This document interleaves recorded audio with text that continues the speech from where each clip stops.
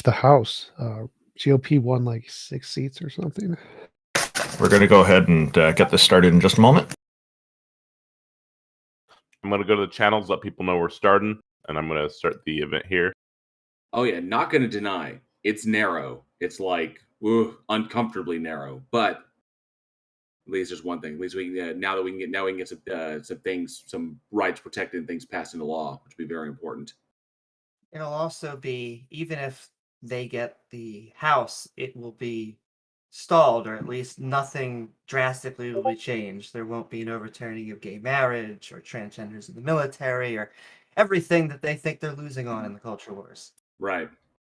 Hopefully both. Okay, sorry, really we are live. Lose, so. I apologize, everybody. We are live. Thank you, everybody, for tuning in. You just heard some casual conversation backstage as we were getting things started. We're starting a few minutes late today because we ran into a small technical issue. Actually, it was a major one, but it is resolved now. And I'm going to go ahead and start with introductions. Thank you, everybody, for being here.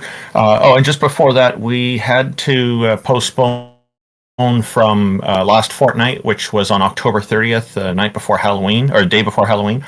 So we are here now, and we greatly appreciate everybody tuning in and listening to these fascinating conversations.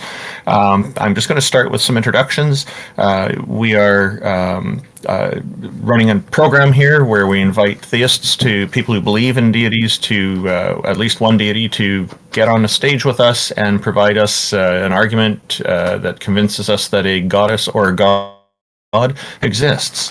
So we are featuring Amy Newman, who is known for her trademark slogan, Sending Love. She's a professional comedian and skeptic who hosts debates, interviews, and conversations on her YouTube channel. She also creates educational and other important content. Her YouTube channel is at youtube.com/Amy Newman. Tom Jump, or T-Jump as he's also known, is an atheist philosopher who hosts conversations with professors, philosophers, and other academics and famous people about topics ranging from biology and physics to religion and morality and so on. T-Jump's YouTube channel is at youtube.com/TJump. J-Mike is one of the co-hosts of the Talk Heathen show.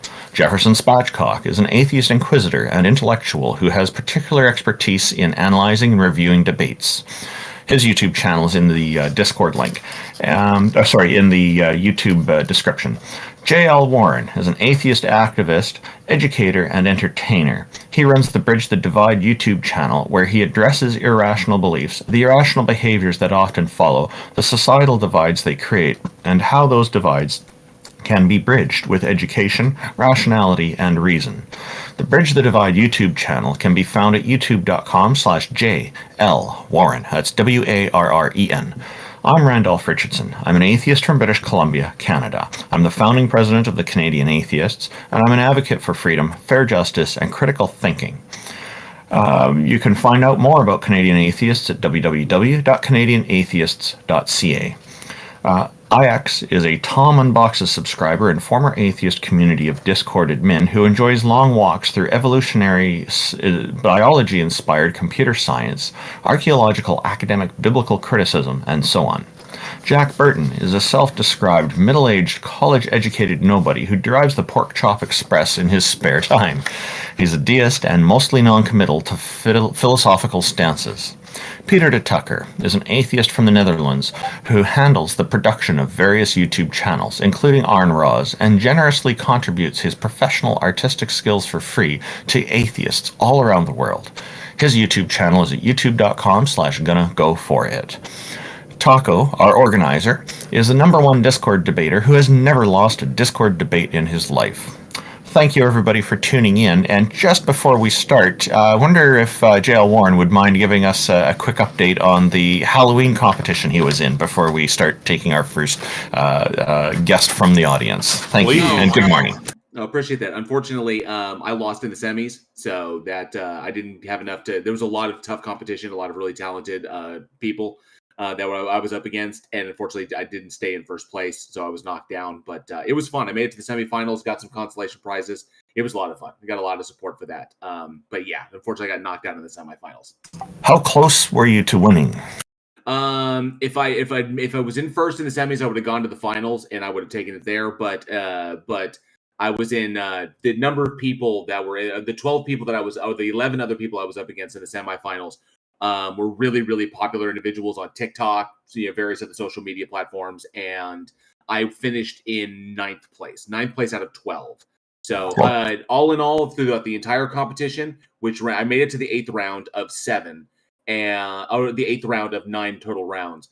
And I made it, of all the people that entered originally, I made it to the top 144. So that in itself is an awesome success for as small as, it's kind of like, as new as I am. I was really impressed. There was so much support there. So it was fun. Well, congratulations to you for making it as far as you did. You put in a really great try on that, and it looked like you had a lot of support. I was really hoping you'd win, but I'm glad you at least made it into the semifinals. That's great. It was good. Thank you. Hey, anybody else have any quick announcements before we start? Okay, with that, Taco, who's coming up first here? Yeah, so that's a great question. We've got AmericaDefender. Pretty sure that's Russia Defender from the last couple shows we've done, so I'm going to invite him up. He's usually a pretty lively one. Wakes everyone up, Great. It is early morning, so welcome, AmericaDefender. Thank you for joining us. What have you got for us today?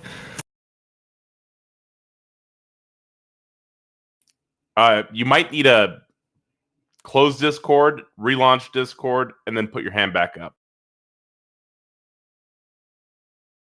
Also, Discord likes to reset everyone's sound settings, and so just make sure your output is on the correct device. Yes, that's a thing too. That happens a lot. It's got a picture of JFK there. I hope he's alive and with us, AmericaDefender, that is. All right, I'll bring you up next. I'm going to bring up Agamemnon, or however you say that. Agamemnon. Hello, Agamemnon. Welcome. What have you got for us this morning?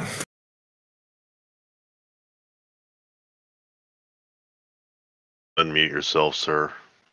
Oh yeah, hey, what's up, guys? Can you guys hear Oh, me? it's Andre. Hey. Yes, we can hear you. What's Welcome. going on? Oh, hey, thanks for having me on the show. Yeah, the argument I want to give for the existence of God is it's called the argument from evil for God's existence. So basically, the argument goes something like this. Well, atheism. Well, first of all, theism predicts the existence of evil and suffering. Atheism cannot predict the existence of suffering or evil. I'll just interject quickly. I agree. Atheism does not predict any of that. So carry on. Therefore, since theism predicts some of the data or some of our observations about the world, and since atheism doesn't predict that, therefore we should prefer theism over atheism. Now, the reason why atheism doesn't predict suffering or evil is because atheism is a non-belief. And non-beliefs don't predict anything. Asking atheism predict any sort of phenomenon would be asking a rock to explain the existence of, I don't know, the universe, or asking a burger to explain the existence of the universe. It's just a category error. So atheism can't explain anything, therefore it can't explain the existence of evil and suffering, therefore we should prefer theism over atheism. Okay, so I think it's interesting, your points. I don't disagree with your points about atheism not making those predictions, and that theism, I guess, sort of does predict those things, especially when you look at particular religions. My question for you is, why should we prefer something that makes a prediction? Because there are many predictions made in Christianity that turned out not to be correct. So why should we prefer something just because it makes some predictions? Oh, yeah. So the principle I go by is that if you have two different models of the world, let's say you have two rival models, and one model explains certain phenomena and the other one doesn't, we should prefer that phenomenon because it has explanatory power. So I'm just using David Kuhn's theoretical virtues, which is basically, if a theory has explanatory scope and has simplicity, then we should prefer that theory over its rivals. So real quickly, you think God is a more simple explanation? Well, the first criterion we have to look at is explanatory scope. Simplicity comes in later. So if one model doesn't explain anything, the other one does, and they're both rivals, then we Both should evil- prefer oh, the sorry, go ahead. one which explains the existence of, our observations. So we can negate this because there are multiple models of theism. There is a model of theism that predicts pain and suffering comes into the world. There are models of theism that have no model of how pain and suffering comes into the world. Why do you think that your one explanation gives us any more explanatory power by just asserting it? Oh, yeah, that's a really good point. So some versions of theism can't predict suffering at all. So, for instance, Buddhism. Oh, sorry, Buddhism is not even theistic, but I don't know. There's probably some versions of theism which don't predict suffering, but there are versions of theism which do predict suffering and the existence of evil. So, therefore, we should prefer those versions of theism over versions which do not predict any sort of suffering. Go JOL. I already talked. This is odd. This is weird. So looking at it from when you talk about it makes predictions about the existence of evil. All right. So given that humanity in and of itself and humanity's behaviors that could be labeled as evil predate anything in anything in like modern theology or like basically, like Christianity or whatever you want to say there. Because humans been around way longer than religion in and of itself has, or organized religion as we understand it has. So technically, humans were committing actions that would be labeled as evil before a religion was ever around to say what was good and what was evil. So that's still a subjective determination as to what those actions are. So how is that predicted? That seems that just literally they're just labeling a system that already existed, which is not making predictions about these things. Yeah. So theism makes both retrodictions, that is, it explains why certain things happened in the past. So why there's, so for instance, natural evil, or why there's evil in general in the world, why we have observed that in the past. But it also makes predictions about the future. Specifically, it makes predictions that we should observe evil in the future. Well, atheism can't do any of that. Atheism could do that as well, because from the naturalistic perspective, evil and good and evil are subjective terminologies that are used to describe particular behaviors, typically based upon the consequences of those behaviors. So if we see that a behavior results in a reduction of the well-being of individuals or the community or whatever, we can label that thing as evil, but it's a completely subjective determination predicated upon the mitigating circumstances. So as atheists and naturalists, recognizing human beings are capable of behavior, and that behavior can be determined, or the motivation of that behavior can be determined to be good or evil. So we can make those assessments. Then we can predict that so long as humans exist, the potential for evil does exist from a naturalistic perspective. May I interject real fast? Yeah. Thank you. So everybody in queue, I apologize, but Discord just did a big update where new DMs go into, you have to click the friend tab at the top, or it's going to have a number on there that's red with the number of messages and friends. Make sure you guys click that if you're in queue. I have no way to message you otherwise. So I sent you all a message, but you probably can't see it. So click the top left, click the highlighted number, and just follow that to the messages, and then you'll be able to see where you're at in queue and all that. I'm sorry, guys. Discord sucks now. No problem. Yeah, this seems post hoc. Yeah, right. So I don't understand how atheism can predict anything, because atheism is a non-belief. Asking a non-belief to predict anything at all is just a category error. It's just a disbelief in the existence of God. Right. So it's a non-belief. It's a disbelief. But that is also why this is a category error. The question is, it's not atheism versus theism. In fact, the question you're asking is, where does suffering come from? And so the model then would be theism versus evolution, biology. Okay, that's a great point. So theism versus evolution, but evolution doesn't predict the existence of suffering, because for it to predict suffering, it would have to predict the existence of consciousness. But evolutionary theory doesn't predict the existence of consciousness, because, well, we can just imagine a scenario in which... I don't know why you think that. I don't know what reason you have. Andre, are you a younger I was about to explain that. Okay. So evolutionary theory doesn't predict the existence of consciousness because, well, we can just imagine a scenario in which there are these organisms which are non-conscious, sort of like robots. And as long as they have the right sort of behavior, as long as their behavior leads to reproductive success, evolution is going to select them.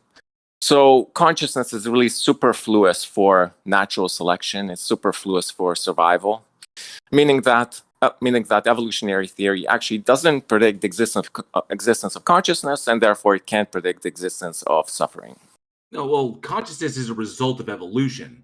So evolution, the theory of evolution only predicts that gene alleles that lead to better reproductive chances are the ones that will be naturally selected for, and those are the traits that will be passed on. That's it. So, but it doesn't make any predictions about consciousness in and of itself, because consciousness is a result of evolution. So so evolution would say that the genes that led to the rise of our consciousness are simply the ones that were passed on, because those are the ones that our ability to read the level of our consciousness was essentially naturally selected for. So whatever the things occurred, the various mutations that occurred, and the way we evolved simply resulted in us being selected for. So that's what it. So technically, it would predict that. It would predict for anything that allows for better survival ability. And if that survivability, if that survivability entails that, or if our consciousness, the existence of our consciousness, or the extent of our consciousness entails our an improved survival ability, then technically evolution would predict for that. Yeah. So that's a great point. So evolution predicts, or evolution selects for any type of behavior that increases survival. Now the point is, you can imagine there's an organism which mimics a primitive mammal, one of our early ancestors, in every respect. It has the exact same type of behavior, except it lacks consciousness. Now that organism would be as evolutionary successful as our early ancestor was, which shows that consciousness makes no difference. Consciousness is superfluous when it comes to natural selection, and therefore evolutionary theory can't predict the existence of consciousness. Talking about that, we're talking about suffering. Evolution does predict conscious beings. It predicts, first of all, animals that we have right now. There may be other ones, but I do want to get back to the major point, however, which is that theism doesn't have any explanatory power that would actually go, well, this is why we have suffering. This is a point in that direction. Therefore, we should be atheists. And absolutely teach them.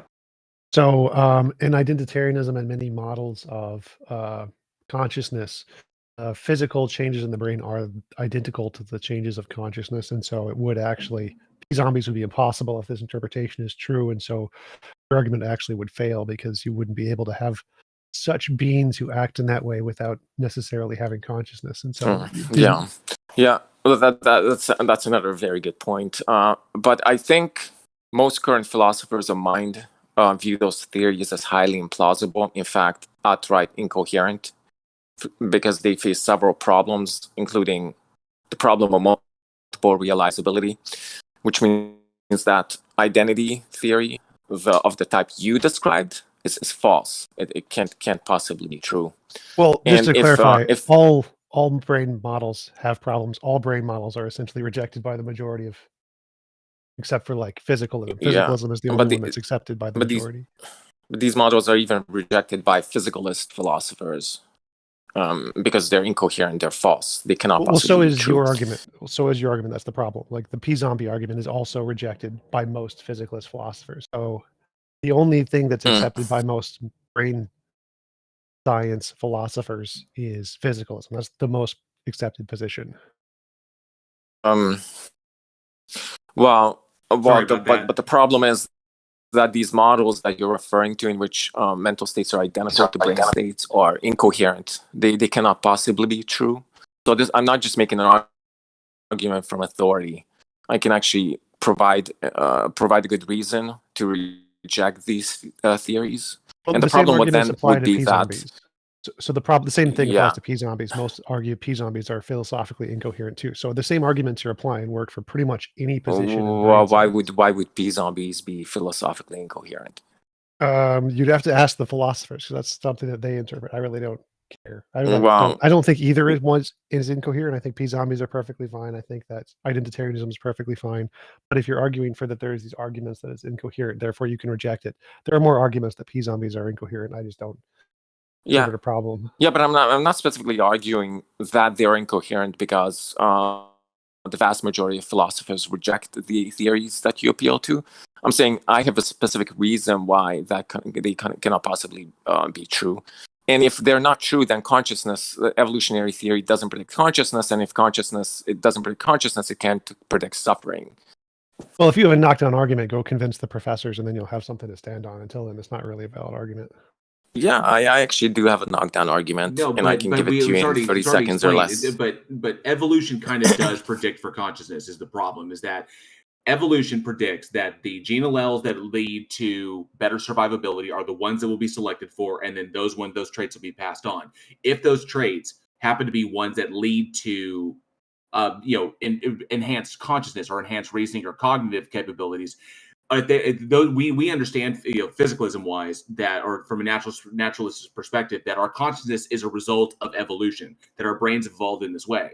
So if that enhanced our survivability, for example, our ability to communicate, to express information exchange better than our homogeneous cousins, then we out-survived them. So yes, and so evolution would predict for that. So technically, evolution predicts for anything that improves survivability chances. If consciousness improved if our consciousness improved our survivability chances, then yes, evolution does predict for consciousness, because it predicts for any trait that improves that says that it will be selected for. So yes, if it predicts for that, then consciousness. A determination of what is suffering, what is evil, what is good. These are subjective determinations depending upon the circumstances, because two people can interpret these things. So that's completely subjective. So we wouldn't it wouldn't necessarily make a prediction that these things would exist, but it would acknowledge that they do exist from our subjective determination. We say that is evil. I think you made a good point. I think you made a good point. To your original statement, because your original statement was very strange.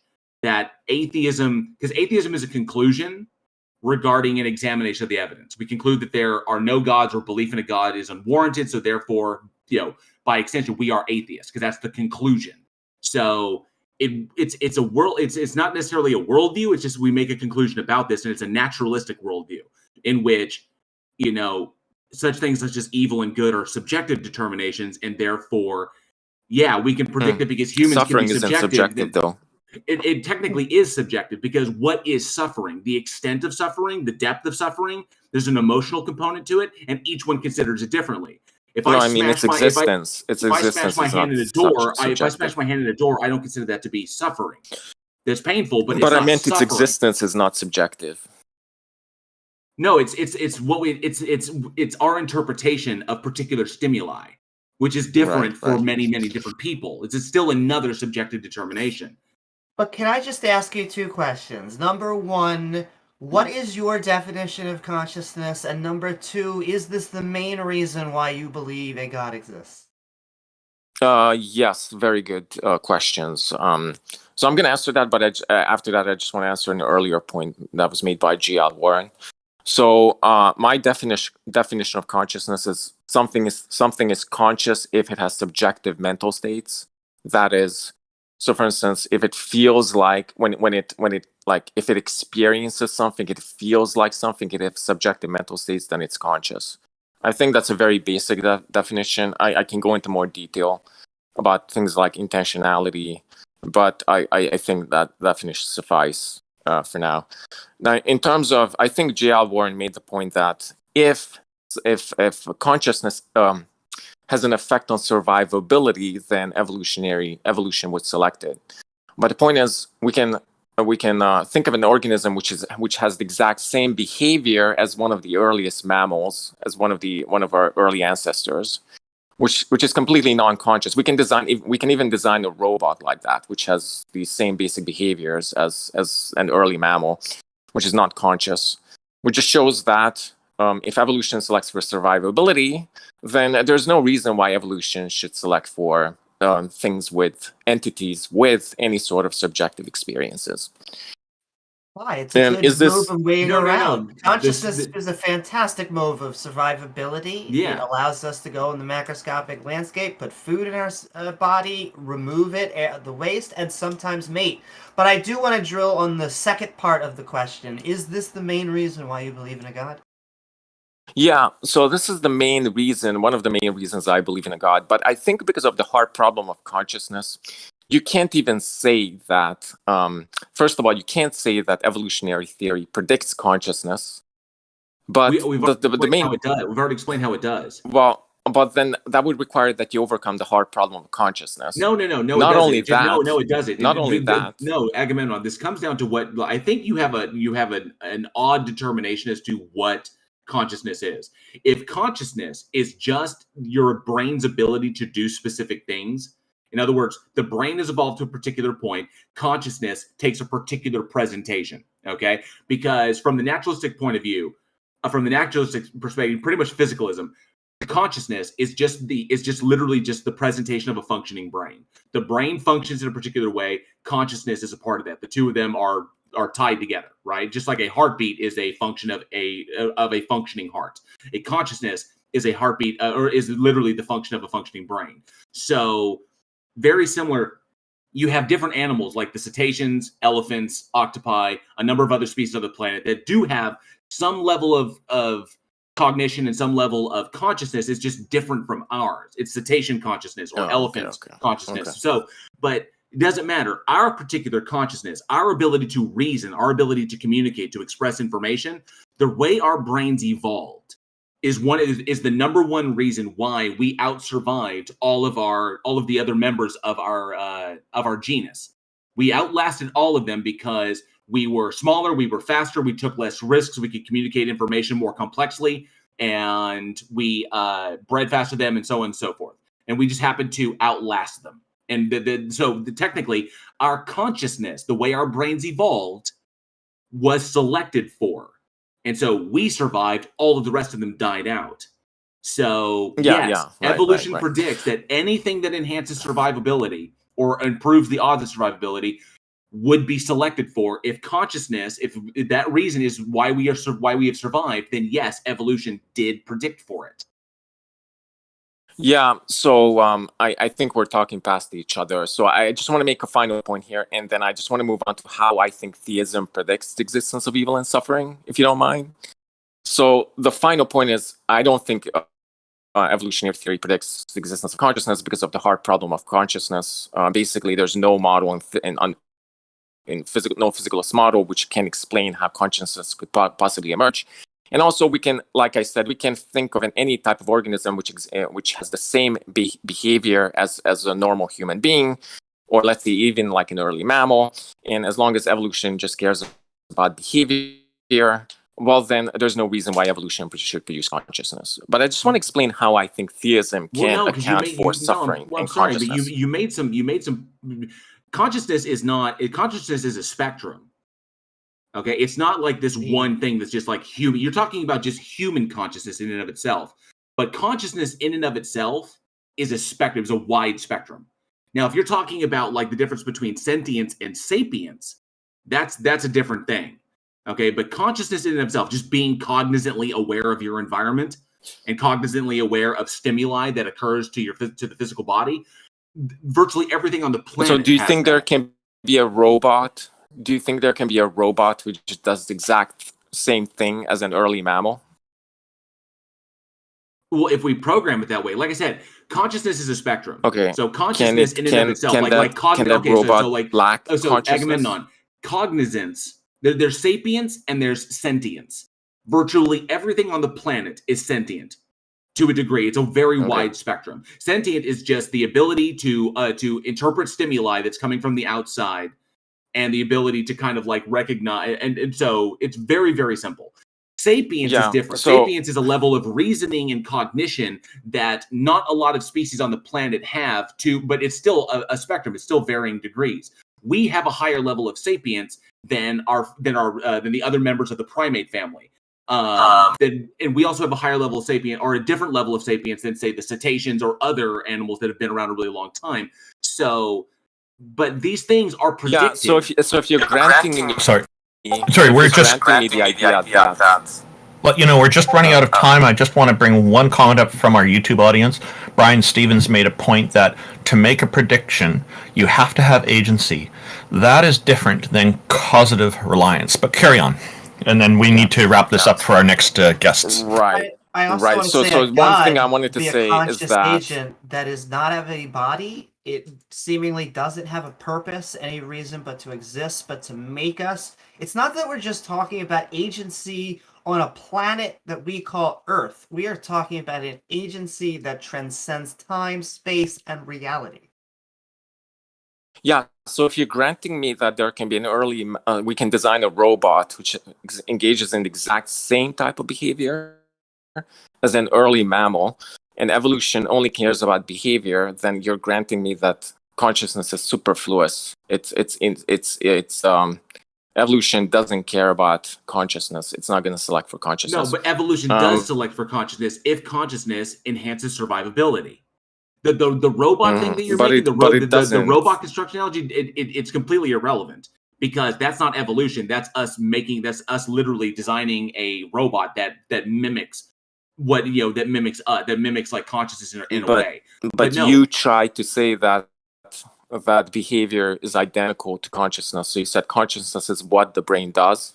So consciousness is reducible. No, I said consciousness is a result of a functioning brain. And if you have yeah, right. So function is just an input-output relationship. So if you say that there can be an organism which lacks consciousness, which has the same inputs and outputs as us, but it lacks consciousness, then you're basically saying if evolution only cares about these inputs and outputs. No, because evolution applies to biological organisms, not to robots. We would just be literally creating an autonomous entity that is a mimic of natural process. Also, we're not say because evolution applies to biological organisms that procreate, not to robots. And we're literally taking a snapshot out, so it's irrelevant. It's easy to say off the plane, like, wow, yeah, consciousness doesn't even matter to evolution, until you're like in a jungle. And then all of a sudden, whether the tiger is able to catch you being conscious, awake, alert, aware, very important. Yeah, so as soon as you guys granted me that, you can design something that is not even designed, but there can exist an organism which completely lacks consciousness, but which has the same functions, that is the same inputs and same outputs, same behavior as an early mammal, and evolution only cares about these behaviors, then you're conceding that consciousness is superfluous. There's no reason why evolution should select for consciousness. That's not the way that works. That's not the way that works. Because evolution, Agamemnon, unfortunately, I can't go any further. Evolution does not apply to robots. It applies to biological organisms. We literally would just be creating a robot that is a snapshot of biological life. That's all that is. It doesn't go anywhere. It doesn't do anything. I think that's a difference without a distinction, though. No, it's not. It's not, because you're trying to apply biological standards to a non-biological creation. Okay, and that's not the way that works. You not only conceded that it could be a case that there's such a robot. You said it could be the case that there's an organism like an early mammal, which has the exact same behaviors as something that is conscious, but which is in fact not conscious. It's lacking consciousness. So are you trying to convince us robots are real or God is real? Well, I'm trying to convince you that naturalism can't predict existence of consciousness or suffering. I've already explained how it does. The second part of the Agamemnon, argument. I've already explained how it does. If consciousness is a trait, if an advanced in a consciousness to the human extent is a trait that allows for greater survivability, which we already know it does, because it allows for the communication of complex information, it allows for a greater retention of information, it allows for better reasoning and less risk taking. I just reject all of that. But we have the evidence. Okay, we have the evidence that supports. No, this. Because you can have an organism which completely lacks consciousness, which is able to engage in that same type of behavior. Most of life is that organism living for 70 years? That's what we talked about. that consciousness is a spectrum. Okay, you're talking about the difference between instinctual behavior and cognitive and the reasoning to the level of a human being. Because it's a spectrum, all you need to do is be able to have the traits you need to survive. Can a cheetah reason like a human being? No, but a cheetah is very, very fast because that's the niche it filled, and that's what keeps it alive. Unfortunately, that specialization will also eventually result in its own decline. But how do you think evolutionary theory? How do you think evolutionary theory predicts consciousness if it can't even because of the hard problem of consciousness? Let me finish. No, because the theory of evolution doesn't. You're not letting me finish, Agamemnon. Because you keep misrepresenting me. I'm just gonna get off the stage. And Agamemnon, if you keep misrepresenting me, I'm gonna interrupt you. Good, that's fine. So we'll just clarify it one last time. Evolution does not predict what specific traits will be selected for in the future. Evolution predicts only that the traits that will be selected for are those that improve survivability odds. That's it. It doesn't care what the traits are. It didn't say, speed will help the cheetah. I will select for speed and then speed. No, that's not the way it works. Evolution predicts that the traits that help survivability are the ones that will be selected for. In Homo sapiens, it was literally our cognition, our brains. Just like in other species, it's different traits. With humans, it happen to be our brains. That's it. So he's making these wild jumps, these wild leaps. It doesn't matter what form the consciousness takes. It's just our brains.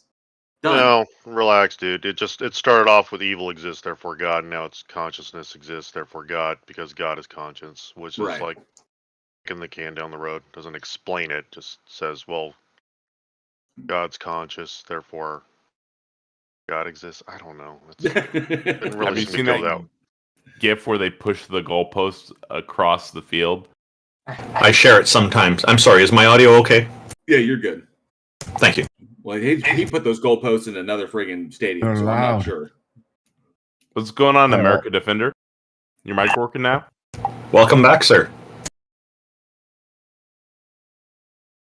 American Defender. America Defender. We're not able to hear you. I can't believe he'd say something so daring and yet so bold. Get your connection, America Defender. The West is falling. We need you. I was about to say someone needs to defend America.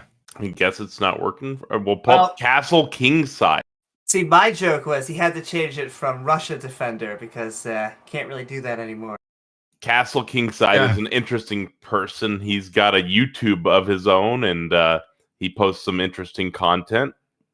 Oh, we should make sure that gets shown up in the Heathen Hangout chat. Oh, maybe he's not coming up. All right, then who's next? Just curious, is my mic okay? Yes, sir. Okay, thank you. Hello, Trap Suey. Welcome. Thank you for joining us with your sign language picture. We appreciate having you here. What have you got for us? You hear me? Yes, sir, we can. We got All right, give me 1 second. I need to put headphones on. International sign of friendship. I think you and I need to talk about how you pick your friends, Peter. But Rick had that one planet. You see, among good friends, Randolph, that's always a good sign. Imagine the implications if we encounter alien life and someone does that and the aliens understand what it means. They're like, that's an insult. That would be intriguing. Like aliens did visit us once, so we told them to fuck off. or jail. What they do is they interpret that as a peace symbol and they use it constantly when they greet everybody. Rick and Morty. Rick and Morty did that? Oh. Yeah, he actually made that joke. He's like, because he basically created a universe, and as he's the god of that universe, he taught them all that the middle fingers is like a sign of peace. Yeah. Trap Suey, welcome. What have you got for us? Or the sign that he wants to phone home. Also, that's almost an anti-God episode, kind of funny enough. But welcome, Trap Suey. How's it going, guys? So good. We just got distracted by aliens. We're sorry. Carry on. I want to start by kind of asking a question. In your atheism, is your cosmology including infinity and finiteness? That's more in the realm of science. That's and a little bit in philosophy. Atheism doesn't address those things, but there are many atheists who have views on those things. Well, if you're talking about like just cosmology, you're talking about like just the formation of the universe, or like fractals, like how like we can zoom in all the way and it looks exactly the same as our space, like well, that's math floating around. Say again? That's mathematics. Yeah, so in that there like the in that there is a how do I start this? So pure being, right? Pure being exists in infinity. Like being itself exists in infinity, whereas the opposite of that is finiteness. And when you separate yourself from pure being itself, which is infinity, you become finite and you are able to be weathered away like a rock. So you mentioned the phrase, this is the phrasing, it says, pure being exists in infinity. I don't understand what you mean by that. It sounds like something Deepak Chopra would say, but I don't mean to be insulting here. I'm just comparing. What do you mean by pure being exists in infinity? I guess start with what you mean by infinity, if that's a helpful starting point for you. Yeah, so like the Mandelbrot set, like when you zoom in, you continue to zoom in, it repeats for infinity. If you Okay, so that's an infinite algorithm, but are you saying that our cosmos is like this? Well, I mean, like science, modern science does say that it is. So my point is more so like, if God does exist, then he is pure being itself and the infinity in the constant unfolding of being. And that's a big if. So yeah, I'm gonna go on a limb and say that you believe in this entity. I believe in math, and math dictates that it exists from infinite numbers. Okay, so utilizing mathematics. So mathematics is a logical language that we utilize to describe the basically our universe, the things around us, the relationships between things. But essentially, it's a logical language, and then logic in and of itself is also descriptive. So mathematics is descriptive of the universe, and logic is descriptive of the universe. Now, there's a thing from looking at it from a naturalistic perspective. In the formation of our universe, fluctuations in quantum fields, so on and so forth, leads to the Big Bang, leads to what we call the inflation event. The inflation event results in the visible universe the universe that we can observe. So, looking at it from that perspective, if this event is a naturally occurring event, which we conclude that it is, that this is a naturally occurring event, this takes place, and if the formation of that, or the foundation of the universe that we observe, has to be in a particular way in order to be stable, and the mathematics we use to describe the stable state of this universe, or I would say the state of this universe as it is, in order to maintain itself, that's just it happens that way naturally. So how do you linking mathematics with an entity? Because it's a big gap you're leaving. It's being itself. God is being itself. How do you mean? But that's okay. You need to clarify on that. Like, what do you mean? God is being itself. Are you familiar with Heidegger? Somewhat. I'm not seeing the correlation, but continue. Go ahead. So essentially, the reason I ask is because it sounds very poetic. It sounds like this is very poetic language to describe something. But using poetic language to describe a particular thing or describe relationships between things does not entail that those things actually exist. Right? So that's where I'm going. So I wanted to make sure that we're not using flowery prose to try and justify belief in a particular existence. I would push back on that and say that I don't think that science itself and the determinism of science is only inside the finite realm, so it can't even like the algorithms like Fibonacci and fractals are the only thing that science is able to prescribe to define something that is infinite. And because science itself is a finite thing, it describes finite realities. It doesn't describe, it can describe systems, but it doesn't. It's like math. It describes very finite realities. Okay. So so it describes the reality that we persist in. Whether or not that reality is finite, whether the energy is infinite and the space is finite, or they're both infinite, or neither are infinite, it doesn't matter. Yeah, it describes the reality we persist in. But how does the descriptive language of mathematics, which is completely and totally arbitrary to human beings, the language we use is completely arbitrary in order to describing this. But how does that get you to a God? Because for reality to exist, it has to continue existing. Yes? Well, it just means that eventually, reality in and of itself, like the universe itself, eventually will eventually the universe itself will reach a state of thermal equilibrium, and matter will no longer be able to be sustained.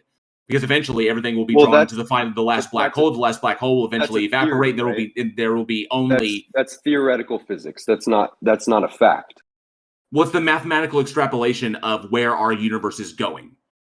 Okay, so we use mathematics to describe the reality, to describe the universe we exist in. But it's a theory. Is it a theory, yes or no? It's a mathematical extrapolation. Is it a theory, yes or no? Not necessarily a theory. It's just a mathematical extrapolation. But is it a theory, meaning like an idea? No. Theories are explanatory models.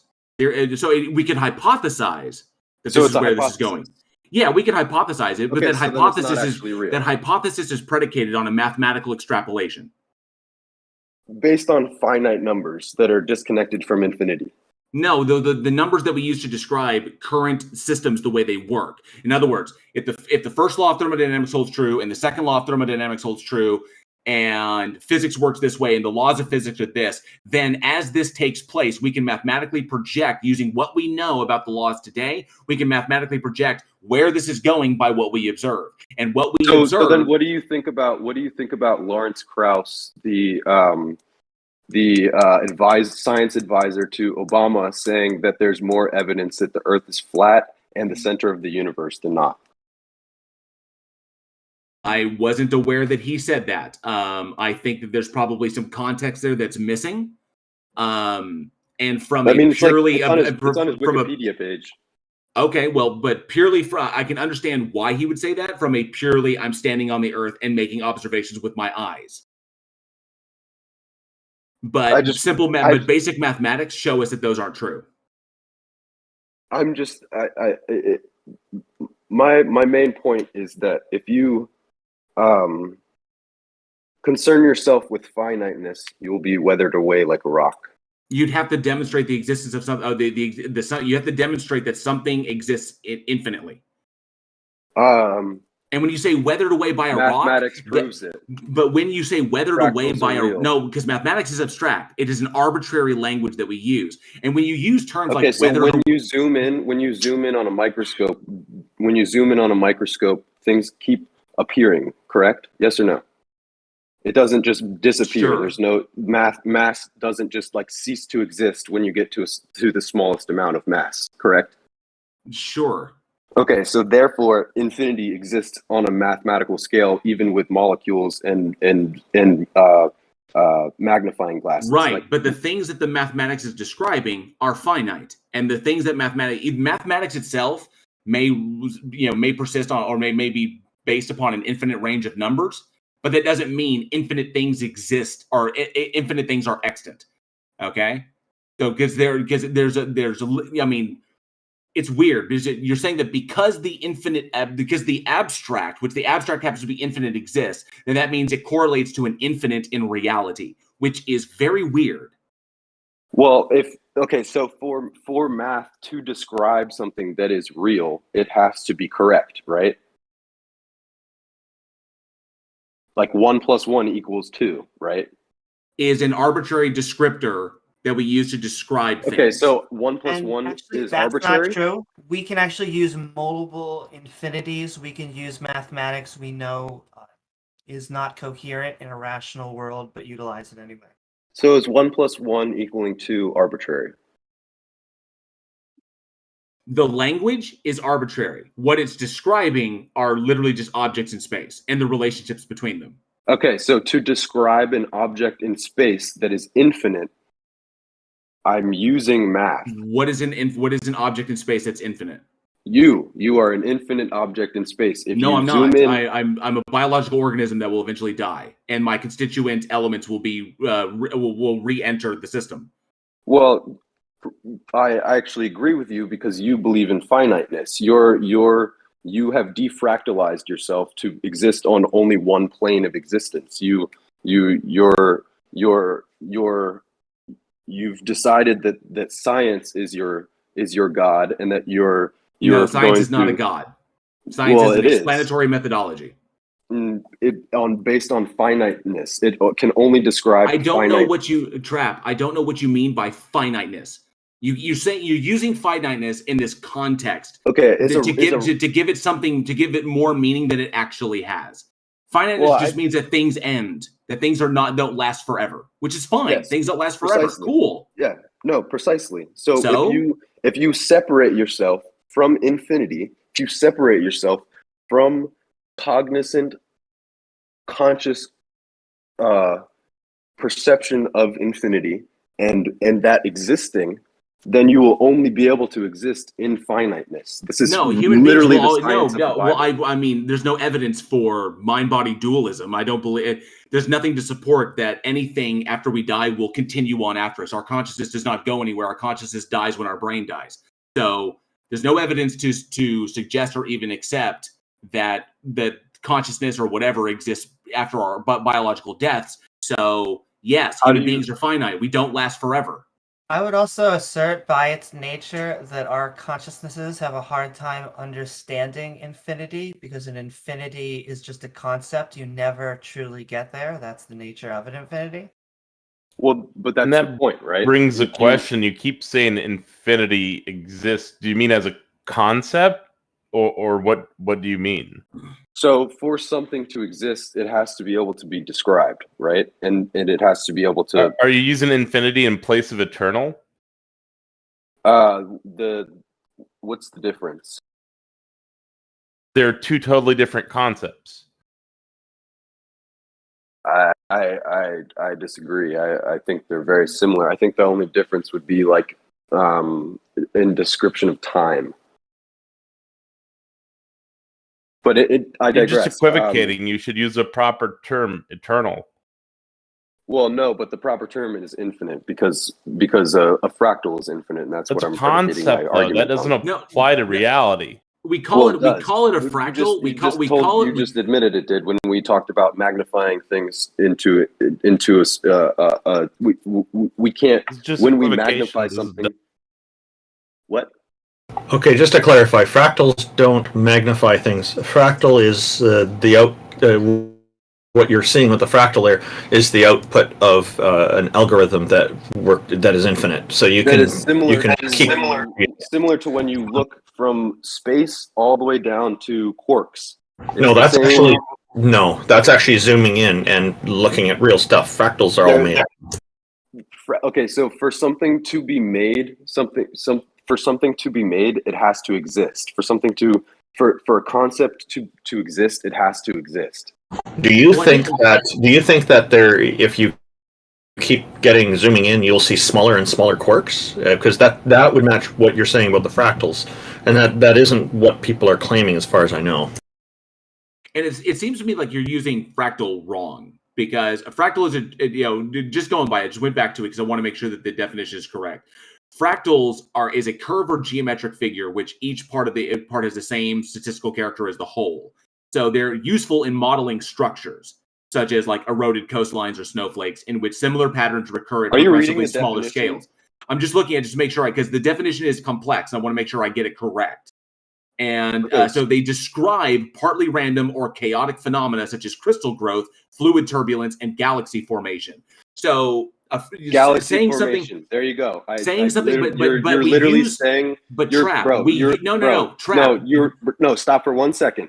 I gave you an argument, and you just proved it with the definition. No, I didn't. I said you did. I said no. Trap. No, you did. Fractals identify. Fractals are what we did. It's literally is a description of patterns in the universe, like the universe unfolding, like the definition. Yes, correct? Yes, but we know. Okay, so but we have mathematically extrapolated that eventually this universe that we exist in will persist until thermal equilibrium. Matter will be unsustainable. Everything will fall into the last black hole, and the last black hole eventually evaporate, and there will be no matter anymore. There will just be but that's a theory, bud.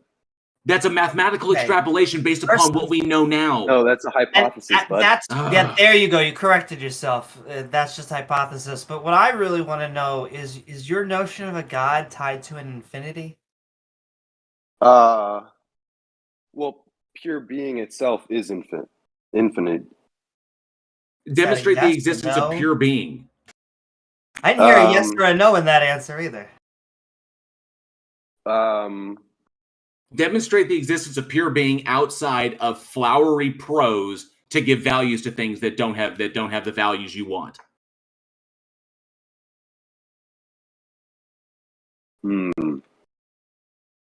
Well, I mean, I think that human beings reproducing from whenever the beginning of time was until now is a very good description of pure being. We are able to reproduce. We are able to further our DNA into infinity if it exists. There was just the Big Bang. There was hydrogen, helium, and lithium. Then there were the first generation stars. Then they died. Then there were about the second generation stars from their supernova deaths. Okay, but that's all the heavier elements. That's all hypothesis. No. These are. I'm just explaining facts to you right now. That's not a. No, these are facts. Trap. These are facts. This is literally the field of cosmology. I'm gonna leave then, because this is not facts. Maybe you get your facts from a non-scientific point of view, but it was nice to talk to Trap Suey. Then take cosmology course, dude. Go look at Lawrence Krauss and look at why he thinks Earth's flat. Are you trying to say that Lawrence Krauss, first of all, doesn't think the universe is flat? I must have missed that. He thinks the universe is flat. That is different from the planet being flat. I said the Earth is flat and the Earth is flat. He does. He said that there is more proof. Krauss. Actually, that has been debunked. Lawrence Krauss is saying clips of him were mined to lend credibility to this stuff.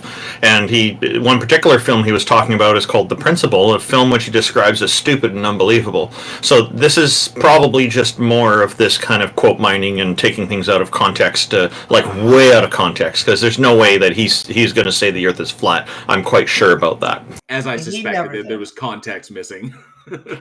But yeah, you did call that earlier. I mean, if you think the Earth is flat, I feel like we have a lot more epistemological trouble than anything we've been talking about. Though I will say, just to bring it right back, almost all of the flat earthers I've ever met have always been creationists of some form of variety. Hello? Can you guys hear me? What's going on, CastleKingSide? Hey, what's up, guys? What you got for us today? I'm honored to be here. Thank you for this opportunity. Thank you. Hey, just so you know, we've also shared your link in the Discord chat, thanks Taco, and in the YouTube chat. So welcome. What have you got for us today? Thank you. Well, I'd like to talk to you guys. You guys are atheists. I was an atheist too. So what convinced you that a God exists? Yeah, maybe we can get you back. This moment right here, right now, that we're speaking, that we have the opportunity to speak from all around the globe, connect simultaneously so that we can have a conversation. This is my proof.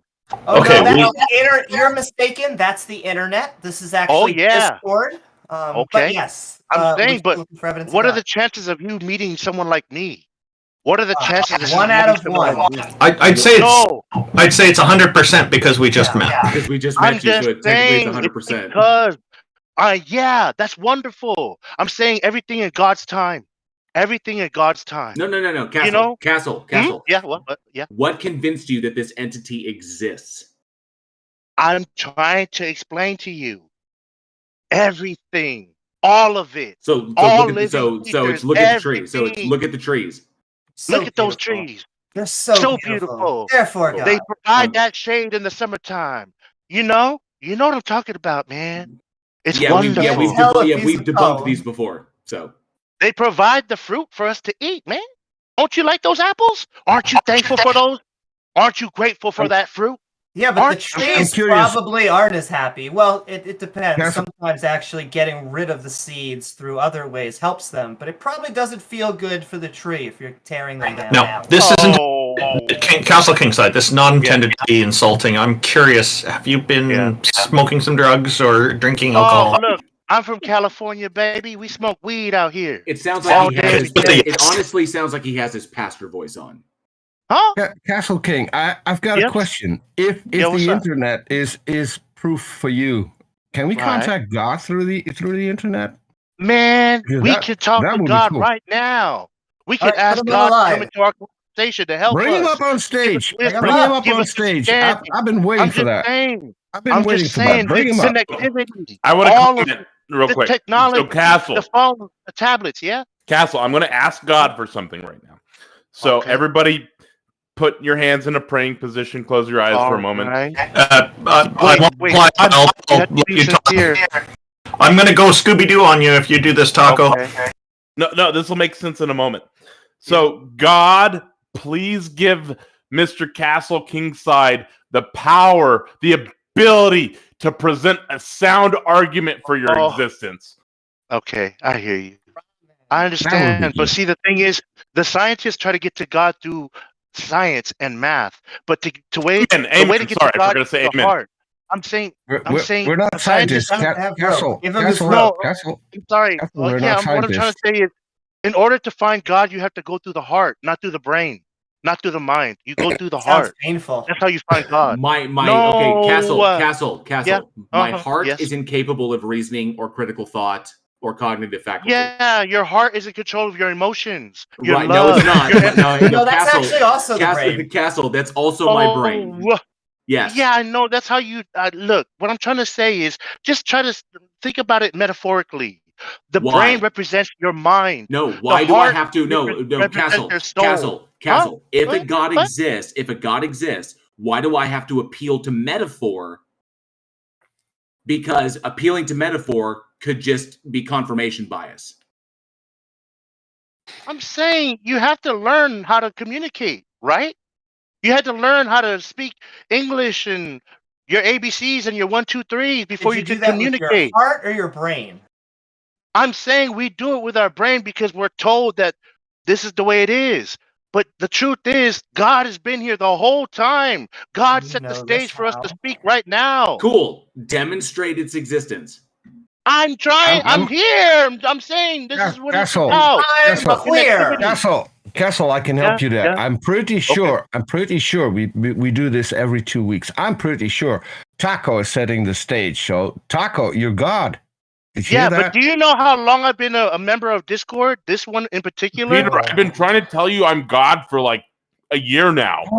Look, you have. I think we now got to confirm. Well, let me ask him this real quick, Castle. Are you essentially asserting that I have to believe before I'll find the evidence? Yeah, you have to ask with all sincerity from your heart. You have to ask God. Okay, so you're basically asserting that I have to believe this thing exists in order to find the evidence of its existence. Because once I believe, then the evidence will be revealed, right? Yeah, then you'll understand that when you see that. For a clarification, just to clarify, All right. If I interpret evidence through the lens of a prior held belief, how is that any different from confirmation bias? You've got to switch that lens, man. No. You Castle, what? Castle, don't avoid the question. What? If I interpret evidence through the lens of a prior held belief, how is that any different from confirmation bias?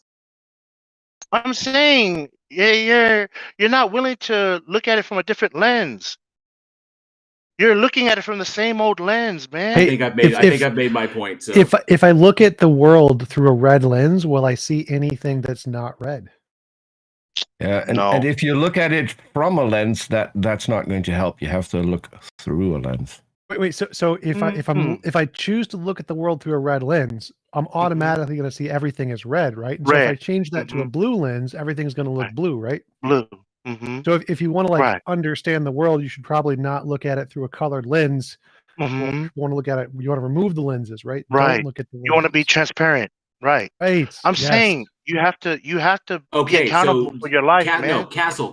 What T-Jump is essentially saying there is that that means we need to look at the universe and interpret the universe without supposing that a God exists. What? Why? Who made this stuff? Who did this? So if we assume God existed and look at it through the God lens, that's like looking at the world through a red lens. Everything's going to look red. But that might not be the real color, right? We have to not use a lens. If we don't use a lens, we might be able to understand reality better. I'm saying, do you see blue when you look at the sky or no? Sometimes. Okay. Do you see those white clouds? Sometimes. What about that golden sun? Do you ever see that? I'm saying, man, are we looking at the same world or no? Are we living on planet Earth or no? Is this the same planet where Donald J. Trump became the president or no? Which Unfortunately, yeah. Yes. I hear you loud and clear. Trust me. I woke up in 2020, man. Why do you think I'm out here? Why do you think I'm talking to you right now? If it wasn't for Donald J. Trump, I wouldn't be here. Here's the problem, Castle. Here's the problem. You've literally just stated that we need to adhere to confirmation bias in order to justify a belief in God. That is irrational. Explain to me what that is. We've already explained it to you. Confirmation bias is when you interpret things that validate a prior held belief.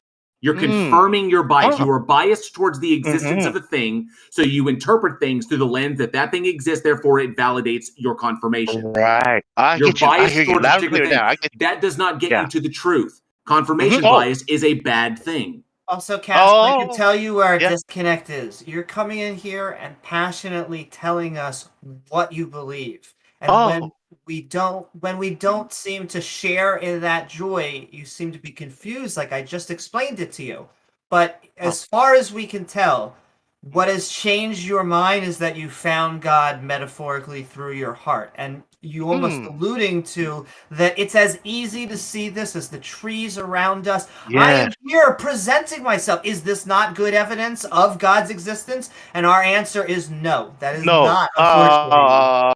It's insufficient. I'm not special enough. No. Castle. What we're saying is it's insufficient because the methodology by which you got there is flawed. Yeah. What?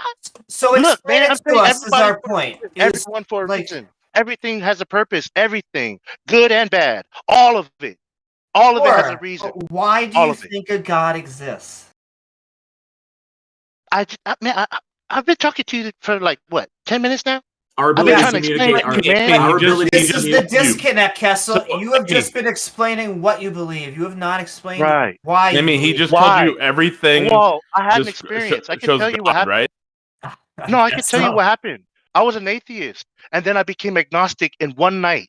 I had one night when I was driving on the 91 freeway and I fell asleep. I fell asleep behind the wheel in my truck. And no lie, something hit the side of my car door on the passenger side. It was a loud slap, like somebody slapped that door. It woke me up. It woke me right out of my sleep. And I looked around in the mirrors. There was nobody around me. There's no one around. And I was like, what was that? From that moment, I became agnostic, no longer atheist. Because I couldn't explain what that was. Can I freeze frame that? Yeah. You hit something with your truck and no, now you I didn't hit it. I didn't bump it or anything. Someone slapped my door. Someone slapped my passenger door. Castle. You Huh? were asleep. Yeah. You were asleep. I was asleep. How do you know you were asleep and you were woken up out of the sleep? How do you From a know? loud But bang, Castle, a slap. Yeah. Castle. How do you Mhm. know that what you interpreted as a slap on the door was a slap on the door? Well, that's what I'm trying to. I don't know what it was, man. It could have been a bat flying in the night. Okay, that just happened to be fantastic. Right No, then and there. Castle, great. You just said you don't know what it was. I don't know what it was, which would man. entail that your move to agnosticism or whatever, this leading you to be a believer, would be unjustified. What? I'm saying, have you ever watched Pulp Fiction? Yes. Have you ever watched the movie Pulp Fiction? Have you ever drank a Castle, $5 maybe I can explain this to you. Yeah. If what happened to you led you to believing in a God, then you already believe that a God exists in order for him to do that. So that wasn't what convinced you. Mm-hmm. Also, that story sounds like a hit and run. Yeah, you already thought that a God existed in order for him to be able to do that. I was an atheist you at weren't. that time. No, you weren't. No, you weren't. No. Because if you were an atheist, you would never go to God as an explanation for that. Well, I was raised in the church. You know that? You had to be. Hold on. You had to be convinced a God exists first in order for him to do anything. No, I became. What agnostic. convinced you? What convinced you that a God exists? The fact that we don't know what we don't know. We don't know everything, man. But the fact that you don't hold on. The fact that you don't know what you don't know is a lack of schooling, not a God. I'm going to the school of life, baby. The school of hard knocks. I'm a bouncer, man. That's not a school. That's not a school. I think. Wait, hold up. I think we can be done with this individual. Oh, it's not getting us anywhere. You don't want to debate me? Who am I speaking to? Castle, we've already dissected why your reasoning is flawed, why it's not convincing. There's things that don't add up in your story. Let me tell you something before Castle, let me tell you something. Randolph shared the link to your channel. Obviously, you have. I see that you have a conversation with Darth Dawkins on your channel. DM me. Invite me onto your channel. I'll be more than happy to have a one-on-one with you. Hey, man, I'd love to talk to all you guys, but I'm not very tech savvy. Castle King. If God is on your side, then you should be able to stay here the whole time without this conversation ending, if that's what you want. I would hope so, but you guys are already done talking to me. The other guy doesn't want to talk to me anymore. I just offered you shoot me a DM and we'll do this on your channel in a one-on-one. But I'm not going to sing. I am not going to sing. You can keep the conversation going. You can keep the conversation going off the stage, but on the stage here, as far as this presentation goes, you haven't given us anything substantial, and we've already dissected how your reasoning is flawed and you're making irrational leaps. So we wouldn't be convinced. And your personal anecdotes aren't evidence. They're just like you're interpreting, because here's the problem. You're unable to determine the influence of God, the difference between the influence of God and a naturally occurring random circumstance. Because if you believe in randomness.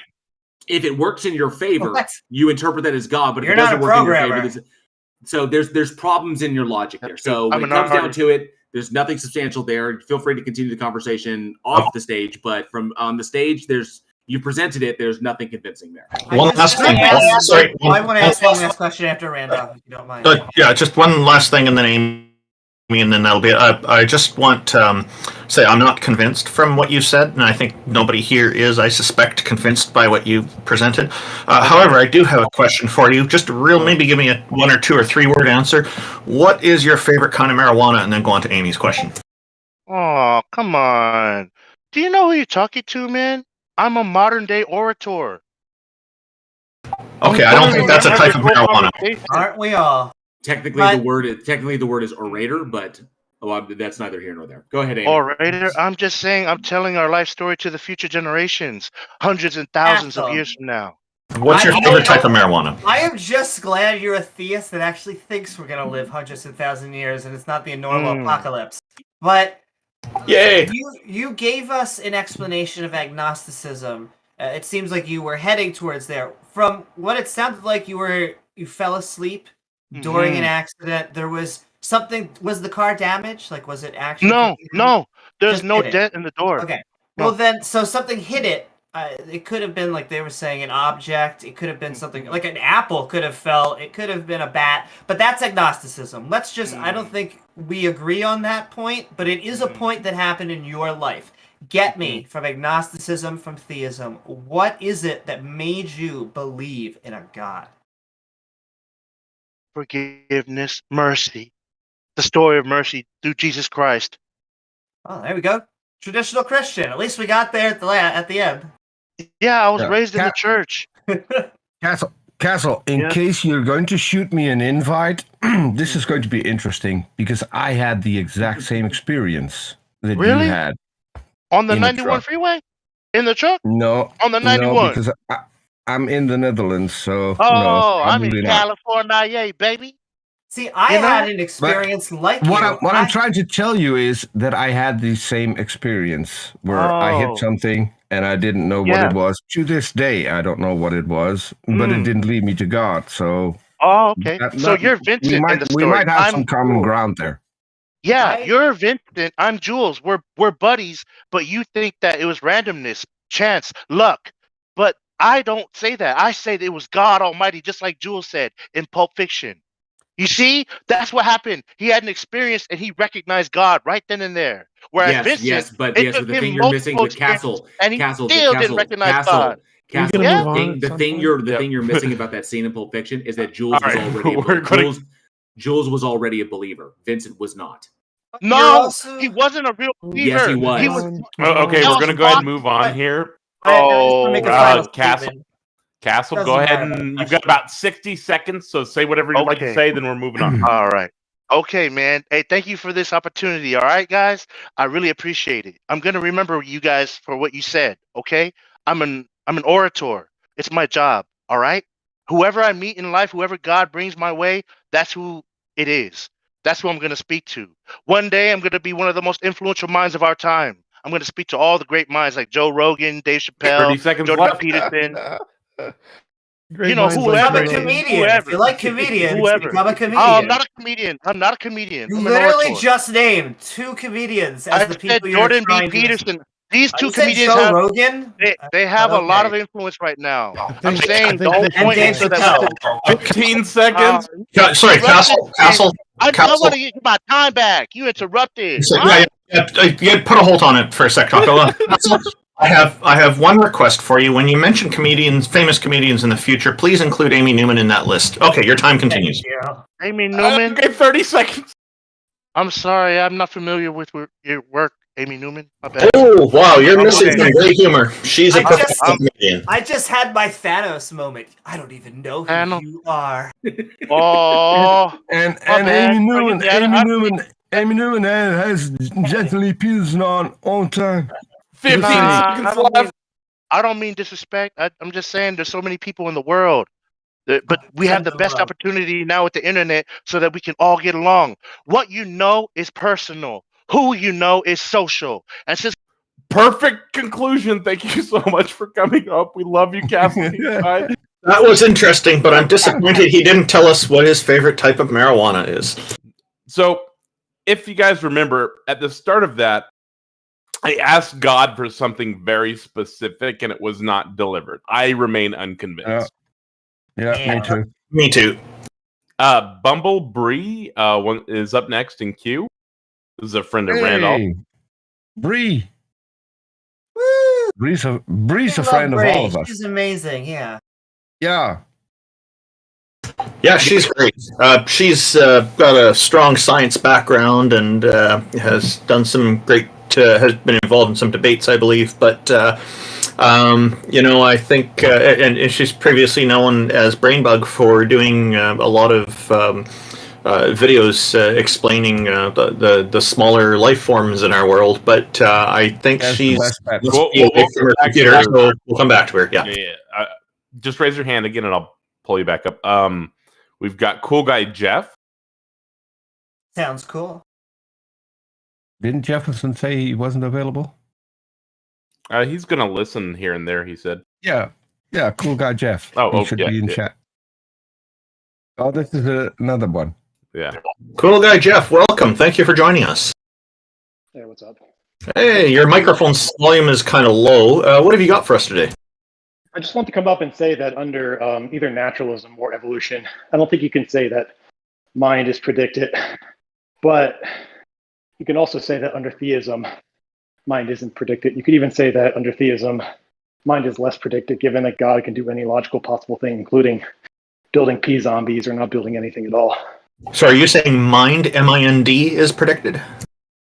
It's not predicted on either theory. And when you say it is, it's just it's just going to be a just so story, given that like under the theory of evolution or natural selection, all you're going to do is be going out into the world and seeing things and being like, well, I see this thing exist, therefore it must be fit, therefore it must be predicted under evolution, which is just ad hoc. Inference and stuff like that. Okay, so are you thinking that this somehow is an argument in favor of a god or goddess existing, or works against it? No, I think it's just both views are on par. You're going to need to give some kind of other independent reason to think that mind is going to emerge. Maybe you could say that under the God theory that it's a little bit less epistemically virtuous, given that God has more options than would be under the constraints of naturalism. Oh, okay, sorry. It sounded at first, I wasn't sure if you're trying to convince us deity exists. I guess you're not a theist, you're an atheist. You've come in here to kind of give some observation and commentary, am I correct? Well, I'm agnostic, but yeah, pretty much. Oh, okay. Thank you. Yeah, so would you mind to perhaps talk a little more about the idea that you had? Like, what argument? Well, what argument are you addressing that a theist is making? Oh, a theist came up earlier and said that only under theism would minds be expected, but that's just nonsense. Oh, okay, gotcha. So all you're going to be doing is building up into on the that for a concept little of bit. God. That's if we can show that minds would be evolutionary advantageous, then evolution would expect minds. So the fact that we don't have proof that minds or consciousness is necessarily evolutionary advantageous is the only reason that evolution wouldn't predict consciousness. But as soon as we can prove it is, or if you hypothesize it is, then you're justified in believing that evolution would predict consciousness. Well, I'll just grant that like minds are evolutionarily fit, but that doesn't mean that that's what you're going to predict. I mean, if you're just going to say that evolution predicts things that are fit, I mean, that's kind of like tautological, given that what is fit is what we observe in the first place. So it's like unfalsifiable by definition.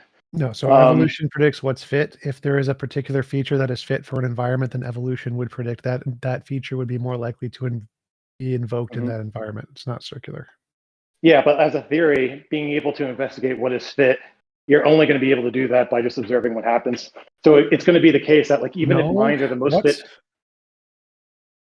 even if minds are the most fit adaptation possible, it's not going to be predicted under naturalism or evolution. It could be the case that some other thing like a pea zombie, if you believe pea zombies could exist, would emerge. Like evolution doesn't say that the most fit thing, right, comes up, or even any particular fit thing. And if you just want to say like, well, it's irrelevant. So evolution says the fit things are more likely to emerge. Evolution is going to move towards the fit things. And so it doesn't say it's necessarily going to. Like, who cares about that?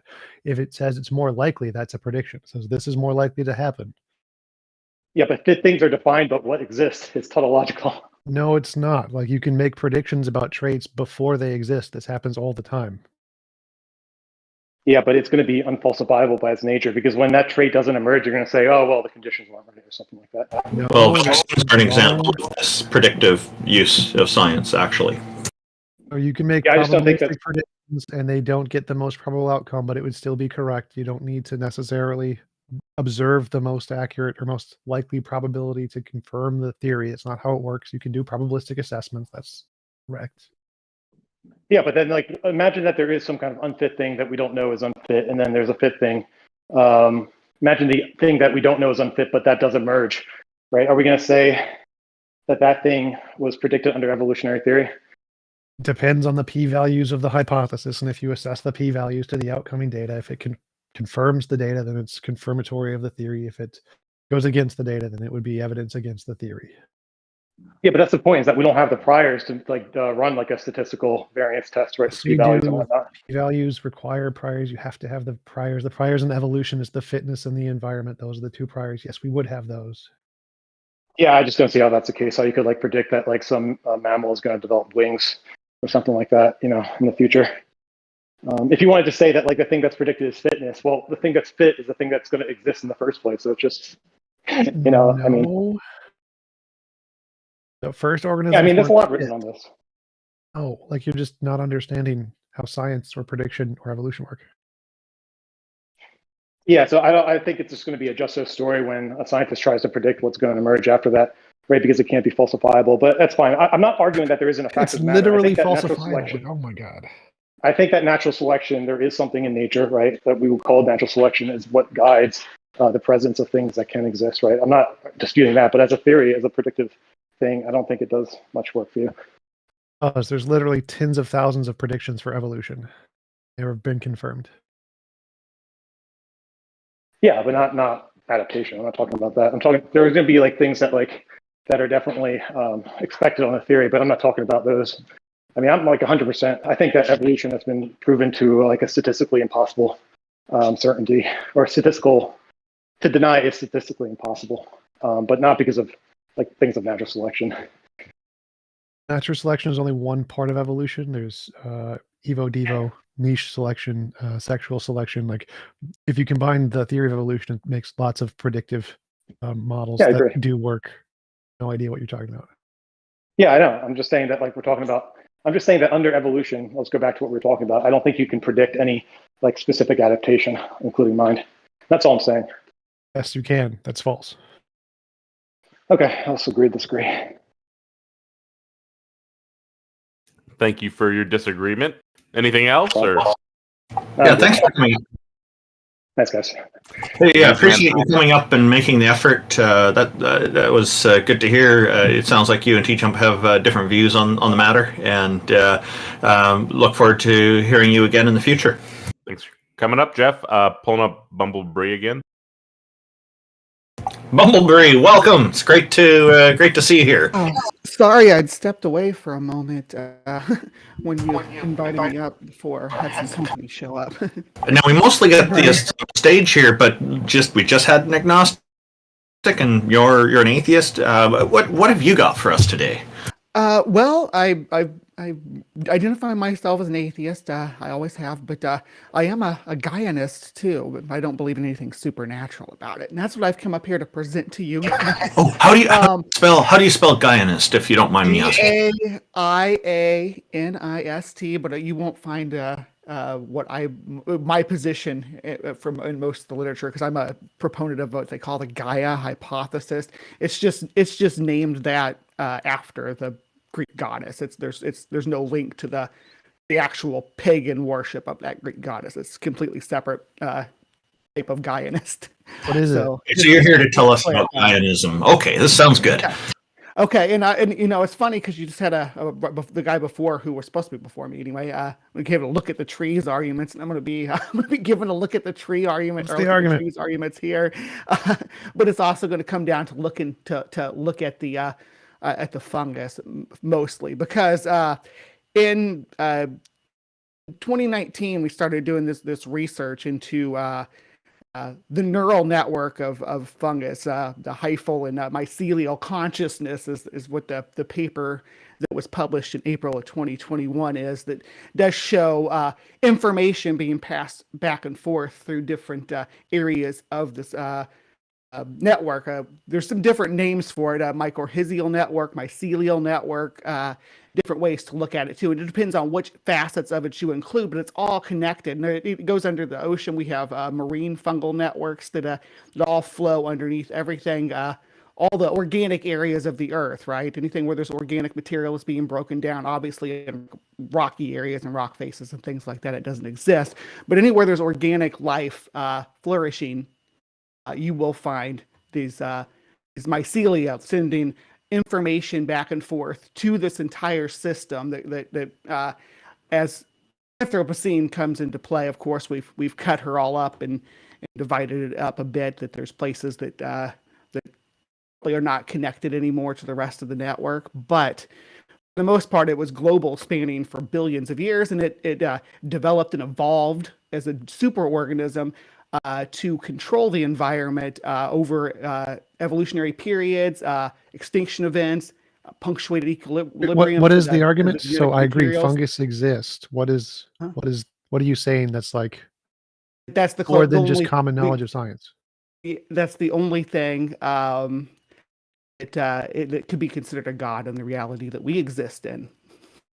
Fungus? Because it fits the definition of, it controls everything from atmospheric to fossorial movement and ecology. It shifts the environments. It controls the atmosphere. It is the ecology, and it makes decisions. It's conscious. Well, the laws of physics would be a better fit for those definitions, but God typically is the thing that created all of the universe. Fungus definitely didn't do that. So I don't see. No one made that claim. You're using a different definition of God. I don't believe in that type of God. I'm a physicalist. The only thing that could be a God would have to be something that's physical and controls the environment and the world that we live in. Like the laws of definition physics. Definition 2 under Merriam-Webster. What I'm presenting here. Sorry for the confusion.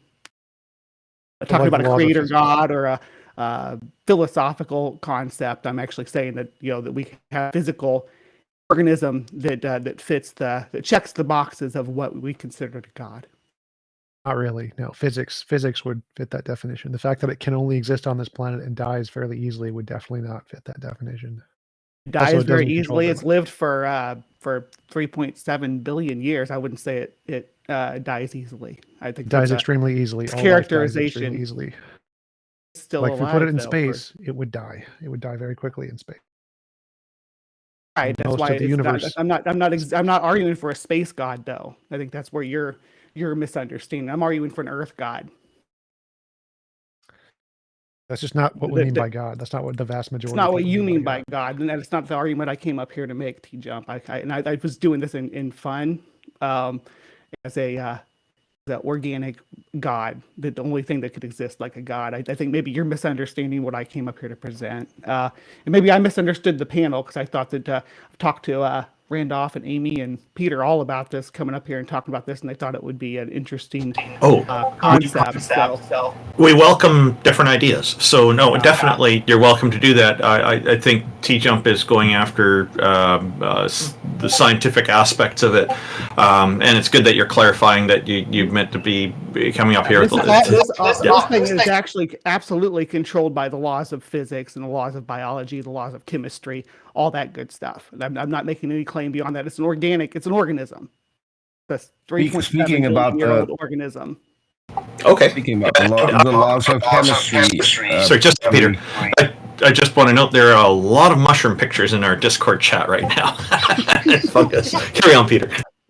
Yeah, speaking about the laws of chemistry, have you ever gotten a reaction from Matt Powell to the picture that is currently your profile picture here on Discord? No, Matt Powell hasn't talked to me. No, he doesn't have anything to do with me. And see, that's where you need to pray to the Greek god Leucides. He's actually the god of implants, but I mean, maybe it'll help. I actually think that's cheating. I'm not sure if he has permission from Daddy. I'm pretty sure that Matt Powell saw the video. Matt Powell saw the picture and the invite. I'm really disappointed that he never responded, because that's where they cut off in their review of the video just before we're going to be on it. Has to be a sign. That's my entire case that I was making. I didn't come up here to present Almighty Creator God. I'm sorry if that was the misunderstanding when I came up on the stage. I didn't come up here to make that argument. I'm a physicalist. I don't believe in that in that stuff. I don't believe in supernatural origins to the universe or anything like that. I think if an entity that exists that controls the events on Earth, the God. That's what we're looking at with the Gaia hypothesis. That's all I have. Thank you for your time. If an entity is He's ruling everything on Earth. He needs more education on how to do it. He's running Earth the same way Elon Musk is running Twitter. I think Gaia would run Earth better if we just let her take the reins again. Yeah. So you refer to Gaia as a she. Is Gaia some kind of a goddess under Gaianism? No.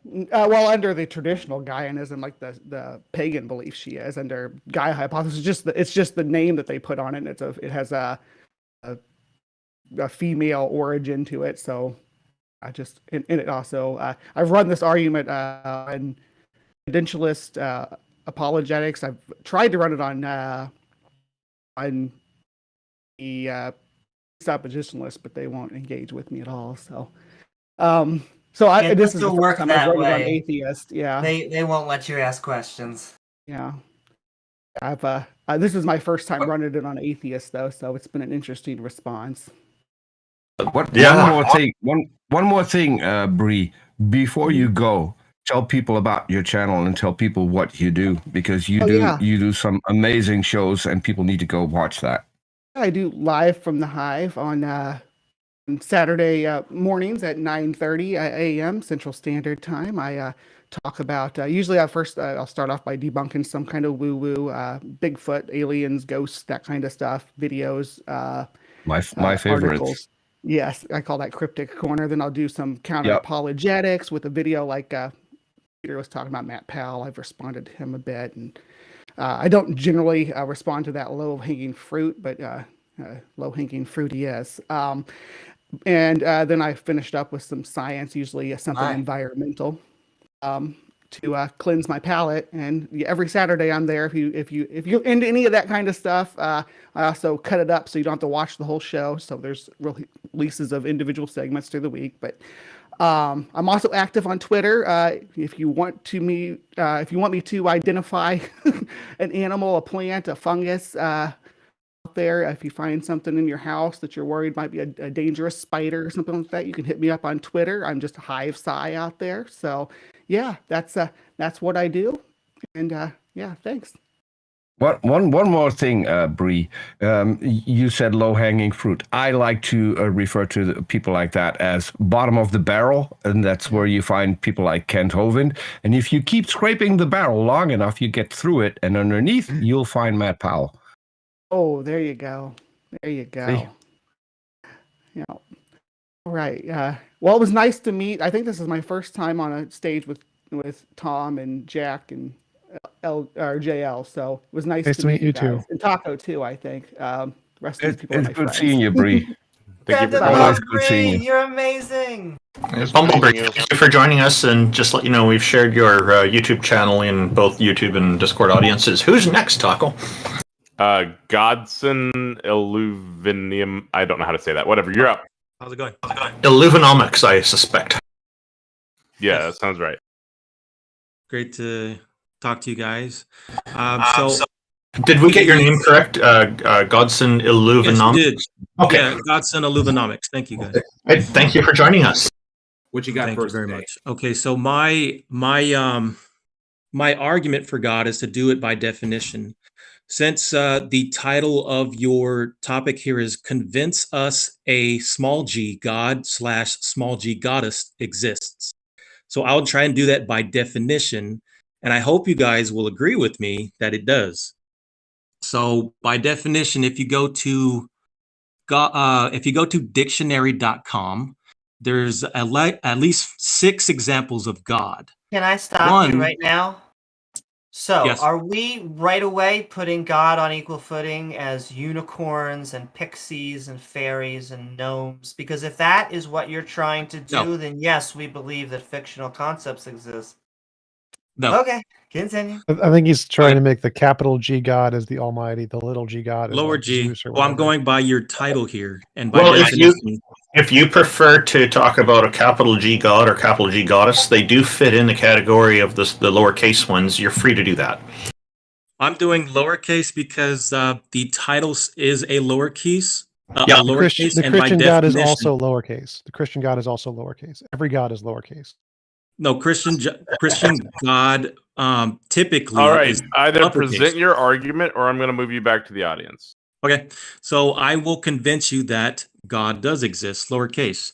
If you go to the By definition God, the God of that we're talking about in your example would probably be the Christian God. So go ahead and present your argument for the Christian God. I'm giving according to the title. I'm telling you what to give your argument for. Give your arguments or get off the stage. Godson. Well, just to clarify, we So wrote you guys the title. won't engage me with One second, convincing you that a God clarify. exists. One second, I want to clarify. So we wrote the title. So when we Yes. wrote that word, the intention we made and the intention of the dictionary and the Philosophical Stanford Encyclopedia for all words that spell God, regardless of capitalization, is for any being, including the Christian God. That is like Okay, but I'm not trying to convince you of the Christian God. I'm trying to convince you by definition of God. Okay, hang on. I can resolve this. We go by definition. Okay, folks, I'll stop. Okay, he's trying to get through this. He's going for a generic God, I guess. Yes, definitionally. Okay. I'm giving you a definition. Let's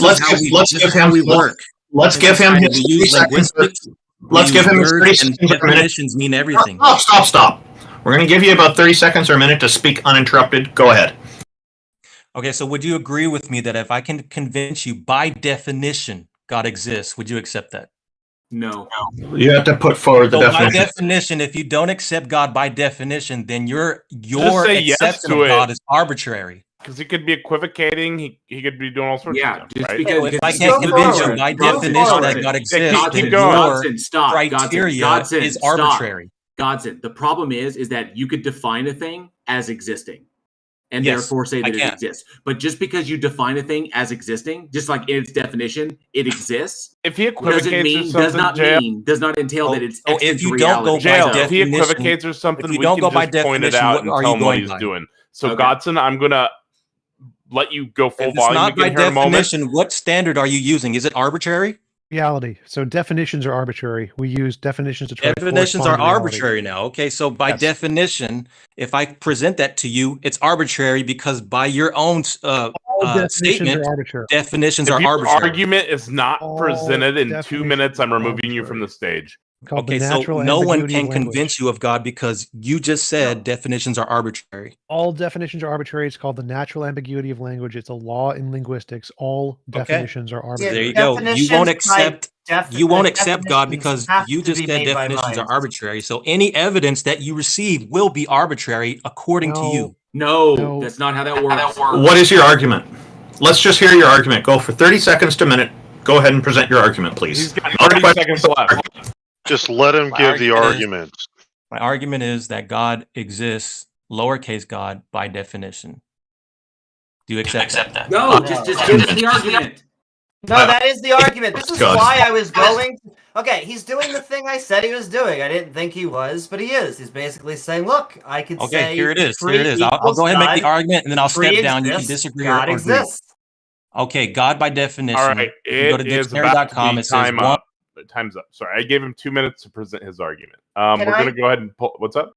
Well, I just want to say, he's not the first person. I call this a presuppositional deistic argument. It is because I can define a God, it exists, and thus you are defining God into existence. It is a fallacy. See, I can define the Marklar on planet Marklar. That doesn't mean the Marklar exist. Yeah.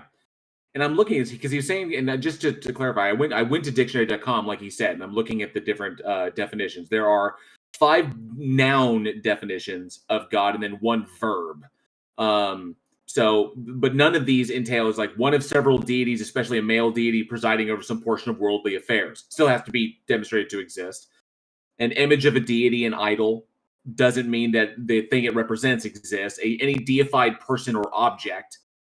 So that's not what we're talking about in that respect, because a nebulous power force imagined to be responsible for one's fate. I don't know where he was going with this. This is very weird. I think Amy's right. I think Amy pegged it from the very beginning. So I invited up Don't Ask. They're next in queue.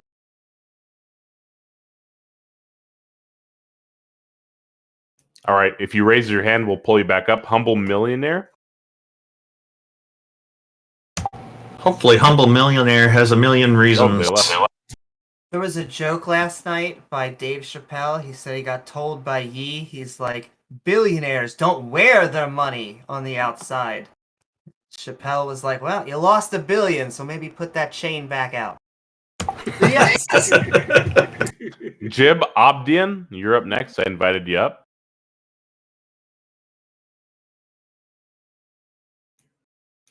Latinx people, interesting name, I guess. Invited you up. Hello, latinx people. Hello. Are we saying your name correctly?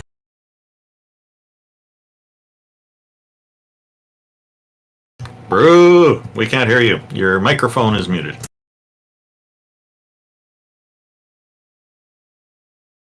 Okay, audio problems for him. Okay. Sounds like. And then we've got PVQ formula. What's going on?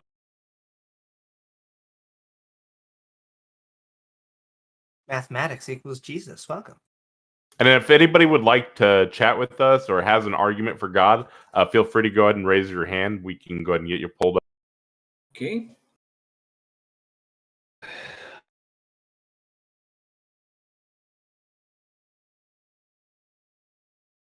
That seems quite a few people have run into some audio problems. Hello again.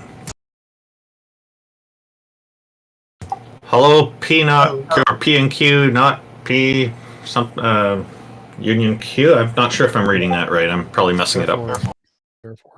Therefore, thank you. And then there was a cross there. Hello, Jibb Obdion. How are you? Is my voice working? Yeah, you're good. Yes, it is. Ah, fantastic. Yeah, What you got first? Your mic is too. Man. Oh, cool.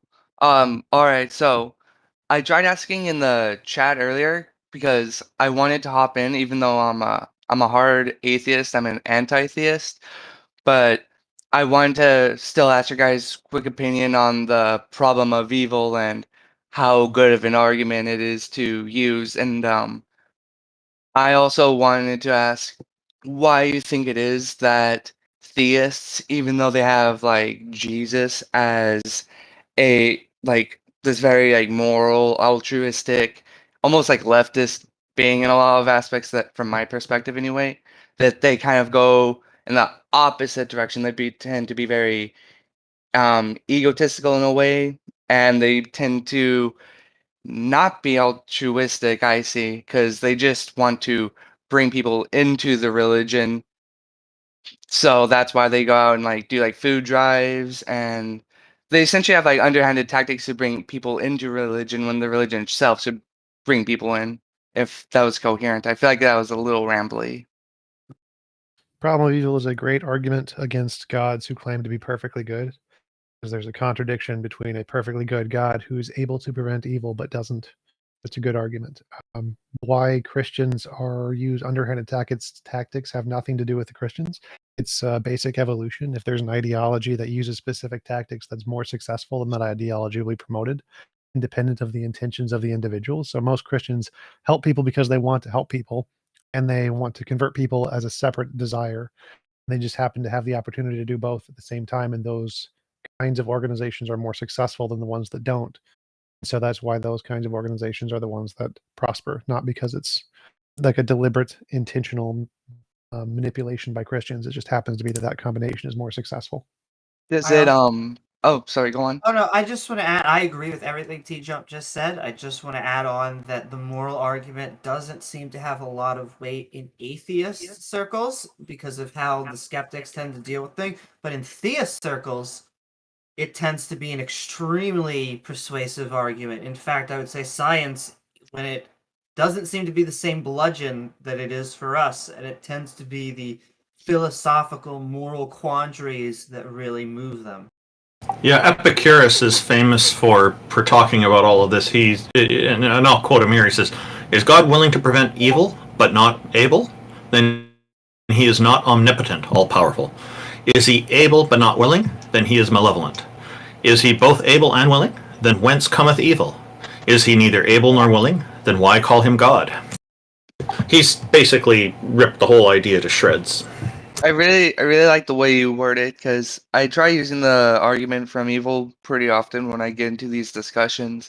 And something I noticed too is I'll watch street preachers try to perform as well, and I figure, if you're trying to bring people in, it would be a lot better if you tried to bring up like, oh, the positive tenets. But nearly every video that I come across is them being like, oh, being a homosexual means you're gonna go to hell, or even the really crazy ones are when they go to like Comic-Con, which is really frequently, and they're like somehow dressing up as Mario means you're gonna go to hell. Wahoo! Those words that I just quoted are not my own, just so you know. Those are from Epicurus. If you want to know more about him, that's spelled Epicurus, in case you're curious to know more. He'd probably be an interesting philosopher for you to look into. Yeah, let me just type that in real quick so I don't forget. E-P-I-Q. Wait, what? Epic. It starts with epic. Epicurus. U-S. Yeah, Epicurus. I'm gonna check that guy out for sure. Yeah, I think you'll find him very interesting because you liked the quote that I just read.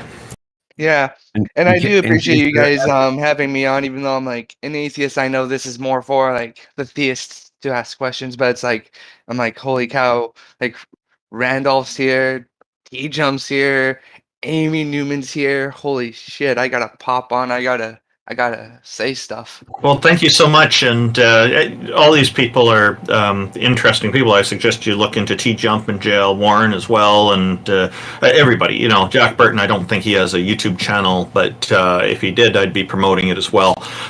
Maybe someday. But no, we greatly appreciate it. And it's mostly theists who come on the stage, but we do get people who are not theists as well, atheists, and in your case, you're an anti-theist, and we appreciate having all these different perspectives. Thank you very much for coming on. We're really glad that you're here. Thank you. Send out love.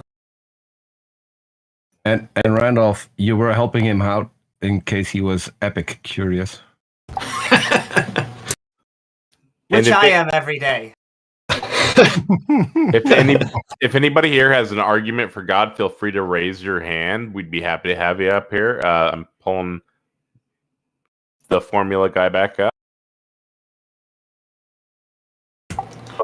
Hello, welcome. How do we pronounce your name?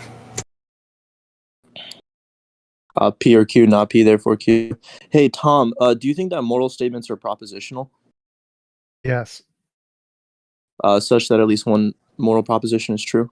It's the definition of moral realism. All right, so you're a moral realist. Yes. So do you think that these moral propositions are different from other true propositions? No. No? Well, do you think that there's some sort of reason givingness when we talk about moral propositions? Irrelevant. How is that irrelevant? Like if you're asking for a truth maker, it depends on your definition. It's just philosophical gibberish. Do you have an actual question? I'm not asking for a truth maker. I don't think you understand the question. Like when we talk about I normativity, do, but you're just philosophical gibberish. Make an it's actual not gibberish argument. at all. It is. Yeah, so yeah, I think you need to read more. You talk about normativity. We talk about like moral norms, epistemic norms. They're not very different from other norms, right? You have an argument? So I'm asking, is there a metaphysical queerness objection you're making? It doesn't seem like an it. Argument? Yeah, I do have an argument. What's your argument? Yeah.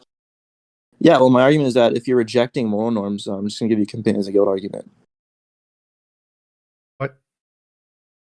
If you're rejecting that moral norms are exemplify some sort of reason givingness, and that they're categorical, then I'm just philosophical gonna... gibberish. You can go bother the philosophical papers. None of that is relevant. None of that is an objection. Tom, why do you always do this? You can't really engage. This is an issue. Because I've destroyed your argument. Your argument is just. Yeah, I didn't give it an argument. I was asking you a question. I didn't give you an argument. It's gibberish. It's not gibberish. I'm asking you a question. Make a coherent question, you lose. It's that simple. How is it incoherent? Nothing you said is relevant. Nothing you said is an objection. Nothing you said how is it anything to do with incoherent? my position. No, Tom, I'm not going to let you dodge. How is it incoherent? You're done. If you don't ask a coherent question, you're just going to get kicked. I'm not going to let you dodge. You're done. You're done. Kick him out. This is why you lost the debate. Thank you for coming up. We've got Boomerstein up next. What a disaster that turned into. Boomerstein's a deist. I think he's been on before, and he specifically comes onto the stage to go after T-Jump. Yeah, he does it a bunch, actually. Yeah. He's done it quite a few times. It's fine if he actually makes a coherent argument. Like if he's just going to do philosophical gibberish, he just loses instantly. That's why I just let it go. I just let it go until T Jump said, "Get rid of him." I think that's what T Jump said. I think that's what you said the last time he was up. Same thing. Yep. He comes up here a lot. Yep. What's up, Boomer? Yo, what's up? Welcome. Hey, how about you go first today? I only got 2 things for you guys, so I'll make it quick. First thing is do any of you reject the idea that deism versus atheism is a matter of opinion? What does that even mean? I'm asking you. Ah, man, I knew this would be bait for you. T-Jump, I knew you'd jump on this one. Is it not a matter of opinion whether or not you're a deist or an atheist? Sure it is. Well, unless you think that beliefs are determined, in which case, not necessarily. No, I don't think you can choose your beliefs. Right, then then it wouldn't necessarily be an opinion. It's a fact of the matter that you happen to be a deist or an atheist. It's not your choice. I mean, a matter of opinion on whether or not you're going to choose one or the other. Does anyone reject that? Essentially, what seems more logical to you personally? I see atheism as something that comes naturally because people aren't believing. Deism would be more in line with being a choice for many people. I would reject that idea because, I mean, you see this with... I mean, you can argue it's naturalistic, but you don't have a lot of proof for that. Even in, the requirement to believe something is having some conceptualization of what it is one's believing in. And if we start without these concepts, then the fact is that we just don't believe in it because it's not possible to believe without having that understanding first. That's where I see atheism comes in naturally. I mean, if you want to appeal to like naturalism, you can say that most people will naturally assume that they have a creator. Which I mean, we do. We have our parents. Like, where do natural? So, in order for that to work, you have to take the position that people are born with an intrinsic concept that deities, of what a deity, what a god or goddess is. And there are people who, in the world, that just don't. Like, you even look at the Paraha people in the Amazon rainforest, they don't even have the word in their language for gods or goddesses. It's just but Randolph, you're arguing the opposite and then saying, I can't do the same. Well, what is your argument? You're You haven't arguing presented an exactly argument. that on the other end. So are you claiming that people are born with an intrinsic concept of a god or goddess? Because I'm rejecting your idea that everyone's born without one. What is your argument? Let's stop with the definitions. What is your argument? You've just been asking definitional questions which are completely irrelevant. What's your argument? Okay, so that basically my whole thing was asking you guys whether or not you think it's a matter of opinion. That was the whole thing. Secondly, my second thing was, yo, T-Jump, Taco, Amy, why the fuck do you guys love to talk over people so much? What's like your issue with communicating with people, man? Don't have one. I just stop people when they say gibberish. You seem to. Oh, do you have any?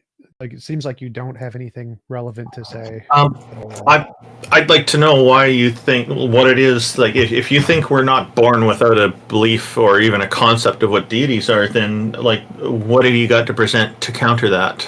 Like, also, I was going to say, it's the nature of just online discourse. I think that everyone tries to fight against it. I know when I catch myself doing it, I try to cut myself off or mute myself. But I do think it is just the nature of online conversation. You're just being an a-hole if you do it purposefully. But I think that if you are having good conversations, that's the ultimate goal. Okay, but Randolph, you don't get to just say everyone's born without the concept and then just leave it at that. We don't really know. Well, it seems to be the case because the first exposure for me for the concept of a deity was from somebody else telling me. Now, granted, there are some people in the world who've created their own deities and may have had no influence before. I'm not going to discount that possibility. It must have been the case, it seems. But, there are people who believe in multiple goddesses and gods. There are people who believe in only one. And then there are people who don't believe in any. And again, are you disagreeing with my point that perhaps you're disagreeing with my point that in order to believe in something, one must first have a concept of what that is that they're believing in? Well, that's just arbitrary because I can say the exact same thing about like rejection of a god. No. I've made a logical statement here about that. So, are you agreeing or disagreeing with my statement that one must first have a concept of something before they can believe in it?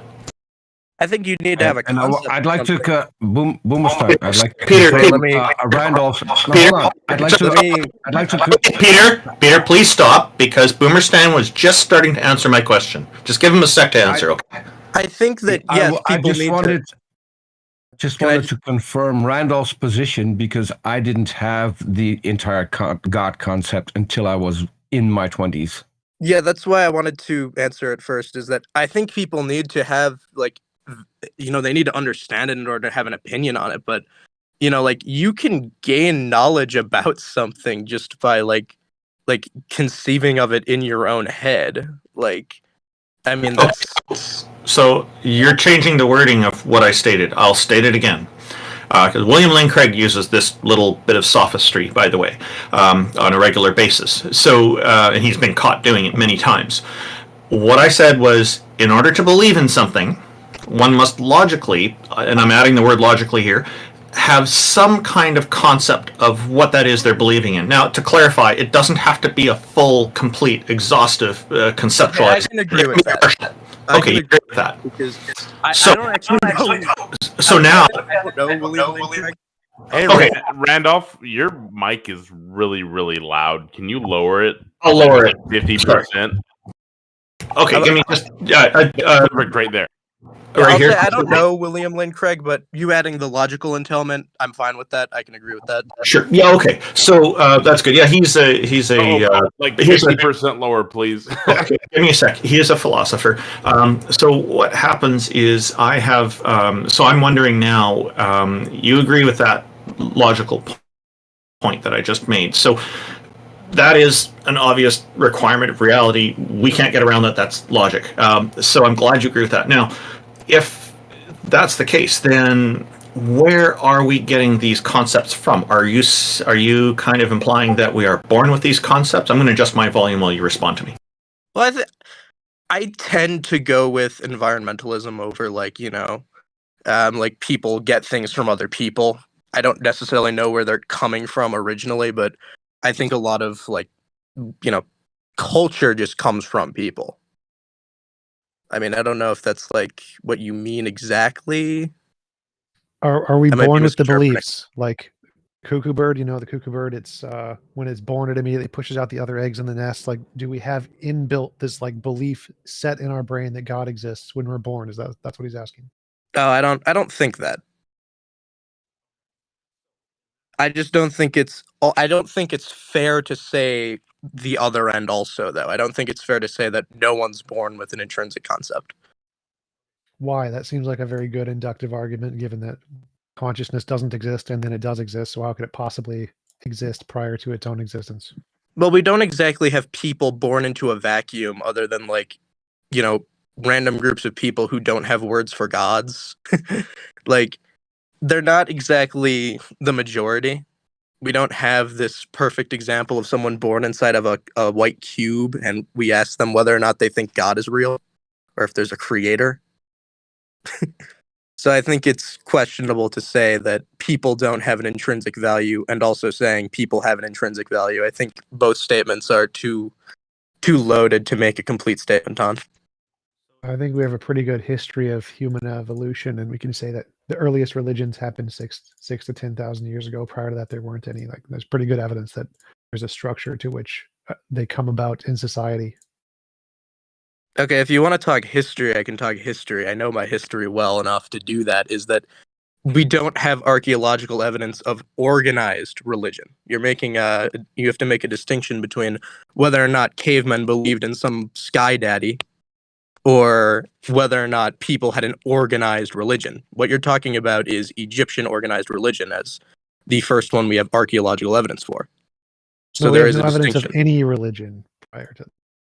Yeah, and again, we don't have archaeological evidence of an organized religion. It's the only thing we can get evidence for. We have religions predating the Egyptians.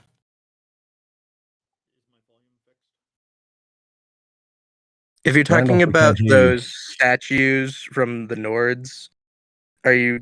Right. That's Randolph, we not. can't hear you. Your mic is very low.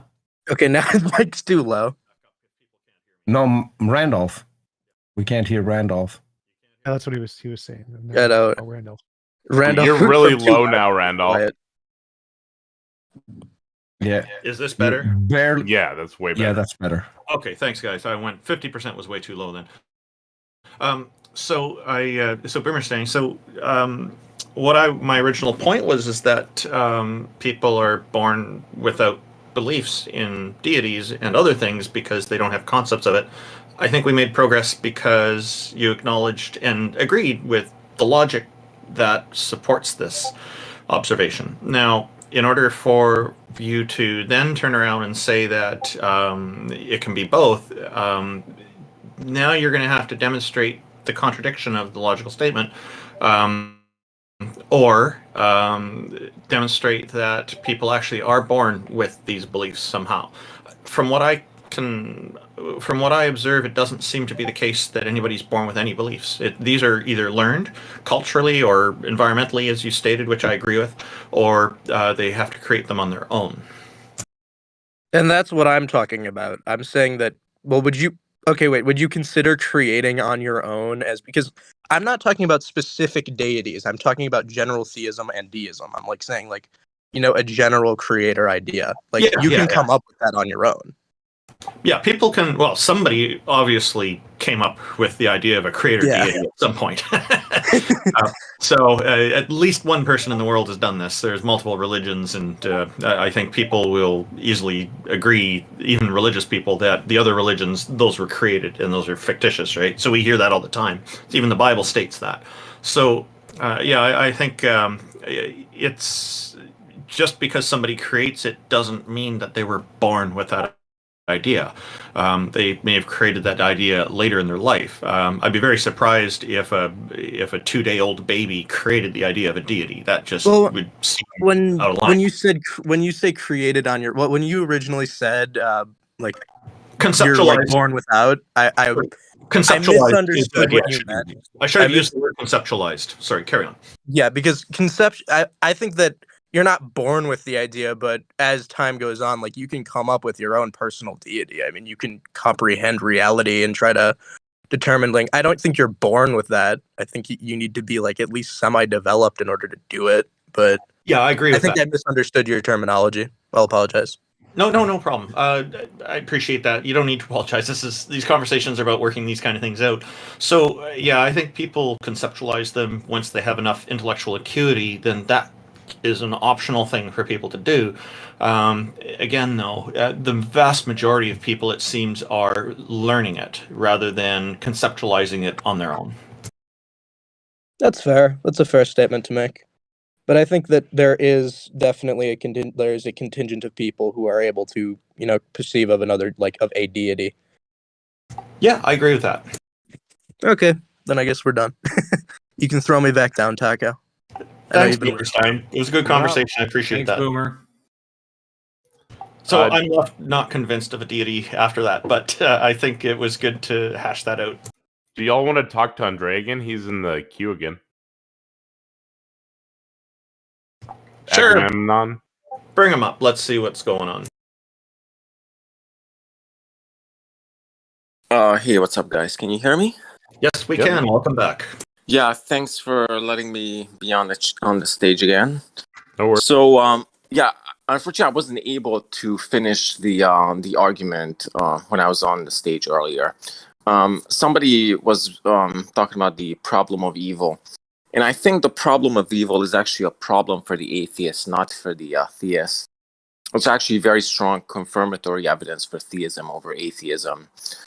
Well, first of all, because theism predicts that there should be something like suffering or evil in the world.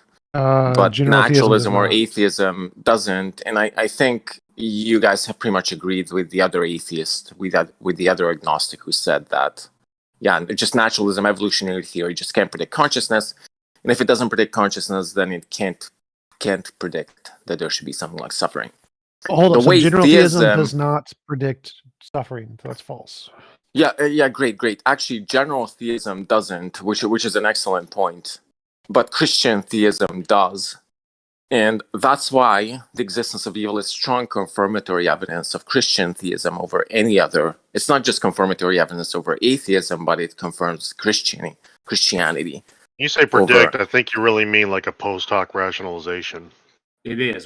This was pointed out last time he was on the stage. This is all post hoc. Yeah, that's fine. So you can say that I'm retrodicting. Yeah, so you can say I'm retrodicting.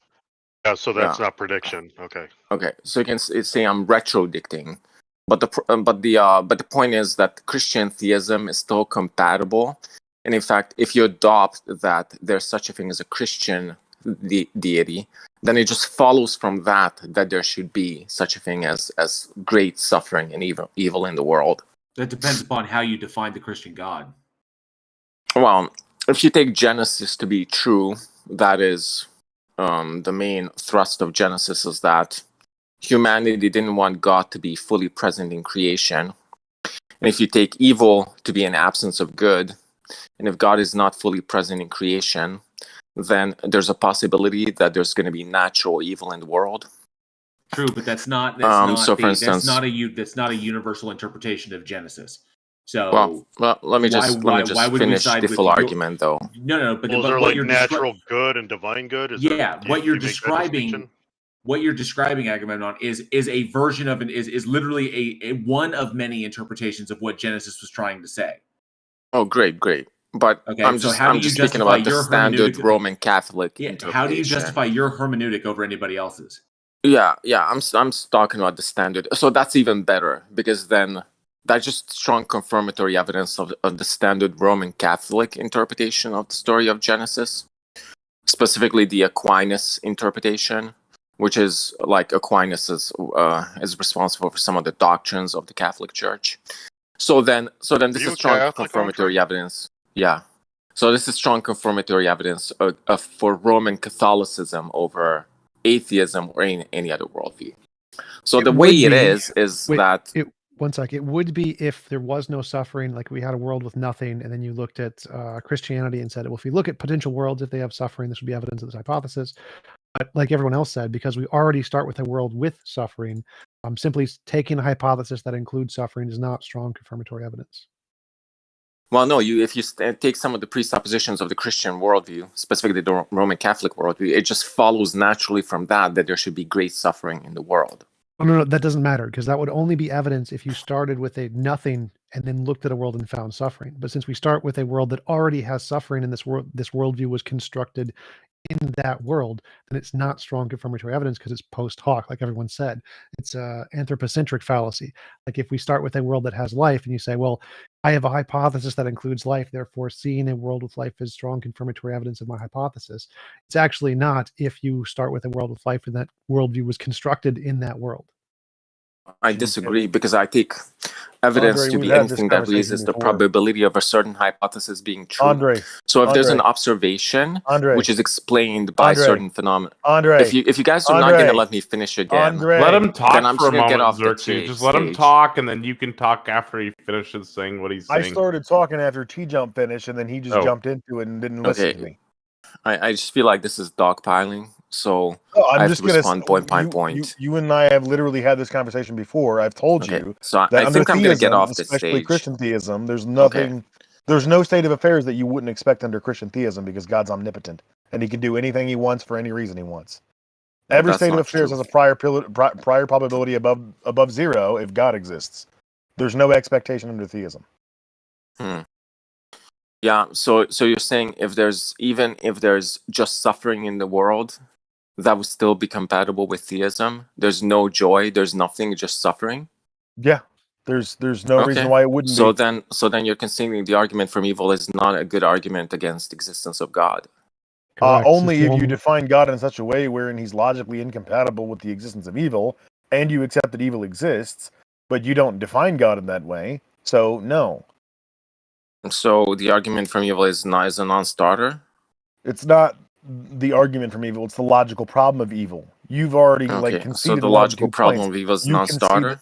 You can see that God is not omnibenevolent, and therefore the logical problem of evil does not apply. Well, I never considered God is not omnipotent, but I would like to finish my argument. I would like to finish my argument. You defined it in a way that is meaningless. Okay. If I'm not able to finish my argument, I guess there's no point that I'm going to be on the stage. So yeah, okay. You can present your argument if you have one. Well, yeah, I tried to do it, but every time I back him into a corner, but I'm interrupted by like everybody here. Stop talking for a moment. Let him present his argument and then respond. If you start talking when he's presenting his syllogism, I'm going to mute you. Okay, great, thanks. So Christian theism is the idea, well, specifically the Roman Catholic interpretation is that of Genesis is that humanity didn't want God to be fully present in creation. And then if God is not fully present and evil is just an absence of good, then the Roman Catholic interpretation explains why there's such a thing as evil in the world. On the other hand, its alternatives cannot. In fact, its alternatives are completely incompatible with the existence of evil. And therefore, if you observe evil, and Roman Catholicism can explain it, the alternatives cannot, then evil is evidence for Roman Catholicism over its alternatives. Okay, so that's false because it would be, when you say it cannot explain it, any worldview can explain it after it's known. And so if the only advantage theism would have here is that it explains it a priori to knowing the data. So because you have a hypothesis that expects potatoes, you look into the world, there's a potato, then that hypothesis would have an advantage because it predicted it before we knew it.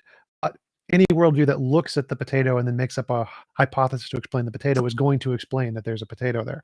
Same thing applies to suffering. So evolution explains suffering after we know it, just like God explains suffering after we know it. And so there's no advantage there between theism or atheism.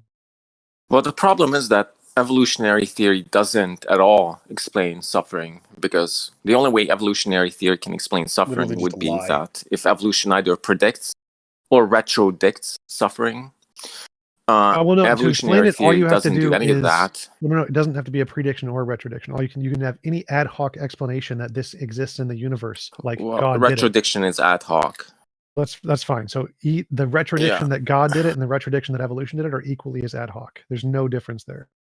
Well, no, because for you to say that evolutionary theory can ad hoc explain consciousness, you would have to say that there's a viable model under which evolutionary theory would entail consciousness. No. However, evolutionary theory doesn't entail consciousness. In fact, it's completely incompatible with the existence of consciousness. False. So the first thing you said was false. I don't need a version that entails suffering.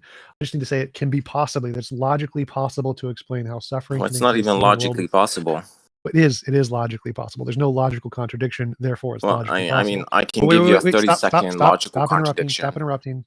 So any assertion that God could create it is equally as ad hoc or have any problems that any other arbitrary ontology could create it. There's no advantage of a God magically creating it to any other ontology magically creating it. So no, any problems that you assert post hoc or retrodicts from one worldview to post hoc explain any phenomenon will apply to all worldviews. That's why that's not evidence of anything. No one cares if you can make. Well, if that is true, then the argument from evil against God's existence is a non-starter, because it just means that all hypotheses explain the data equally well. No, they can all make up explanations to explain the data. Yes, the argument from evil is a self-contradiction in the Christian worldview. That's the argument. It's not about saying that God can't explain evil. It's about saying that a God who is all good would prevent evil more likely than not, and therefore it's more likely that God, who's all powerful and all good, would not allow evil. So the fact that it can make up an explanation, yeah, obviously, no one's claiming there's a logical contradiction there, except like me in certain contexts. But so obviously, you can make up an explanation to try to make evil explained by the God hypothesis, but that doesn't matter to the argument. No one cares.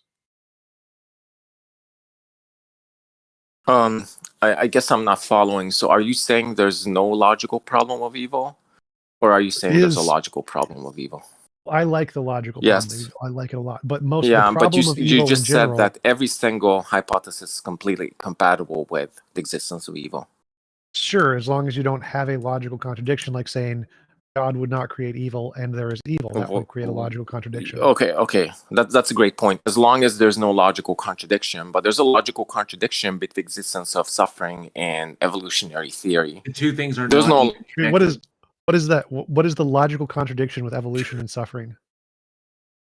Well, just that identity theory, the idea that conscious states are identical to some brain process is false. It can be demonstrated to lead to a logical contradiction. Well, that's false. But suppose it was true. That's not the only hypothesis of evolution. So evolution isn't identical to identitarianism. So that wouldn't make a difference anyway. Well, the problem with all the other views is that they entail epiphenomenalism, which is the idea that mental states can't cause any physical states. There's about you're just saying 82. no. There's 82 different versions of like how consciousness works in physicalism, saying it's all epiphenomenalism. Like, no, dude's like Canadian Catholic 2.0. He's not as bad as Canadian Catholic. Yeah, I don't think he ever did. I can give you a 30-second argument. I can give you a 30-second argument. Agamemnon, we've already broken down how consciousness, how our minds, our brains, are a result of evolution.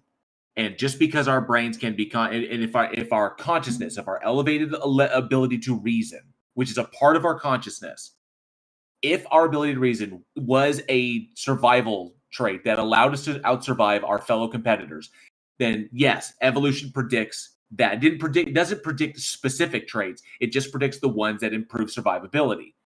So if our consciousness, which we have determined is probably the primary reason why we outsurvived our competitors, then yes, evolution does predict for that because it predicts for survivable traits. So that's all that is. That's JL. He's arguing that it's logically impossible. So evolution can't predict something that's logically impossible. Agree. I would agree with that. Yeah. But I'm trying to see where he's making the point. Just because human beings evolved consciousness that helped us to survive, which is predicted by evolution, just because we have the brains we have and we're able to arbitrarily define a particular phenomena as suffering, which is arbitrary and subjective in and of itself, how are you making that leap? The two they're not even in the same field. I think that's. I don't think the existence of suffering is subjective. Yeah. Wait, so first of all, I want to make 2 points. The 2 points is T-Jump has already conceded that the logical argument from evil is a non-starter because he said that I can give a viable account of how evil and God can coexist.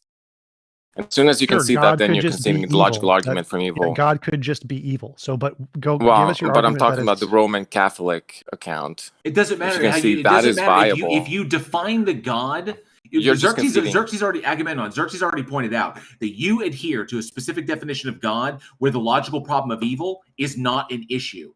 Because if you don't define your God as omnibenevolent, then if you don't define it that way, then yes, if the God is capable, if the God is capable of if the God is essentially dystheism, a malevolent or a deceptive God, then the logical problem of evil is not a problem because it doesn't apply to that. It's an internal critique of a God that is defined as omnibenevolent. Well, so the logical problem isn't quite. So my logical problem goes like this: drowning babies when not required, or just drowning babies ever, is immoral necessarily. Any God that drowns babies is therefore immoral, and so there's a logical contradiction with an all-good God that would drown babies.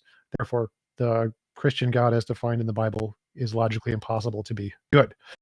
But yeah, so I began the whole discussion in the context of the Roman Catholic God, who's omnibenevolent and omnipotent. So you don't have a meaningful definition of the word omnibenevolence. If you can concede that I can give a viable account of how evil exists under such a God, then you're just conceding there's no logical problem. I just posted a video in the chat of you conceding this very point to me because your argument is naturalism can't explain suffering, i.e. evil, because it can't explain consciousness. And then I asked you, how does God explain consciousness? And you admitted that God cannot explain consciousness because consciousness is just a brute fact of God's nature. And therefore, just a brute fact of... No, it's on the video. Don't fucking lie. People are going to go look at the receipt. So I wasn't the done. specific I wasn't fact done. that God is conscious was not done, Andre. I wasn't done, Andre. You said in that video, God cannot explain consciousness. It's just a brute fact of his nature. Therefore, it's just a brute fact of reality. So God doesn't explain suffering any better than naturalism does, according to the argument that you made. So evil does not positively indicate the existence of any particular God, especially not the Roman Catholic one. So why don't you give us a meaningful definition of omnibenevolent? Perfectly good. Okay, sure. I can start with that, but afterwards I have to move on to why evolutionary theory is inconsistent with suffering.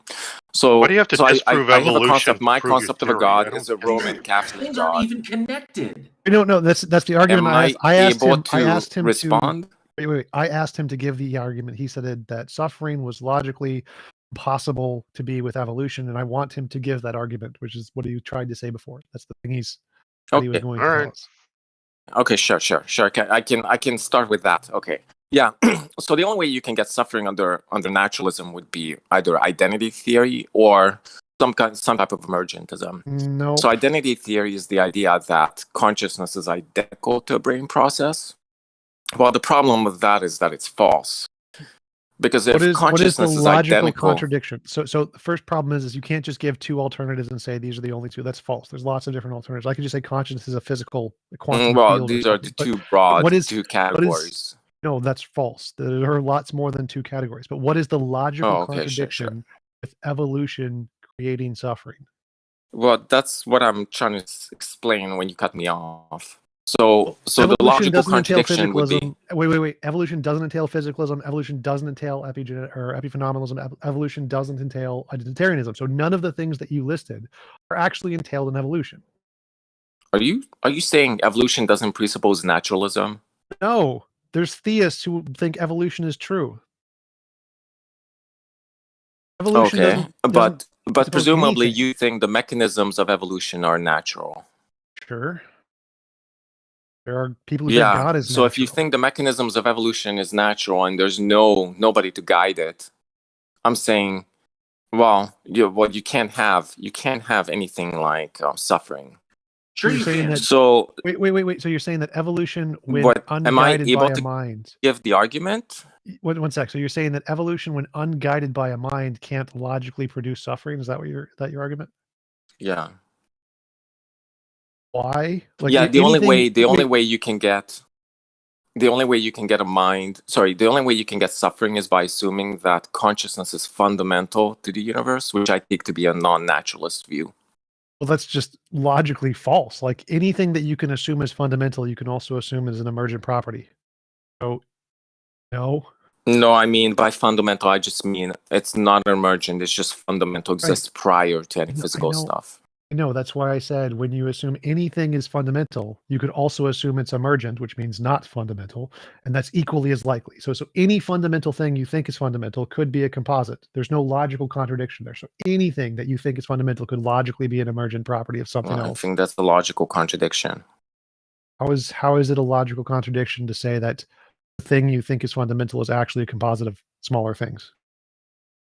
Well, because by fundamental, I just mean it's not composed of smaller things, and it's just exists. I understand your definition, but if there is a particular entity, consciousness, for example, and you think it's fundamental, which means you think it's not composed of smaller things, there is no logical contradiction with you being wrong and it's actually composed of smaller things. The fact that you define it as fundamental is irrelevant. Your definitions are arbitrary. So for anything that you think is fundamental, there is no logical contradiction with you being wrong and it actually being a composite. Yeah, okay.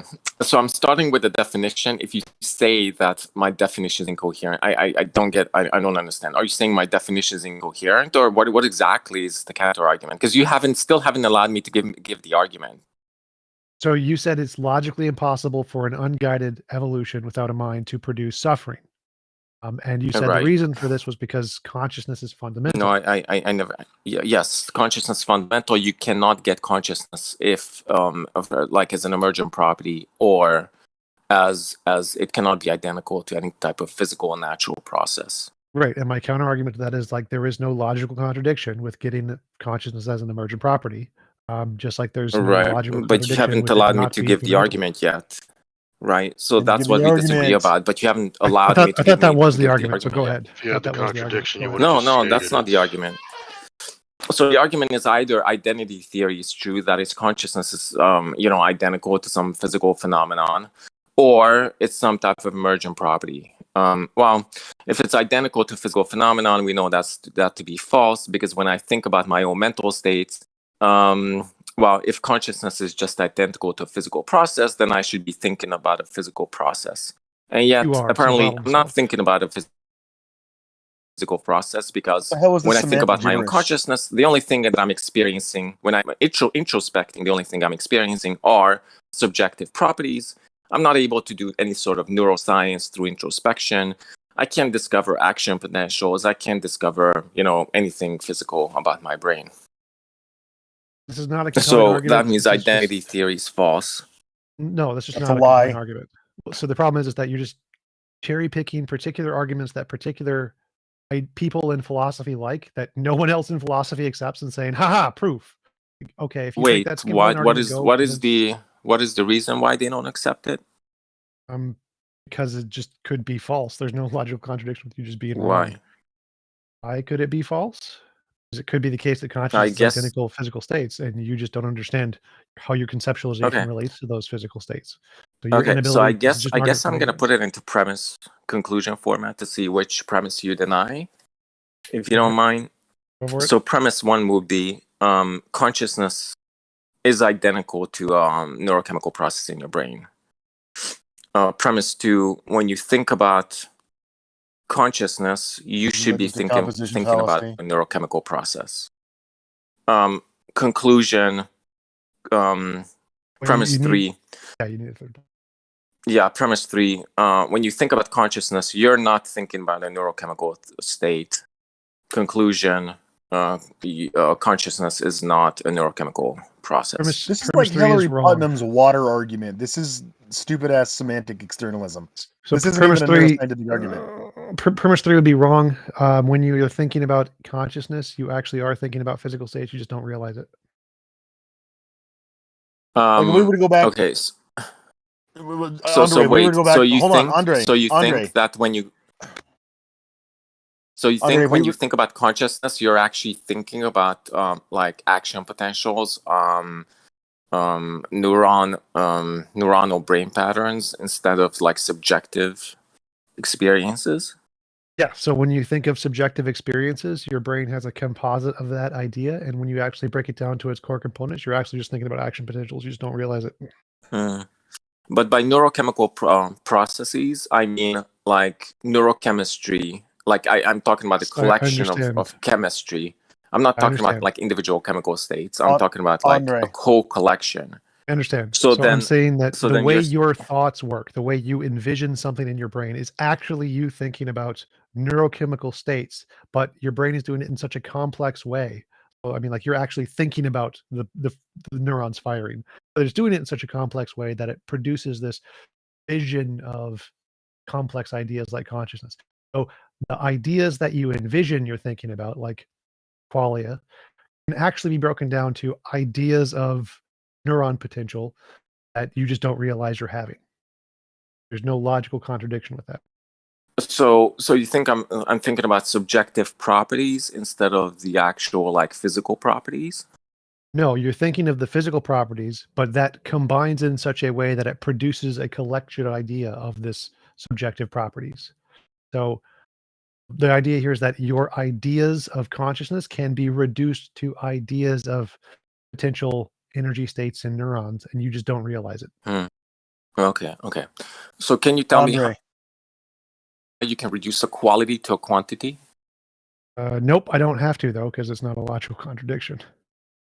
Oh, there is a logical contradiction in trying to reduce a quality to a quantity. There's not. Specifically, you could never, even hypothetically in principle, reduce a quality to a quantity. Nope, that's begging the question from idealists. Idealists are wrong about that. No, I'm gonna give you an argument. Qualities are non-propositional. Andre. Andre, am I not allowed to give the argument then? Oh my God, you've been giving an argument and you keep getting smacked down every single time. This is easy enough to explain. Well, no, there's a disagreement. And it's easy enough to clear the fuck up. All right. Okay. When you think about water, are you thinking about the molecular compound 2 hydrogen and 1 oxygen?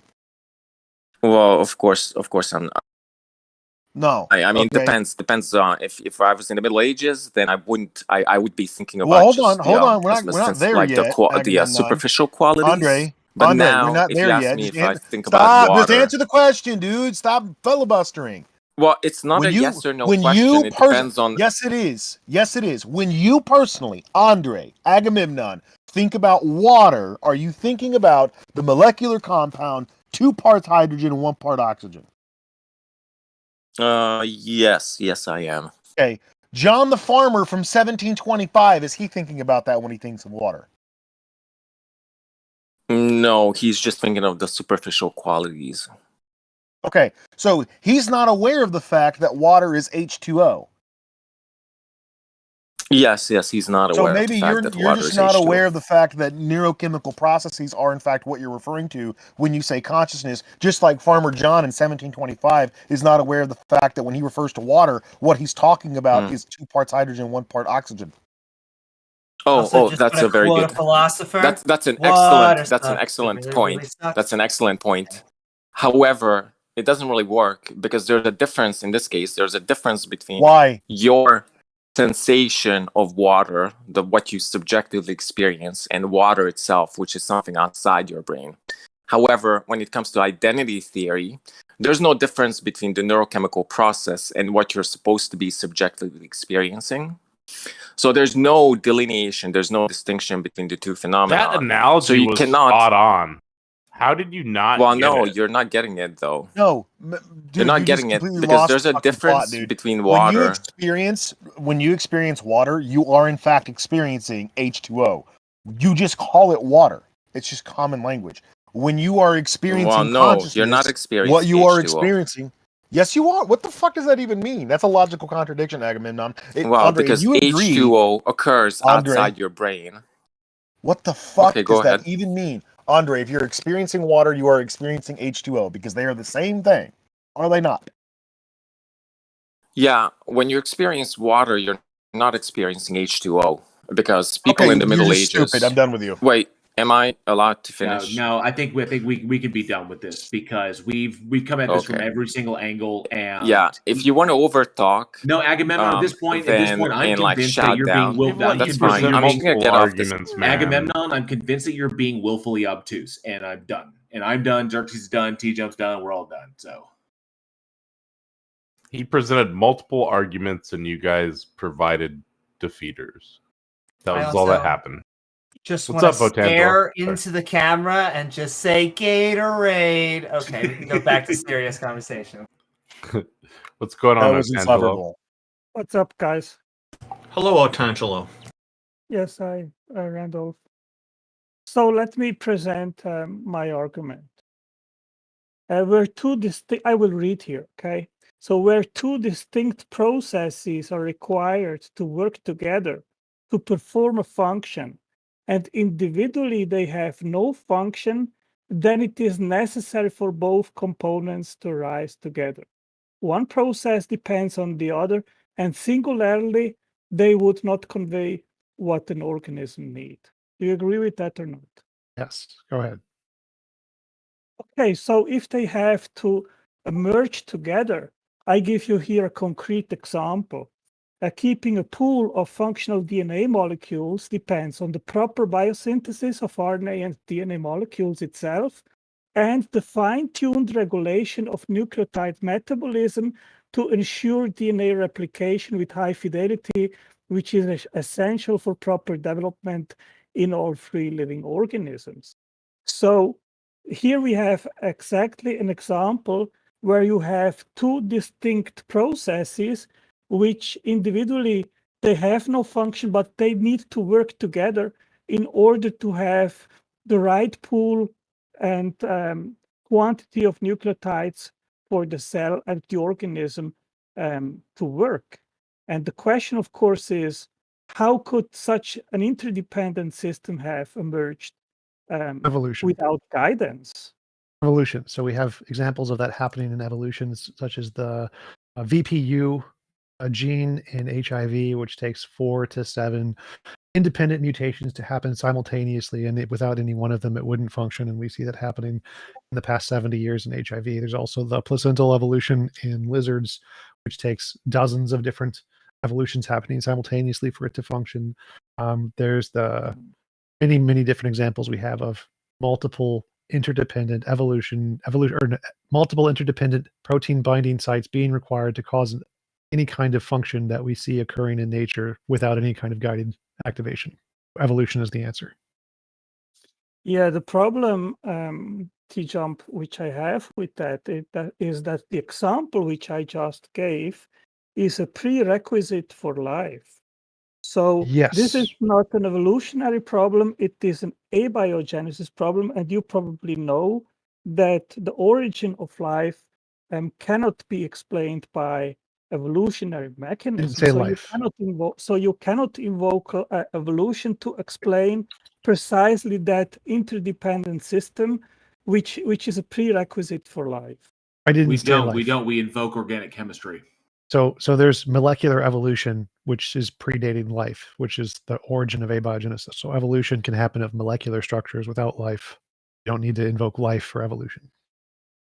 Yes, those which actually investigate that, and I have actually just published the book on abiogenesis. You can look up my name on Amazon, and evolution is not an explanation because you need DNA replication in order to have even molecular evolution, T-Jump. Oh, no, you don't. I like how you just kind of like walk past to point out that we don't invoke evolution in abiogenesis. They're two different things. We invoke other things for abiogenesis. Evolution is different. So No. So I was disagreeing with that. I was saying you can say there's molecular evolution without life, and so we can invoke evolution to talk about the abiogenesis and saying there's evolution of certain kinds of molecules that combine, which I believe is actually the consensus among the experts who work in the field, that there are certain kinds of molecular bonds that are stronger and can replicate in some way that have more advantageous benefits than other certain molecular bonds before they become life, and that leads to things like RNA and DNA, which also can have evolution to them, and even if you don't consider them alive yet. So we can invoke evolution to explain this just fine. Yeah, so in answer to that, Jump, I'll quote Paul Davies. That is I don't care what Paul Davies said because I care about the experts in the field. So quoting Paul Davies doesn't help you here. Okay, so I'll give you here Eugene Koonin. He says the emergence of the first replicator system, which represented the Darwinian breakthrough, was inevitably preceded by a succession of complex, difficult steps for which biological evolutionary mechanisms were not accessible. So he disagrees. Eugene Koonin in that statement is agreeing with me. So biological evolutionary mechanisms are different from the evolutionary mechanisms of prebiotic material. So that's not actually a disagreement with what I said. Okay, so what is the mechanism of prebiotic life? What is different kinds of physical bindings that lead to different kind of materials that are more advantageous or can reproduce more in general in physical environments like salt and crystals and stuff. Reproduce? Was there a replication? That addresses your argument. So asking more questions about it isn't going to make it not address your argument. So the answer was, how do we explain multiple binding sites that are interdependent on one another, combining in such a way that can produce complex organisms? Evolution. That's the answer. Well, I am questioning your answer, T-Jump, and I'm asking you again. Was there self-replication prebiotically? Not at this point, but that was an eventual conclusion, yes. Not at this point. Okay, if you don't have replication, you cannot have evolution. But I didn't say... No, you can. You don't need self-replication to have it. You just need any kind of producing the same kind of material in lots of different ways. And so if there's a bunch of different crystals of different variations being generated and they're not generated in a reproductive way, you can still have evolution of different kinds of materials that they develop more advantageous aspects that cause them to grow faster or further. So you don't technically need replication there. But again, this isn't relevant to the argument. The argument was how can you get multiple binding sites that are interdependent? Evolution. Yeah, what do crystals have of relevance in the origin of life? You mentioned crystals. Yeah, so crystals can have, if you ask how do you get multiple binding sites in crystals that are interdependent and couldn't function, if you just have a whole bunch of crystals being formed, some of them at a random interval, random binding sites, and you can get some of them that have multiple interdependent binding sites and some of them that don't. And so that would still answer the question, how do you get multiple interdependent binding sites to function together? A bunch of random chance things, mutations of the molecule forming in different ways randomly. Some of them will do it, some of them won't. Because, evolution. T-Jump, you didn't answer my question. I asked you, what relevance do have crystals in abiogenesis? The question you said was, how do we get multiple interdependent binding sites to work together like an irreducible complexity? You can do that without life. You can do that without DNA. That can happen in crystals. And so that process that you're talking about of having multiple interdependent systems work together can happen on its own in nature without a mind all the time. In crystals, in DNA, in HIV, all the time. This thing you're talking about that requires a mind does not. Just literally, it happens in nature all the time. You can call it evolution. Let's call it evolution. It's a really nice word for it.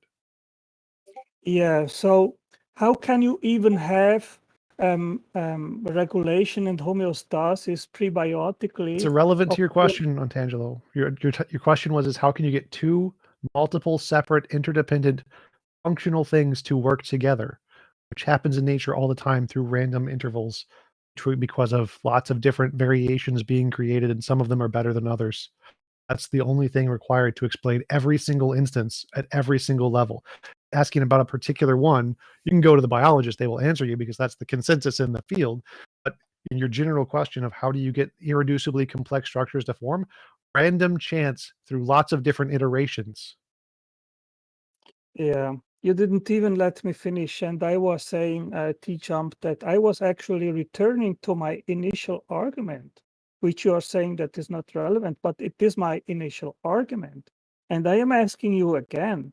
Probably because we've heard it 100 times. Well, we've you have debunked never it 100 times. No, you have actually never heard this argument previously. Okay. So okay. Otangelo, when you're done, I have a question for you. Okay. So I ask again, if you do not have homeostasis in the cell to have the right amount of nucleotides, you can have no life. So I give you the entire cell with everything, with all the metabolism to make RNA and DNA, and you don't have the regulation of the right quantity, you have a dead cell. How did both processes emerge together if individually they have no function? Well, that's possible in the way that I described through random chance of lots of iterations. Because that's the VPU thing I gave an example of was exactly that, or cells having multiple binding sites in completely different ways. Also an example of two completely different systems that can only function together, forming at the same time. That's a thing that happens. Secondly, they didn't form at the same time. Like cells don't need homeostasis to live. Losing homeostasis can cause disease, but it doesn't necessarily kill the cell. You can still function without homeostasis. It's a helping process. It's not a required process of life. T-Jump, I think you should first educate yourself before you embarrass yourself with completely foolish and false claims, which are just making in a row here. None of those were false. Those are all correct statements. Like homeostasis is the process of creating a relatively stable equilibrium between interdependent elements in the cell. But if you already have them, if they come about by random chance and you don't have homeostasis, it would still be alive. So you don't need homeostasis for the original set of life that can develop later just fine. Not seeing the problem here. Give me a science paper which confirms what you're just claiming, because that's complete nonsense. But that homeostasis is a equilibrium process and that you can get equilibrium randomly without it. Like this is just like basic. Everyone in biology agrees with that. Even remember the claim that you made minutes ago, T-Jump. You claimed that homeostasis is not necessary to have life. I am challenging you to demonstrate one science paper which confirms just this foolish claim that you're making right now. You don't know what you're talking about. So I literally just proved this to you. This is very, very easy. Homeostasis is a balancing process in the cell. Wait, Otangelo. Homeostasis is a balancing function in the cell, right? It tries to balance different combinations of things to make it a functional combination, right? And if you don't have that, you have no life. So let's say you don't have that. Is it possible to have a random combination that gets that with no homeostasis? Is that logically possible, Otangelo? The question is not if it is a logical sentence. Otangelo, answer the question. Otangelo, is it logically possible to get a cell with the correct amount of balancing without a homeostasis function? Logically possible. If you don't have homeostasis, you have no life, period. Otangelo, you have to answer the question. Stop evading. Is it logically possible to get a cell to develop Otangelo, let me finish. Is it logically possible to get a cell with all of the correct amounts of ingredients without homeostasis, which is alive? Is that logically possible? I need a yes or a no, Otangelo. What do you mean by logically possible? Even farting universe pixies are logically possible. Does that mean it is plausible that they generated the universe? No. Otangelo, of course not. Possible. So logic, you said logic your question. Otangelo, you asked. Issue here. You asked, is it possible for life to exist without homeostasis? That was your question. So I'm asking you, can you have a cell with a random combination of the correct combinations of chemicals to make it alive without homeostasis? Is that logically possible? Because that's what possible means, Otangelo. Is it logically possible? It is not possible. You need homeostasis. I told you that already 3 times, and you're just making baseless, foolish claims which are inadequate and just false. And you don't even realize sometimes, however, the mechanism fails homeostasis. There are cells may not get everything they need or toxic waste and accumulate in the body, which means there are many cells that can survive without homeostasis.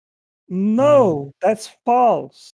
I'm literally just reading this off of an academic paper, Otangelo. There is a disruption of homeostasis, advanced biology book, CK-12, biology and homeostasis websites, whatever it is. Quote what it's saying. If homeostasis is disrupted, it must be controlled, or disease or disorder may result. Disease or disorder.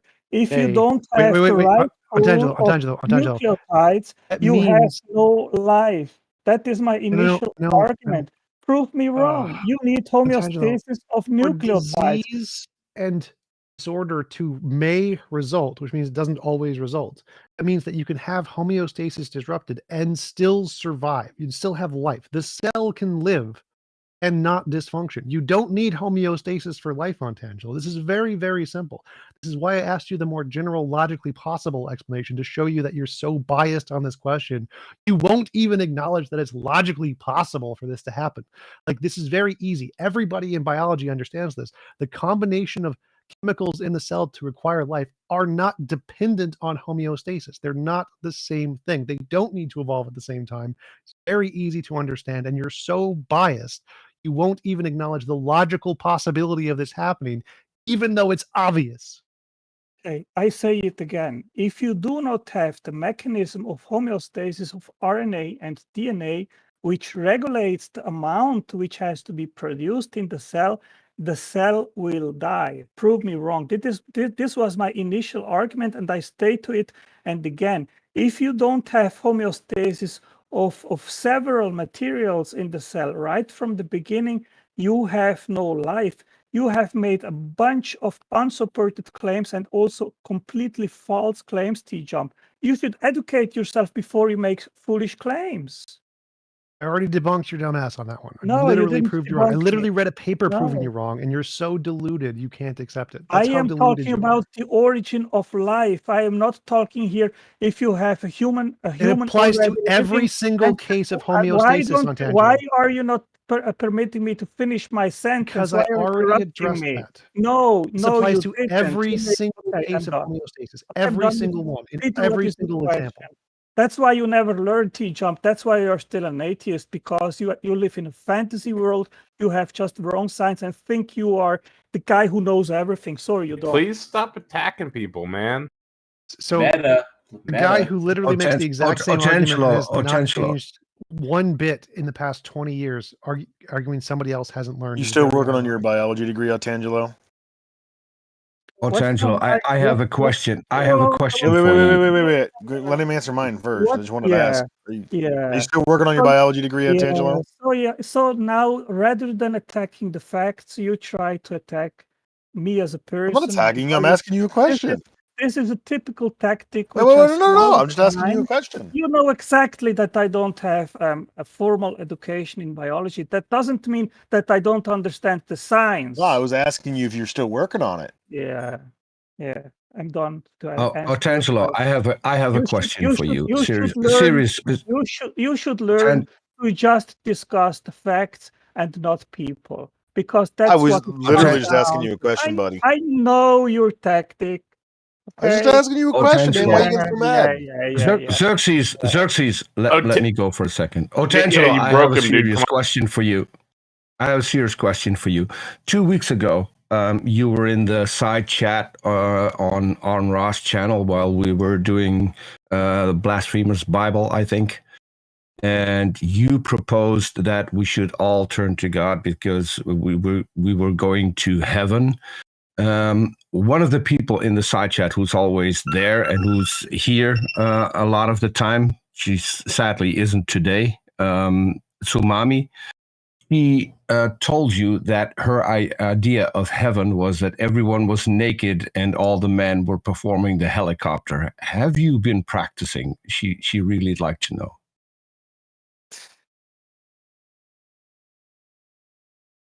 You expect me an answer to that, Peter?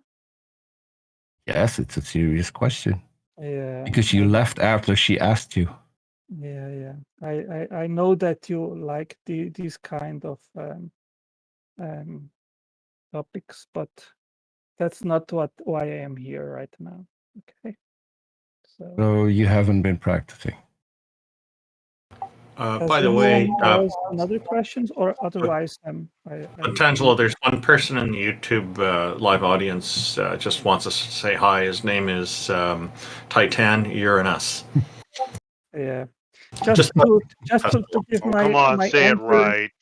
Yeah, just to clarify very clearly that my argument at the beginning was in regards of the origin of life. If you don't have homeostasis, you have no life. And you need to have it together with all the other things which are required for life. This is what I expected to be addressed. Going back to that topic, Otangelo. Going back to that topic. Why are you interrupting me? I didn't finish. Because I want to help you. Because I want to help you. I didn't finish. Because I want to help you. Okay, I'm leaving. Because I want to help you. Regarding abiogenesis, Otangelo, do you have you found an explanation on God, on how God created life? Because you keep saying that you don't have to explain that. So that would be a far more interesting question considering the topic of the stage. So how did God create life?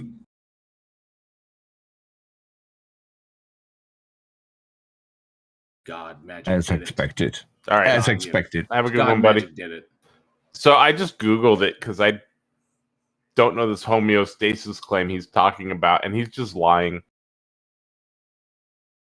First thing that pops up, homeostasis is not a condition for life. Not even kidding. T-Jump quoted the paper. He pulled it up. I looked I'm just at saying, it. if you Google on your own, first thing that pops up, right? And just looking at this, just to throw it out there, his book that he put out there for anybody who wants to look at, you can find it on Amazon. I'm looking at it right now. Is essentially people are saying that it's rife with plagiarism and misquotes, contextual misunderstandings, or whether or not they're deliberate or not, but it has not been peer reviewed. So Are you saying, JL, are you saying that is his cat's board in book form? Pretty much. It pretty much is. Yeah. First edition, volume 1, Origin of Life in the Virus World by Means of an Intelligent Designer.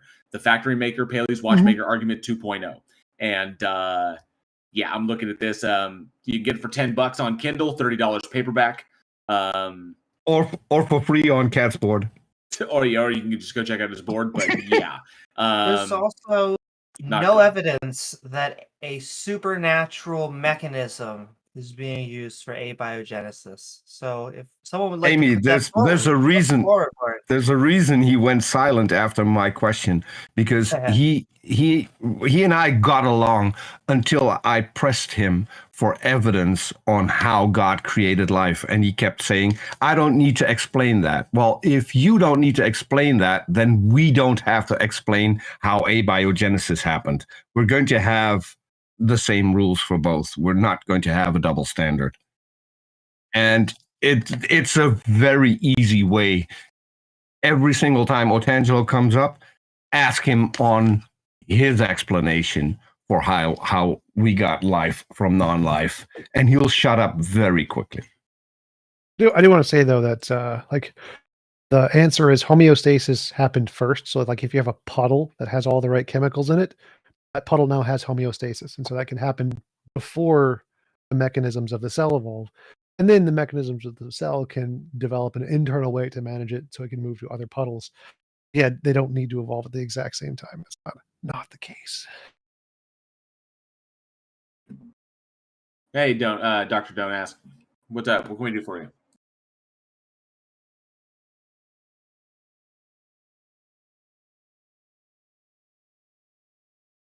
Oh, welcome.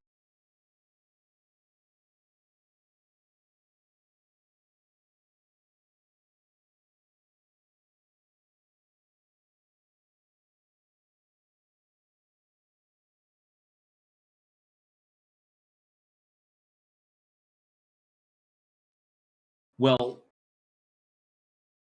then why are hang on, Peter, hang on. If there's no way to convince people of this, then why are there people that believe it?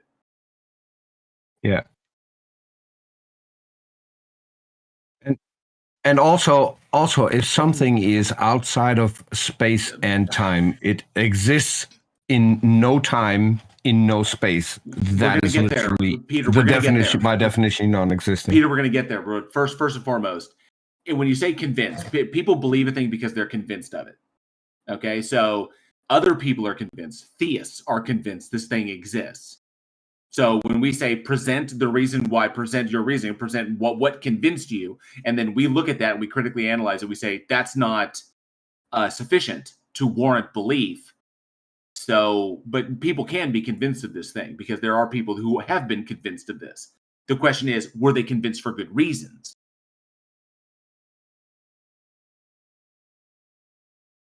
Right?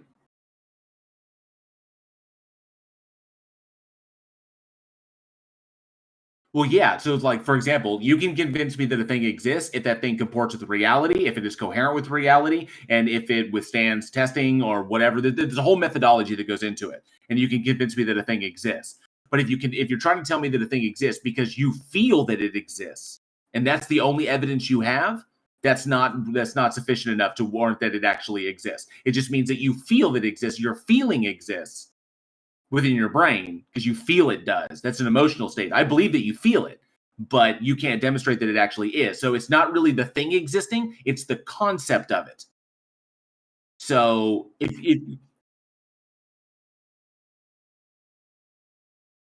okay, so because a concept can exist doesn't mean that the thing that the concept is representative of, but the concept represents something. And just because a concept exists doesn't mean the thing it represents is extant to reality.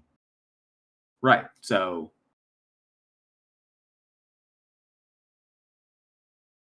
don't ask. I have a question. Are you a theist? And if so, hang on, Peter. Let in him what finish God his deal. do you believe? Let him finish his note. Go ahead. Okay.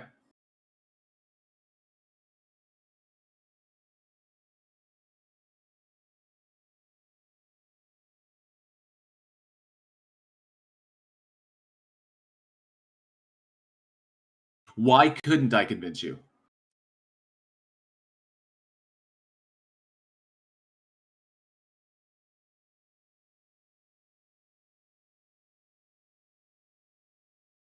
Okay, so let's throw a hypothetical. Let's throw a hypothetical on the table. If the God is defined in a particular way, and that God has attributes that are logically contradictory with the state of the universe as we understand it fundamentally, like there are attributes to its nature that fundamentally contradict the attributes of the itself, and I can show a logical contradiction exists because of how the God is defined. Would that convince you that God does not exist as defined? I'm asking you. I'm just saying. If a God is presented, whatever the God is, I don't care what it is. If the God is presented and its attributes, and I can demonstrate to you how its attributes entail a logical contradiction, then by virtue that we know logical contradictions can't exist, then that should convince you that that God, as defined, that particular God, does not exist, correct? Okay, so all you have to do is present a God and give its attributes, and then we can discuss whether we can determine if it can't exist because it entails logical contradiction, or if it's simply an unfalsifiable hypothesis that can be rejected on methodological naturalist grounds. Okay, what he originally said is that it's impossible to convince him that God does exist. That one, But so to argue against his actual he just point, contradicted himself, though. He could be convinced if it entailed the logical. No. He's saying he said you couldn't convince him God does exist. Does exist. No. He said both. No, he said doesn't. Does or does not. He said both. Yeah, he said doesn't. He's right here. Let's ask him.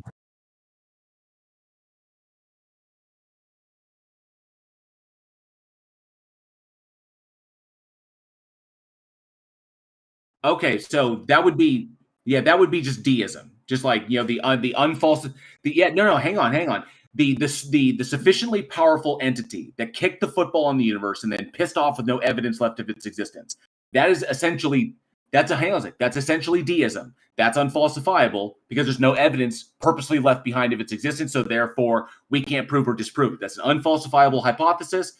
We can reject it on various grounds, but depending upon your God's attributes, if those attributes entail logical contradiction, then by definition, that thing cannot exist.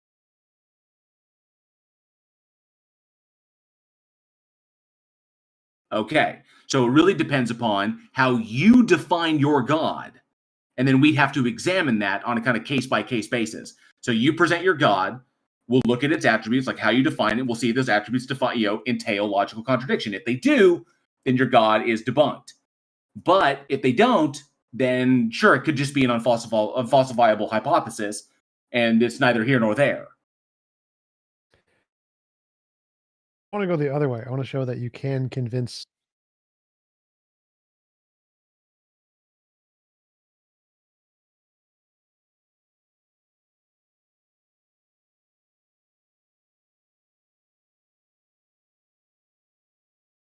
Bob, I can speak to him. So even though he's outside of space-time, you can still interact with things in space-time because he's how can you interact with something outside of space-time? Magic. He's got magic powers. But you're inside space-time and you're trying to interact with something outside of space-time. So for an analogy, I'm a fish inside a fishbowl and you're in the other room and you write 3 numbers on a piece of paper. There's no possible way for me as a fish in the fish tank to know what you wrote on the piece of paper, right? I couldn't. Sure, there is. I can psychically You're give you outside the of the information. tank. You're not in the bowl. No. So I think you're confusing outside of space-time with. You could walk in and tell me I wrote 3 numbers on a piece of paper. Stop. Here's what they are, but can I prove that? You're confusing things that exist outside of space-time can't interact. I'm just a fish in the bowl. Stop interrupting. Holy shit. Things outside of space-time can interact with things in space-time. It's what quantum fields do all the time. So a thing existing outside of space-time doesn't mean it can't cause things in space-time. So if a God existed, so I could walk into the room. Still talking. Sorry, go ahead. So if God existed outside of space-time, his name was Bob, and he can psychically tell me information. And I say, Bob, give me a gold brick, and every time I do, a gold brick appears in front of me, and I can then sell it. That would be great evidence of this God. I would believe that. Yeah. Here you go. I would believe that. That's how I would do it. Just like sorry, you were still talking, but I think we were making the same point. So if I were to write those 3 numbers on a piece of paper, and you're a fish, you're actually a human, but you're a fish. You look like a fish. You're living in a bowl. I walk in and I take the piece of paper. Let's say it's waterproof. I drop it in the bowl and say I wrote 3 numbers on this piece of paper. Here they are. You can see that, right? It's provable. I would be convinced. It's a bit easier. The fish would be able to see you from inside the bowl. That's not a good analogy. If you look inside a bowl outside, it actually is a mirror. So it's a pretty good analogy. It's a black bowl. It's a black bowl. It's a black bowl. It doesn't matter. Peter, it doesn't matter the argument. Completely irrelevant. So yes. Okay. But the point is, I could come into your universe. Let's say I'm God and I'm beyond your universe. Let's say that we're in one universe and there's, I don't know, infinity of them because God's endless, right? And infinite and all powerful. There has to be infinity. Doesn't have to be, but there could possibly be. What's the point? Well, the point is that God could come and interact with our universe. Sure, that would be great evidence. Yeah, but it's not convincing me that God exists because I haven't seen anything that's done that. I've read books that say that people have seen. Honestly, I have read books that people have said that someone else has told them that they've seen someone else. So we're like four parties removed now. Perform miracles, but I haven't seen any evidence of God. So I you can't agree. convince me. I agree, but if you did see evidence, that would potentially convince you. Just like if I saw evidence, it would potentially convince me. There just isn't any, which is why we're not convinced. And don't ask when you talk about how you yourself can't be convinced, but other people have been convinced, but not necessarily for good reasons. So that depends upon it depends upon a number of factors, like emotional states, psychological states, the amount of information you have, your educational level. There's a lot of things that go into that. So people can be convinced, but for bad reasons. Like you could manipulate someone into believing this thing by posing something that they just don't have the educational acumen in order to debunk or recognize the fallacy of. So I can present something to someone who is ignorant and they could be like, oh, wow, that makes so much sense. When in actuality, all I'm doing is making logical fallacy and I'm doing an appeal to emotion. It makes them feel better so they believe for the wrong reasons. So you can convince people for bad reasons. The whole point is, can we suss out that they're bad reasons? That's the point. So people come up here and they present why they believe, what they believe in, why. And then we critically examine what they believe in, why. And we try to determine, do they believe for bad reasons? Have they been convinced of something with no rational grounds? Or do they have a legitimate reason for doing this, for believing what they believe? That's the whole point. So, JL, you can convince anyone of anything, even if it's not rational. Sure, I could. I could convince people of many brainwash things. someone or do whatever, It doesn't have to be true for you to be able to convince someone. So, can God convince us that God exists? Yeah, you could do that. You could probably convince some people. No and problem. Besides, here's the best way to convince people that things exist. If someone came up on here on the stage and literally handed us just drop dead bam, here's your evidence that this exists. Bam, here it is. I've got it. And it was irrefutable and it stood up to the methodology, then yeah, we would be convinced. We would no longer be atheists, but it doesn't necessarily entail we'd be Christians or anything like that. But yes, all it takes is evidence to support it. We've got one of those next, supposedly. Like, if you were to right now pray to God to drop a brick of anything, I don't care if it's gold or coal, right next to me, then I would believe you. And you could convince me that God exists. That'd be some pretty strong evidence. Well, I have a question. What's your If a evidence God that he exists, if a God, don't ask. I have a question. I have a question. If a God exists, why would he need people to convince other people of his existence? Why couldn't he do that himself? I totally agree. He wouldn't. He wouldn't even need to violate. He wouldn't even need to violate reality. If I were to believe in a God and I were to pray to that God to be like, I'm praying you, don't ask. Right now, just whisper to him. Tell him what the J and L in my name stand for.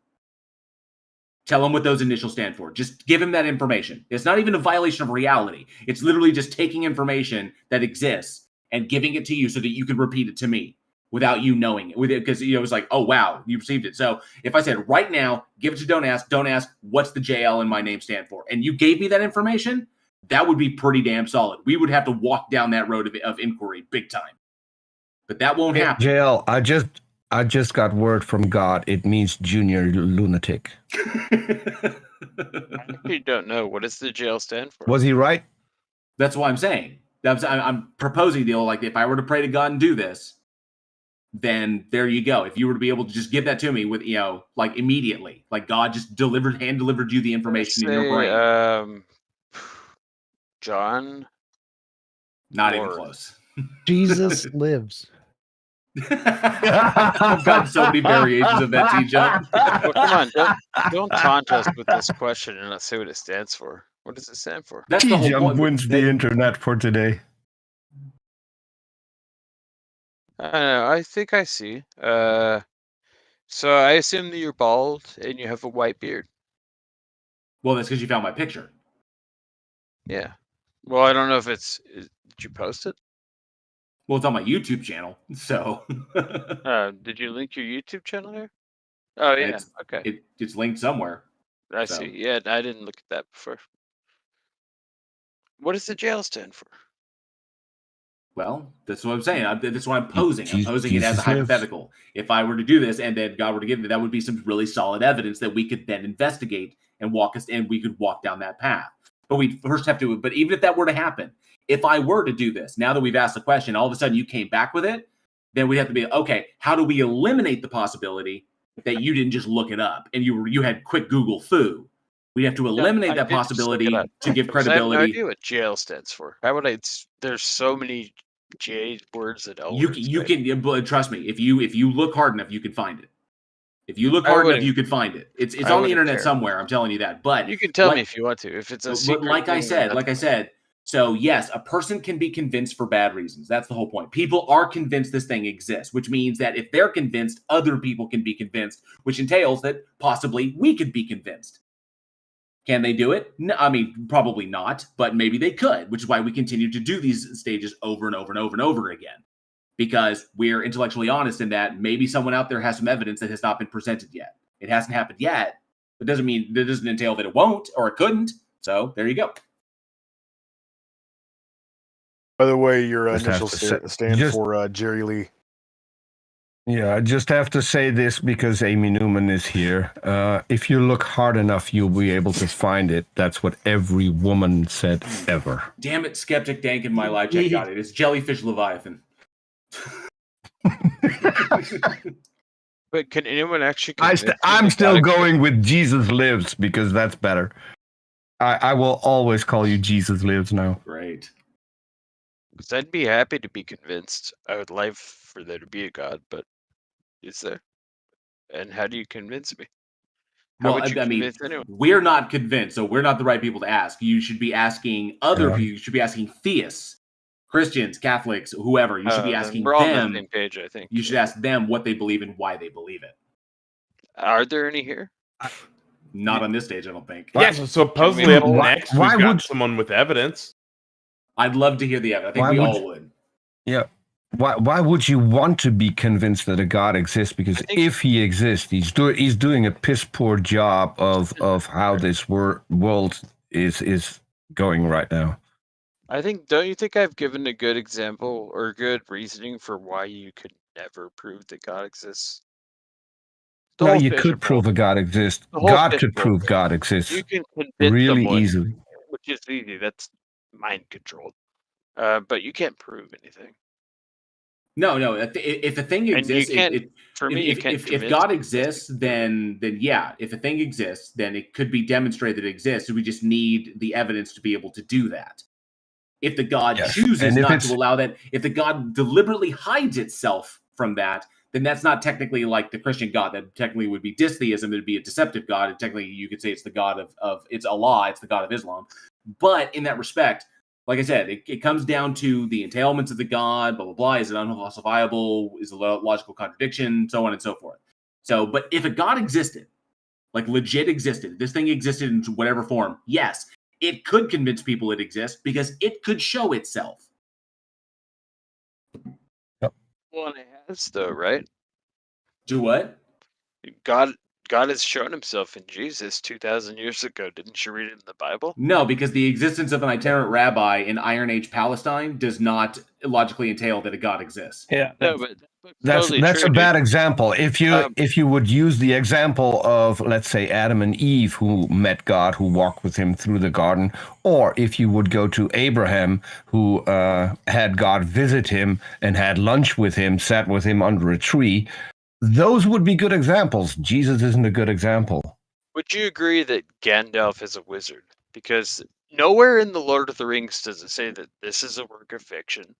It should not be taken seriously. Gandalf is a wizard in the exact same way that God exists. They're both fictional. Fictional character. Fictional character. Exactly. Yeah. So you can't convince me God exists unless you can convince me. You Gandalf could be is convinced actually a if wizard. God showed up and demonstrated it to you. It's like if God showed up, that would be enough to convince people. They Well, would. there's actually I'm waiting. there's somebody in the stage down below has their hand raised, and they've been messaging me. Their argument is actually kind of weird. I've never heard it before, but in Job chapter 12, it says that all the animals know that God exists, and if you ask them, they'll tell you. And so his theory is that if we figure out a way to talk to animals sometime in the future with technology, I can debunk and it. they Are we all not believe in Xerxes? God. Xerxes, I can That's a debunk funny that one. because I have a new dog, and I like to impersonate Otangelo. Every single time I do Otangelo's voice, he attacks me. So I'm pretty sure he's against God. Maybe Actually, just against Otangelo or I Kermit the have an Frog. ex who had an African gray parrot. And Well, given if I asked this- that parrot if God exists, he would say no. So, given this, I think if there's somebody in the chat, somebody with their hand raised that has evidence to present, I think we should get them up. I'd love to hear that. Yes. Yeah, Thank you for definitely. coming up. And I'd be Thanks. happy to refute it too. Thanks, I thought we guys. just asked. I thought we just asked JL. JL's an animal, right? I am You an believe in animal. God? Yes, I'm an animal too. I do not. Yeah, that's the other problem is that Garrick's argument kind of fails because we're all animals and none of us believe in God, and he said specifically in the DMs, all animals have to believe in God for it to be proof. You told me he had evidence, so I brought him Well, up. that's what he told me, but I didn't know that that's what he was talking about. Oh, that's a dumb argument. However, Well- very specifically, I am only an animal in bed. Garrick, Let's give him a shot. Garrick, I should have responded with a negative. Sorry, Negative. I'm a meat popsicle. Hey, Garrick, welcome to this panel of animals and one meat popsicle. What have you got for us today? Could I just tell you how this argument came Your about? volume is very low. Could you turn up your microphone, please?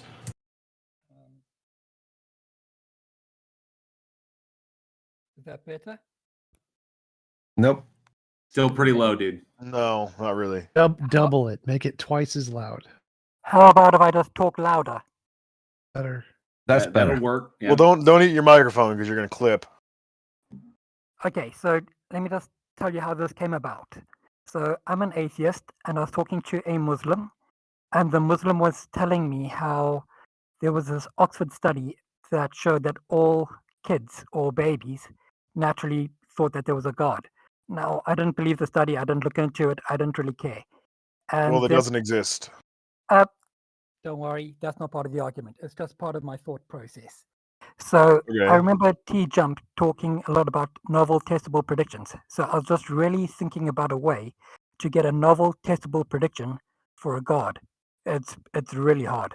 But anyway, this is the only one I've got so far, where it says in Job, that thing that I told you, it predicts that all animals, I think all animals Job. besides humans will believe in a god. And it says, ask them and they will tell you.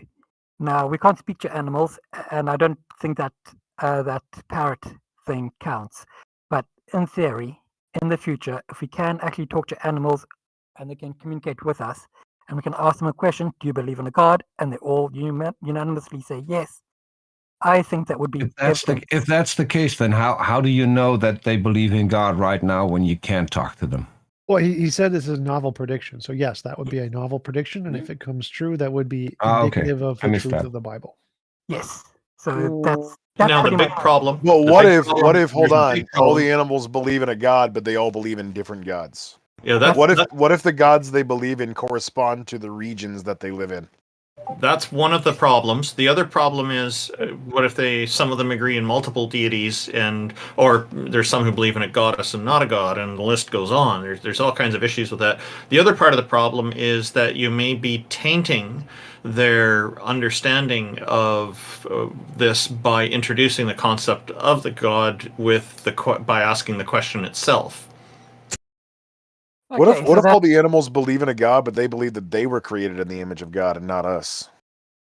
Guys, I can't Each- address each 4 species has points. its own god. Please be serious. 1 point at a time.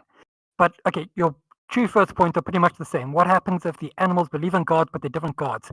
That's irrelevant because they still believe in gods. The evidence is still correct. So that's not a good argument.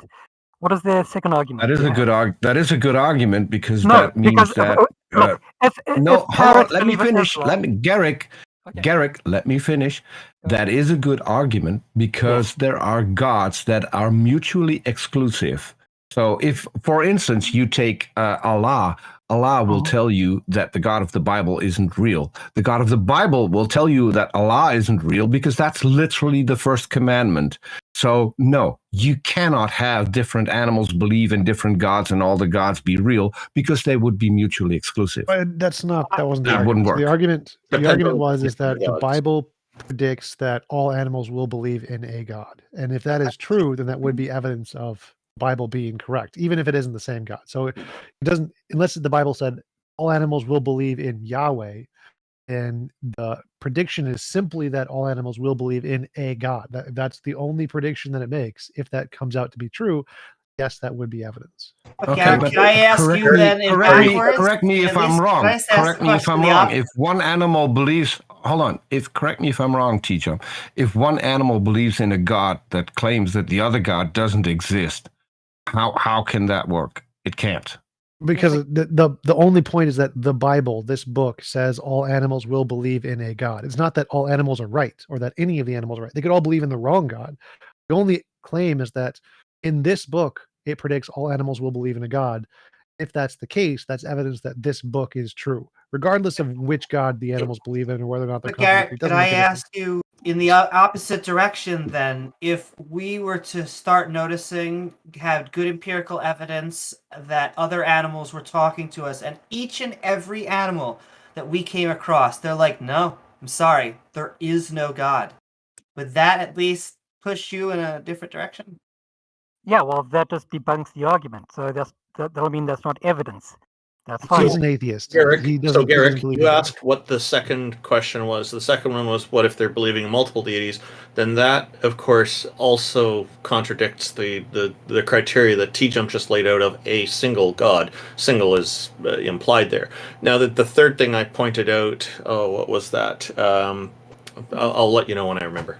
So, Garrick, just to point out, just to get a clarification. Yeah. Do you accept that human beings are also animals? I do, but not in the context of this text, because it says, but ask the animals and they will teach you. So that's specifically implying that we are not animals. Or it's talking about non-human, or it's probably talking about non-human animals, because the authors of the Bible didn't have understanding of evolution and genetics. Yes. Yeah, because technically human beings are all animals as well. So the problem is that if the text is dependent upon an ignorance of something, that's problematic. Because it's depending upon a worldview that contains that basically contains a perception of things that is not complete. So, but I think you're being unfairly charitable. It also makes a good point for saying that the Bible isn't the word of God, because obviously the Bible was inspired by God. So it's not that the people who wrote it didn't have the concept of evolution. It's that the God who created everything didn't have the concept of evolution and didn't know that we were animals. You could also be right for the wrong reasons. So I would agree that it would be a data point if that a phenomena was going on here, but we would have to say, were they just saying this because that's what they thought was happening, or are they saying it because they actually had access to knowledge that we could not confirm until now? Okay, so that's quite a lot of things to address, but if I go to Peter, so yes, it could be a stupid god or a dumb god or an evil god, whatever, but at least it's evidence for a god, which could be stupid and not know about human evolution and everything else, and think about humans and animals are not the same. I understand, but it would still be evidence for a dumb god. Garrick, it can't, because according to the Bible, God is all-knowing. Okay. And if the Bible contradicts the fact that God is all-knowing, then he can't be God. Okay, that's a good point. Yeah. But anyway, I just was looking at this argument by itself without looking at the rest of the book. Well, Garrick, so the Bible is 66 books written by approximately 40 different people. And so this passage in Job seems to delineate all the animals from humans, but there's other passages in the Bibles where it says that humans are animals. So even if we were to like flash forward 50, 60 years in the future, and we were find a way to communicate with animals. Now, to be clear though, it's cognitively impossible to communicate with certain animals just because they don't have the functions for communication.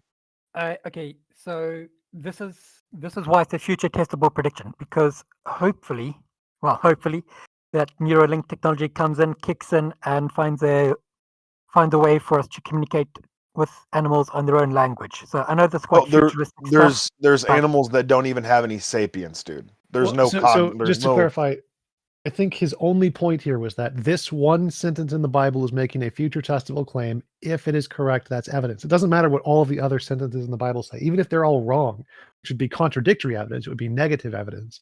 This one statement being right is some confirmatory evidence. I think that's the full extent of his claim. He's just saying that that's it. The reason why I'm bringing that up is because if the Bible as a collective puts humans in the category of animal, well, we can already test it because we as humans don't believe God exists. Some of us don't. Okay, so bingo, Xerxes. that snaps it away immediately. Xerxes, I'm not here to defend the whole Bible, right? But can you just address my point, my only point, my one and only point? Can you address that? Is it evidence? Your point is that the passage in Job says that animals will believe in God, all of them. And humans if are it was animals. true, and if We it know was it's true, not true.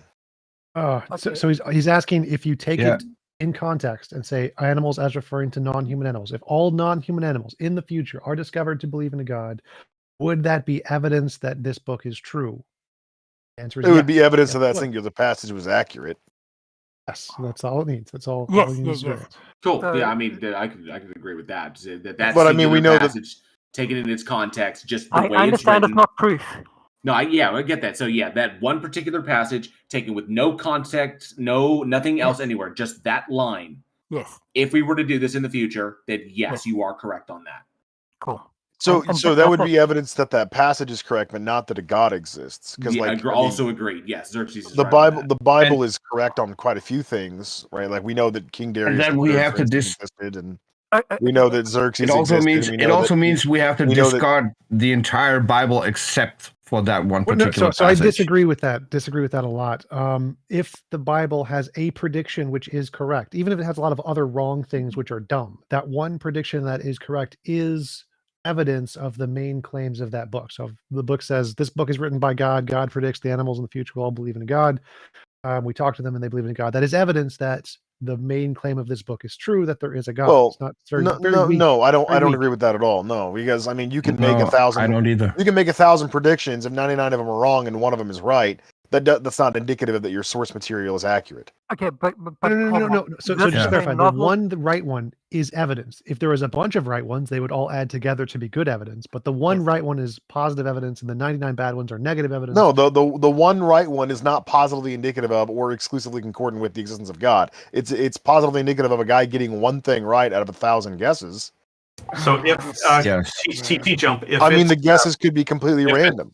T-Jump, if the claim is that the animals believe that, then all that would say is all we could say is that the Bible is correct about that particular claim. That doesn't necessarily mean that animals are the authority on whether non-human animals are the authority on whether God actually exists. They don't. The non-human animals don't matter here at all. So the point is that any time you're able to accurately predict the future, that's evidence of your hypothesis.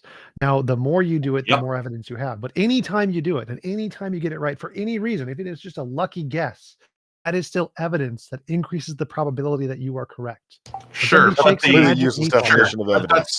that's correct. But if the claim is, the prediction is that animals, once you can talk with them, will tell you they believe in God, then the idea of God existing is still a non sequitur.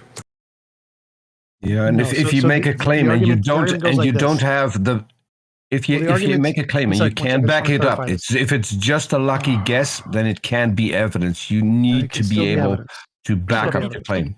Peter, hold on.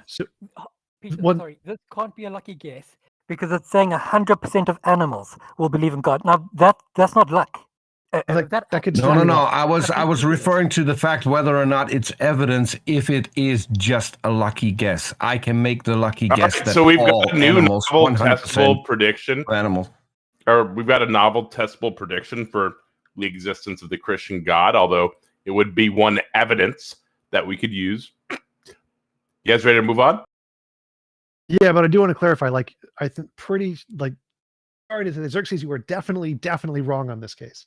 Even if you have lucky knowledge is a very big concept in philosophy, and it's just a lucky guess. Like Hinduism predicts the age of the earth is 4.3 billion years old. It's very lucky guess. Obviously, I didn't know this. Obviously, I think it was just luck, but it's still evidence.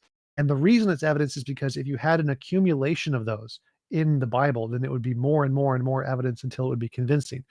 They predicted a whole bunch of things. DNA is double helix, universe is 13.8 billion years old. They had a whole bunch of these. That would definitely be evidence. And so the fact the body of correct guesses would be evidence, but the correct evident guesses in and of themselves, by themselves, are not evidence. They don't become evidence until they are a body. No, because now you're confusing the 51% rule versus 1%. So 1% is still evidence, even if it's terrible evidence. And so that 1%... That's meaningless. How is that meaningless? What does it mean for a thing to be evidence? Increases the probability the proposition is true by any percent.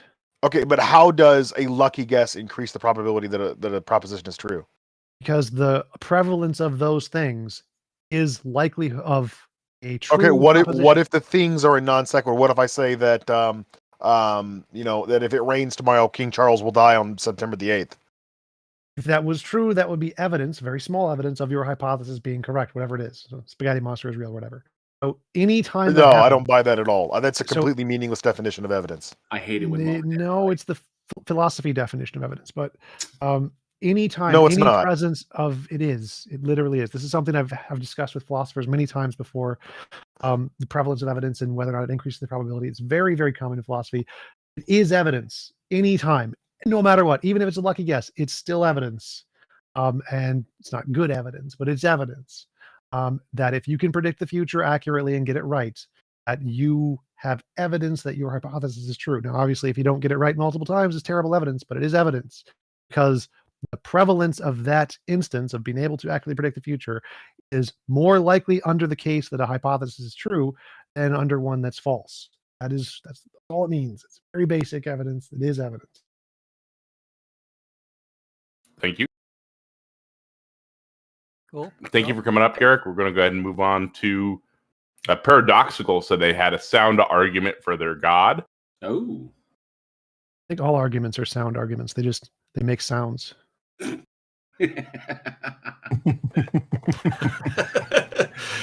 not wrong. He's not wrong. He's not wrong on that one. Paradoxical. We cannot refute that logical argument. Hello, Paradoxical. Welcome. Thank you for joining us. What have you got for us today? Hi, guys. It's great to be here. Very quiet. Can you turn up your microphone volume about maybe double what it is now? Sure, let me try. Is it better now? That's a lot better. Thank you very much. Okay, go ahead. Yeah, thanks, Susan. So, I would defend a Neoplatonic conception of God. So that is, I would reject. So it's basically a non-theistic position. So it's not atheistic or theistic. So I'm basically metaphysically a Platonist. So I would defend like the structural realist viewpoint, and so basically I can defend it on pragmatic grounds or pragmatic and metaphysical both grounds. So you guys can. So basically that God is the it's simple and it's not a being. It's not a personal God or something like that. That God in the sky or something. It's the not even the first principle. It's the unity itself, and it cannot be represented in any forms. Like any conceptual forms cannot be used to represent it. It's the source of all the structure that is emanating and basically emerging out of it. So it's that would be like the initial thing that I would say. So any questions regarding that, and maybe I can clarify what would be objections and how I would work on that. Yeah. Like, yeah, if that made sense. Okay, I apologize. I deeply apologize, Paradoxical. I caught like every fourth word in there. Yeah, me too. Me too. I didn't understand the word. You either need to slow down or to pronounce a little bit better, because I apologize. English is my third language. If English is your second English language, is my third language. Which I apologize. Yeah. If English is your second language, but it was really hard to understand what you were trying to say. Yeah, I was Okay, going to say yes, sorry, English is yeah, my English. third language. English is my third language, and I'm really struggling to understand what you're saying. So I know where you're coming from. It's difficult at times, but maybe try and slow down a bit. That would help.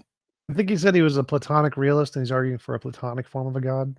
That was the conclusion. Yeah, so it's not actually like a personal being. So it's not a being that is interacting with you in your daily lives. But so Platonism basically would be something like the mathematical reality is also like ontologically real. So it is about that all there's a there are levels of ontology instead of just being that the material base ontology is real. So and it is about the relations, how everything is interrelated to one another, and it would be something like that.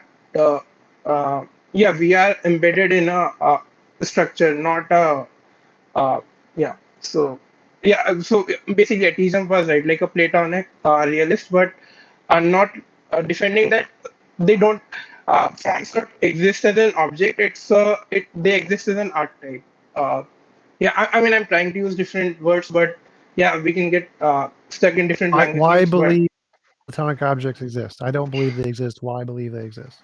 So Platonic, there are no Platonic objects. So I would this would be a position opposite to nominalism. So I don't believe that there are no universals and only particulars exist. So I would say that it's basically an interdependence of both. That there's a emergence happening from material reality and it's interacting with the constraints of the abstract reality. So it would be argument like something that 1 plus 1 is equal to 2, or if you are trying to construct a triangle, it would require you to follow certain mathematical logic. And yeah, I would argue that computation itself is being encoded in. So basically, cells are also Turing machines, and we are building upon this self-organizing principle. So I would say that that principle itself is relational. It's about how we're getting from one state to next state. So yeah, I mean something like you can say that if you want to get into object ontology, it would be computation is the base object of ontology, but that would get into the whole scientific side of arguments. That so I'm also a naturalist. That I believe that everything has natural causes, but yeah, I believe that causes also have downward causation. It's not just emergence upwards. So that would be the complete position. Yeah. Sorry if it was fast. Yeah. Why? So now we will have to get into pragmatic grounds if we can agree that metaphysically it is also explanatory. So I would say that nominalism doesn't lead us into explanations, and if we just try to get into empiricist point of view that everything we requires evidence, but empiricism also doesn't have any justification on itself. That it's uh, and you also get fragmentation of ontologies that normativity is completely independent of independent of physical scientific investigations, and that results in existentialism and all the other philosophies that are leading to that basically the, is less leads to less meaning in life, and meaning is about being connected to reality, and Platonism is about relations, that it's a relational ontology instead of being an object ontology. Still don't see why I need Platonism to have meaning or purpose or relations. So meaning itself is relation. So it's I mean, so I either will have to just go into complete nihilism that there is nothing, and it's all meaningless. But if we are just going to define meaning as something, I would say it has to be defined as meaning in life being connected to a real thing. So I mean, if you think of art or any aesthetics things people do, or romantic love or anything, so that's all about having some real relation outside of yourself. So I would say that if so they are like isomorphic. If even if you want to put different words to it, we need an explanation to for ethics and all the ways that we can converge. I mean, for converging, and that would be pragmatic argument that we need convergence in humanity for towards a shared purpose or a shared goal. But we don't know what the goal is. But that has to be something trying to get to to a non increase the wisdom of people to be less self-deceptive or fall into like feedback loops that are not helpful and can give a different view of reality. Right? So Still don't see why I need Platonic objects for that. I don't. You can just say nominalism is So- true. Don't need that. So Platon, we don't need.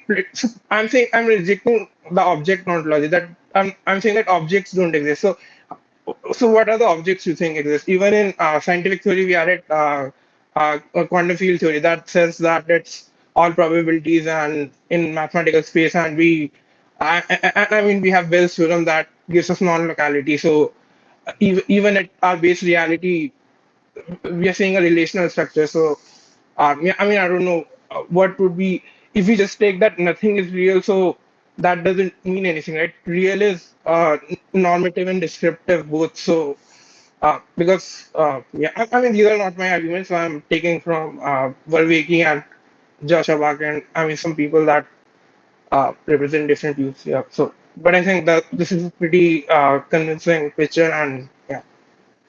I don't find it convincing at all. Most physicists don't find it convincing. I think quantum fields are the fundamental thing. I think they're physical. I don't think relations or mathematical objects are fundamental at all.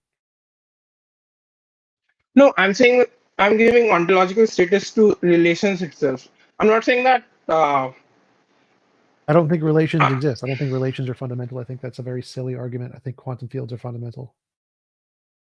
So, if this quantum fields are fundamental, how do you explain all the phenomena at human, like linguistic level and the like cognition that happens in Emergent properties of quantum fields. But yeah, how does something that emerges interacts with the material reality? So are you saying does the thing that emerges from the material reality doesn't have any impact on the material reality back? It's made of material reality, so obviously it would be able to interact with material reality. So I mean, if you're saying that something that is emerging, so I would say that mathematics is also, I would say it has a constraining relationship on reality itself. That No, even I for would say explaining, I would definitely say that there's no constraining relationship on reality. Math is descriptive, not prescriptive. but I think that would be. So I mean, I think there's new evidence coming from biology also that there is intentionality in. So for that, I think we have to get away from the point to instant point of view. That if you just look at one single instant to the next instant, that will always look like that there is not something emergent. But I would say if we sum a lot of yes, lot of instances, then the sum is greater than the its parts, and there is some control that we have on those relations based on what relational structure we are embedded in, and we are able to. I mean, if consciousness doesn't have any impact on material reality, then it doesn't make any sense, right? That there is. I mean, I would take the compatibilist position on free will that we have free will, but free will is intentional in structure. That it's not about single point. It's an illusion if you try to look at a single point, but you have to look at it as a unity across long distances. So I would say from philosophy of mind, we are like, I mean, I would say basically Dennett is right, but I would say we are converging on that. So yeah. I don't think so. I don't think there's any evidence that math is prescriptive. That's just not a thing. No. Can I ask, is this one of So, the main reasons why you believe in a god? So I would say that is not a god. God is just so that the one and the good are the same, and good is also, so it is the source of the infinite intelligibility. That I'm saying that even in forms there is evolution happening. So suppose there was a form of an horse, that if we just take the basic platonic picture that there's a form of horse, but when we started interacting, we started putting horseshoes on horses, and we developed a thing horseshoe. But then that horseshoe also became a symbol, and that symbol is like quite prevalent. But I would say that forms also evolve, and there's an interaction between the emergence that is happening from material reality and forms that are also sort of constraints that are also evolving based on the I mean that it's a relational picture instead of just there being emergence and there being just an epiphenomenalism that we are conscious, but it's just all there is no interaction back to the material reality. Yeah.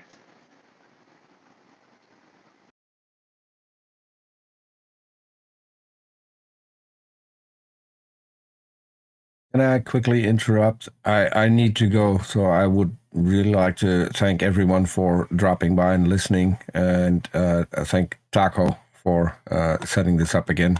It's been a pleasure as always. Click Peter's links.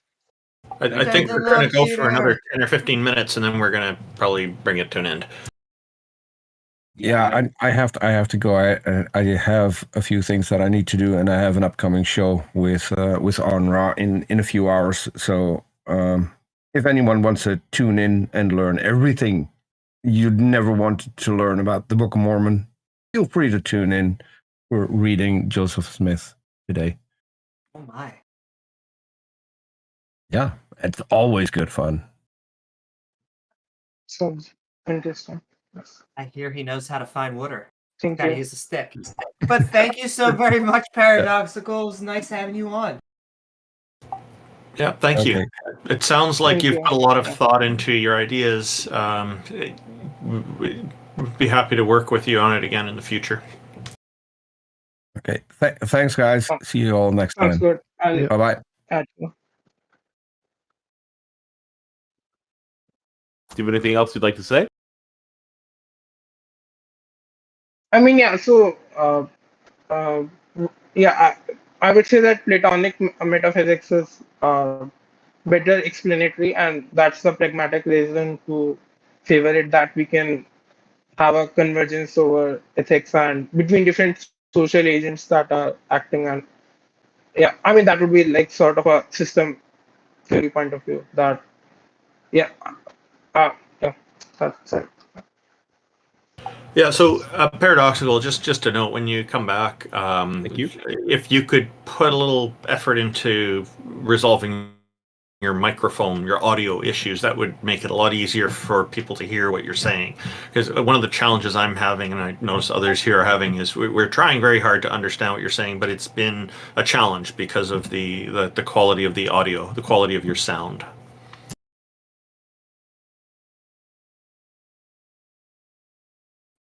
Yeah, I'll definitely try to work on that. Thank you. Thank you. Thank you. We look forward to speaking with you again. I guess we have time for one more, right, Taco? Yeah, we'll bring up lols. Lol. Hello, Make a Vegan Room. How are you? Hey, I'm good. How are you? Doing pretty good. If you turn up your volume just a little bit, that'd be a great help. We have a vegan room. It's called Health and Can you Fitness. hear me? Can you hear me now? Yeah, we got you. What you got for us today? Yeah, well, I just had an argument for the idea that consciousness is not supervenient on the physical. And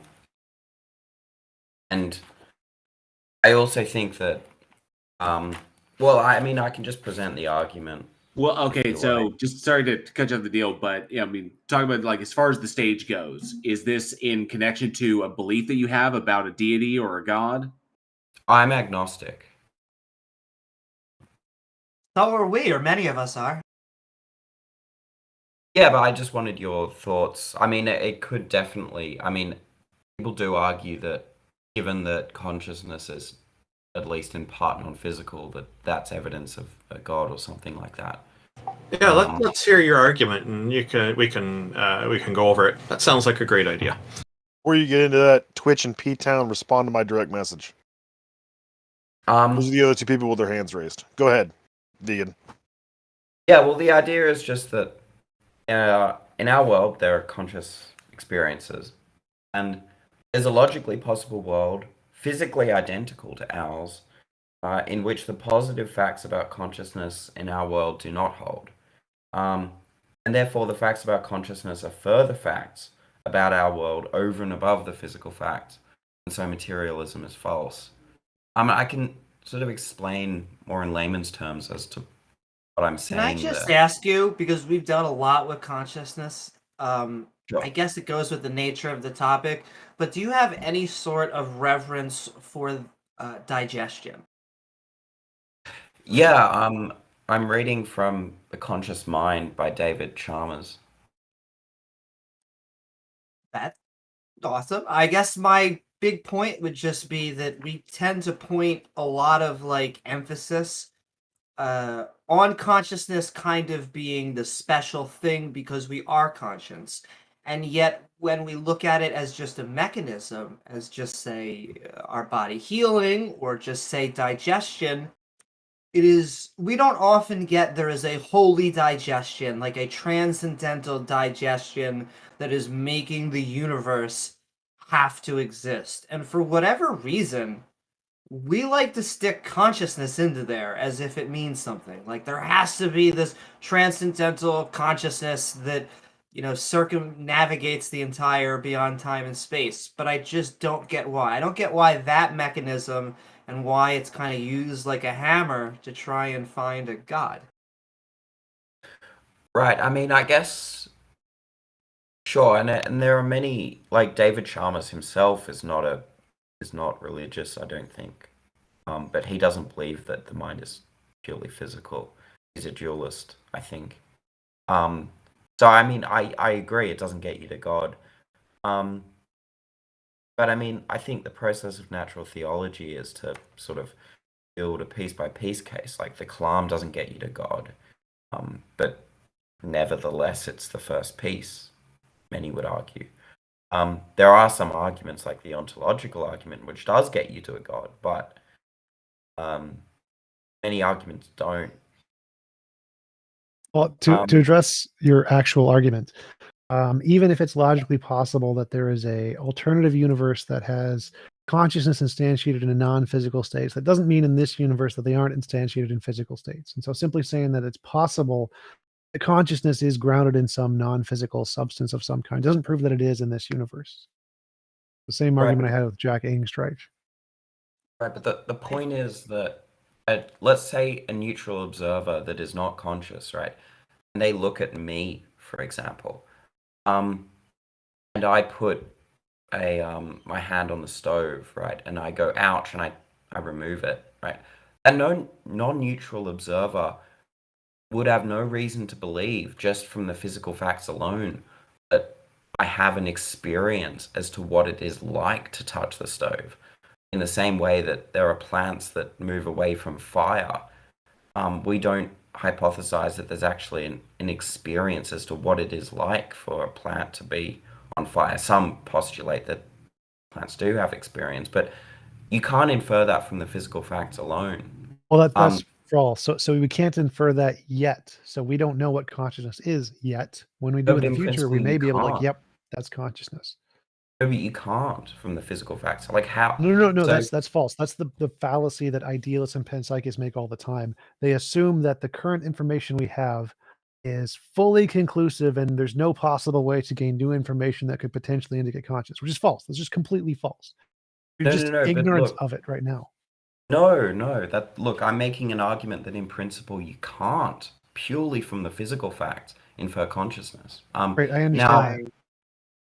yeah, well, look, I mean, you can grant that point and still not accept dualism, right? You might, like, one of the biggest objections is that consciousness is like a posteriori. But look, I'm saying that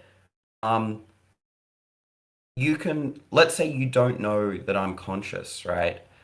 Or let's just look at a frog, for example. There's a frog that goes a ribbit, right? And it has a conscious experience, but all of the physical facts in the frog, right? Every single neuron, every single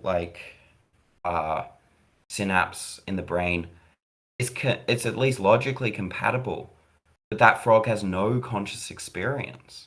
And so a neutral observer, I might argue, is actually not likely to infer that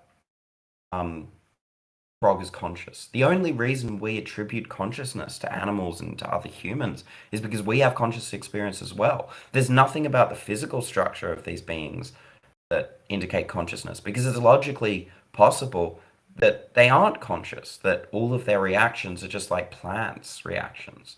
And if you grant that plants don't have consciousness, the physical facts don't supervene on the mental facts. Right, but that's the reason that's wrong is because once we have a better understanding of what consciousness is, and we know that consciousness is this physical state right here, and we can look in the frog and say, yes, it has this physical state, we can say, yep, it has consciousness. The only reason right now we don't do that is we don't know what consciousness is. So this is an argument from ignorance that the idealists and panpsychists make, where they think that no matter how detailed a scientific discovery we'll make, we will never be able to identify what the physical state of consciousness is, which is completely false. Nobody in neurology thinks that. It's just not a thing. It's a thing idealists think for no reason whatsoever. But it is I'm not an the fact that idealist. it's logic. I know you're not. I'm not saying you are. This is an argument that idealists use. So the point But here I is that agree with this point. I understand that, and it's still wrong. Everybody who makes this argument is wrong. It is always 100% an argument from ignorance, because it's saying that no physical data will ever be able to determine what consciousness is, which is dumb. Every time somebody says that in science, they're wrong. That's not exactly what I'm saying, though. But that's what the argument is saying, whether you intend it or not. The No. reason it's fallacious is because it entails the fact that it's impossible in principle to discover what physical state consciousness is. And once you do, this problem is just false. But look, that's not what I'm saying. The first point is that I'm saying that looking from the physical facts alone, right? Let's just say that, I look at a frog and I say it's conscious, and you look at a frog and you say it's not conscious. There's nothing about the physical facts that indicate. So that's begging the question. That's what's wrong. I understand exactly the argument you're making, and I understand exactly why it's wrong, and it's that sentence right there. It is not logically in principle impossible. Look at the physical states in a frog and determine it's conscious or not. It is possible to look. I don't know. I don't need to know. It's logically possible for it to be discovered in the future, where science can look at the physical states in a frog and say, yes, it's conscious. No, it's not conscious. We can't do it now. We don't know what it is now. It is logically possible, and it is actually the most likely thing to happen in science in the future. We can actually experiment with a frog and figure out if it's conscious or not. And I don't understand why it's this super. And one thing, No, vegan I don't room. think you can. I think it's a good inference to make, right? But vegan room. That's, if I remember correctly, that was the biggest critique of Chalmers's book. While he did present it really, really well, the biggest critique on that is that essentially Chalmers was operating off of a hunch, and that he was in fact begging the question, like T-Jump brought up. No, but I think, look, I mean, I personally think that he might be very begging the question, but not at this step. I think he's right about this first step. No, he's wrong about this step. It's just demonstrably wrong about this step. So this step requires the assumption, the intuition, that no matter what physical facts we look at, none of them will be able to determine whether or not something is conscious or not. And that's just begging the question. Nobody agrees with that. No, but look, okay, once you have in the background that, and Chalmers agrees that he actually thinks that if you have a physical duplicate of, for example, me, then it will be conscious necessarily. And that necessity is is a posteriori. But the point is that the reason that we can make that inference is because we have conscious experience, right? It's irrelevant. That part but is totally, totally irrelevant. Assume we don't. Assume there is a computer that has no consciousness whatsoever, but it why on knows earth this would they physical infer state is that there's consciousness. consciousness? What? Yeah, so No, why no. on earth would that computer infer that I'm conscious? In fact, If it knows, if it argument in has the book- propositions that it knows this physical state is conscious, and it looks and it finds that physical state, it can But say why this would thing it is think conscious. that? But why would the computer think that? Because it's determined to by quantum fields. It doesn't matter why. You're confusing epistemology and ontology. The ontology, I'm the not. question is the ontology of the frog. Is it conscious? There can be a computer No. Okay, you're that is not. confusing epistemology and ontology. Because I'm making an epistemic claim that it's impossible purely from the physical fact to determine if something is conscious. No. And So that's obvious.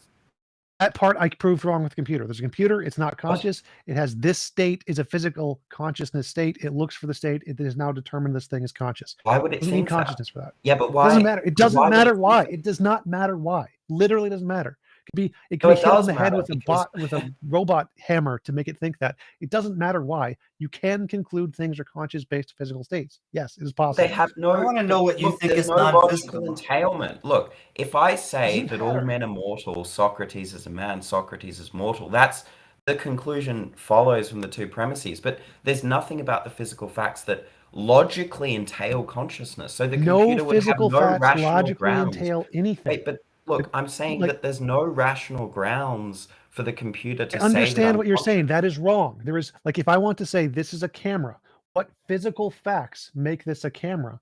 Well, there aren't any. It's not like there's like the camera fact.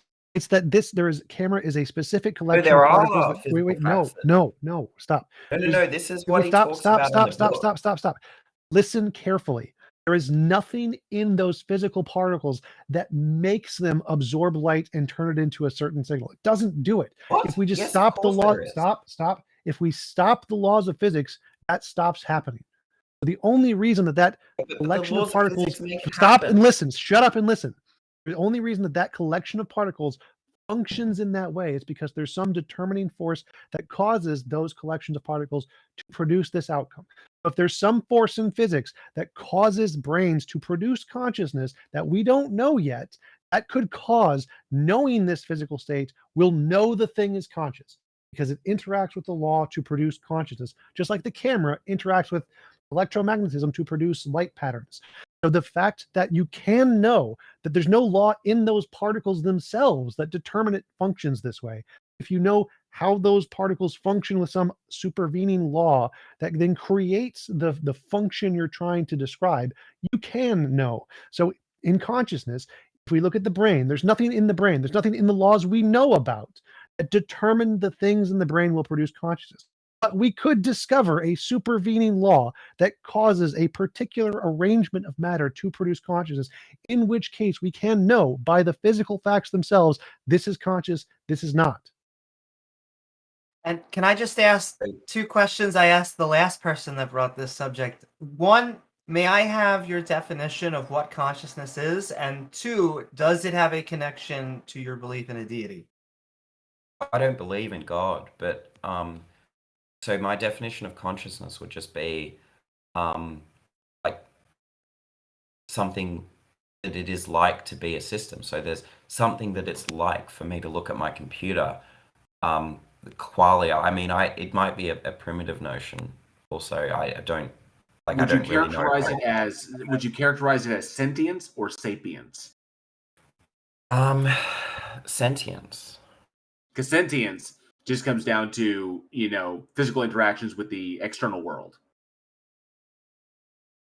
No, that's not what I understand sentience to be. So sapience is essentially like reasoning, cognition, critical faculty, stuff like that.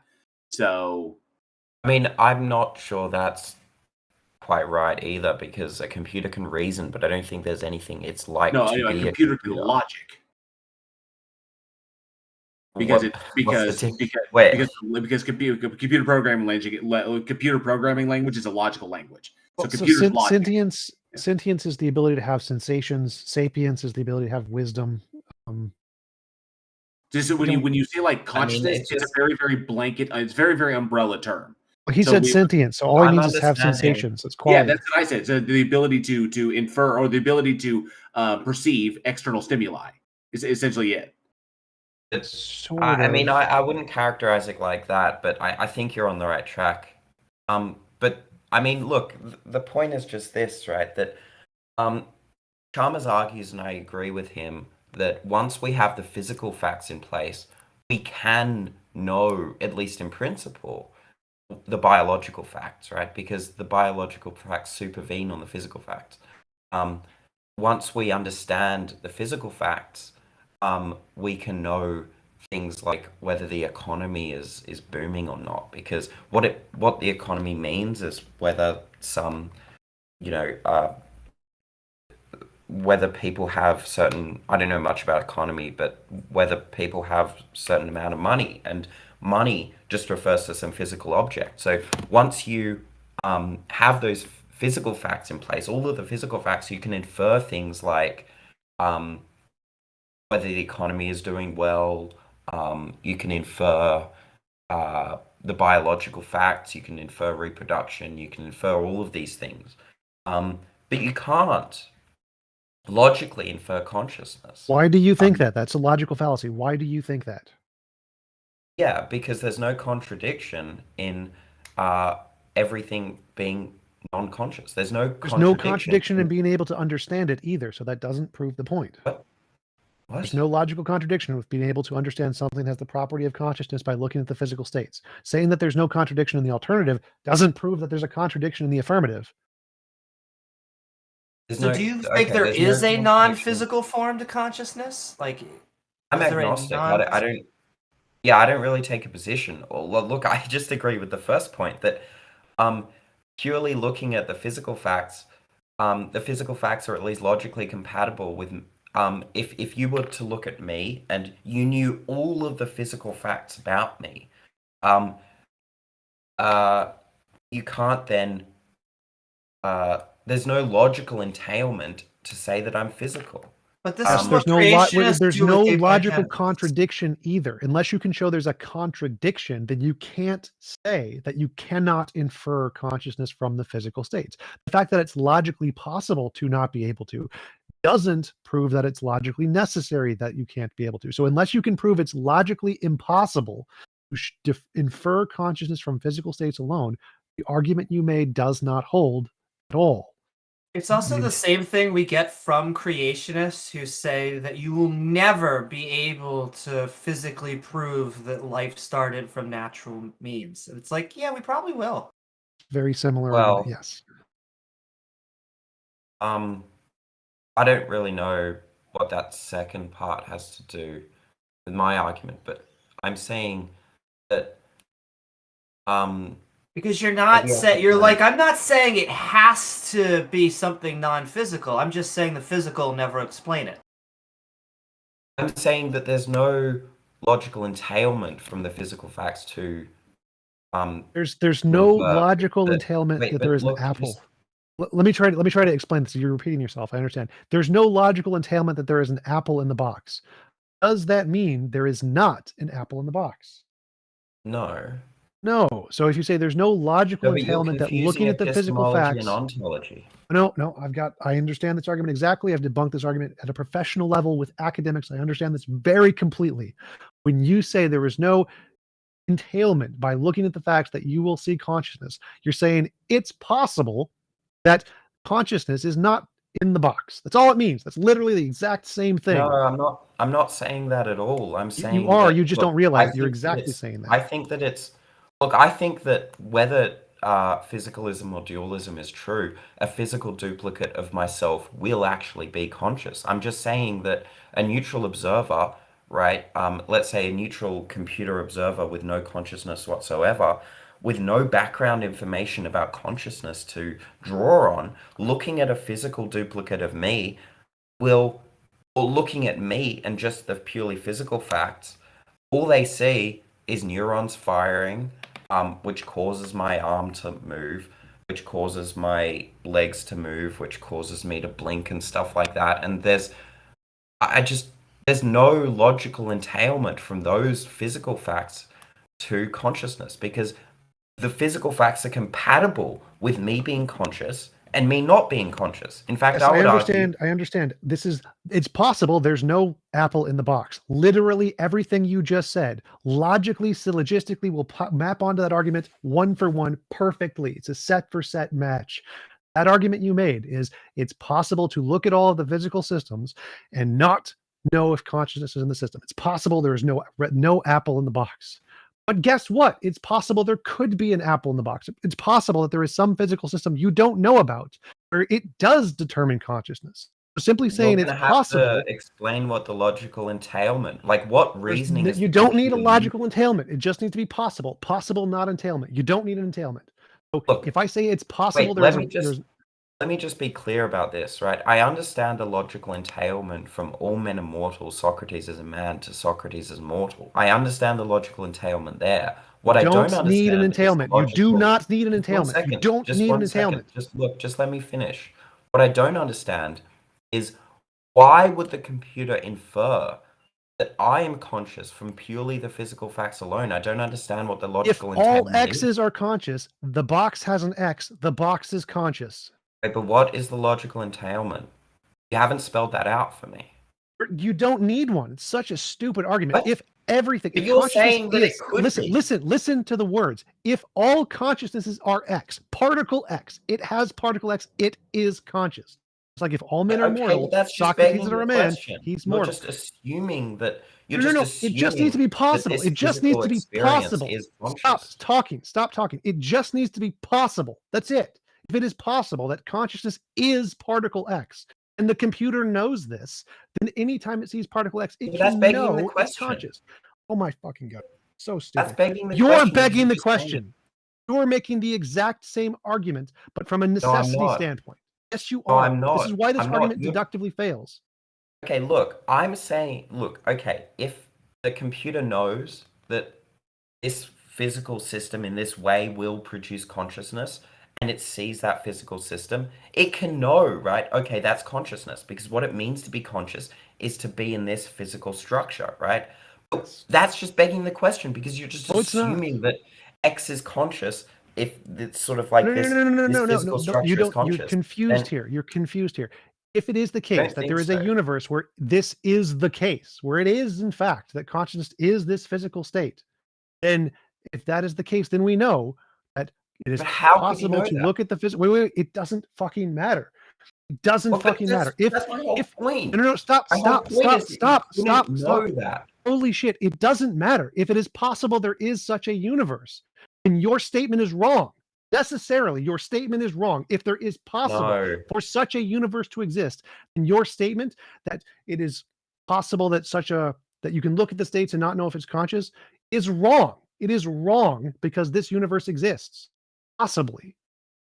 No, look, I don't think you're understanding the point. I fully understand the argument. I've talked about this with academic professors all the time. You are wrong. No, I don't think you understand the point. The point Fully is just understand academically this point. I've talked about it with academic professors on this topic. If it is possible for a universe to exist where consciousness is a physical system, whether or not you know it. No, I can grant that. That's irrelevant. And your argument is done. Your argument is wrong. No. Yes. No, look, I'm not saying that consciousness is not physical. I'm just saying that a neutral observer that's not conscious, a computer system that's trying to say, does this frog that goes ribbit, does it have an experience as to what it is like to be that system? The answer is no, of course. Why would that neutral observer, why would that computer infer that? There's no logical entailment from purely the physical facts. And you haven't shown what the logical entailment is. You just keep saying that consciousness could be physical. You're diffusing the argument to why does the computer think X? You just said that consciousness could be physical, right? And that's entirely consistent with everything I'm saying. Right? Okay, maybe consciousness is physical. I'm going to grant you that point. But I'm saying that there's no way to know that physical system of consciousness Can I ask, if I were to take you into a room with a closed door, and in this closed door, I say I only need one task. If you figure this task, I'm going to give you $1 million. I just want you to know, is this person conscious or not? Do you think you could walk away with that activity?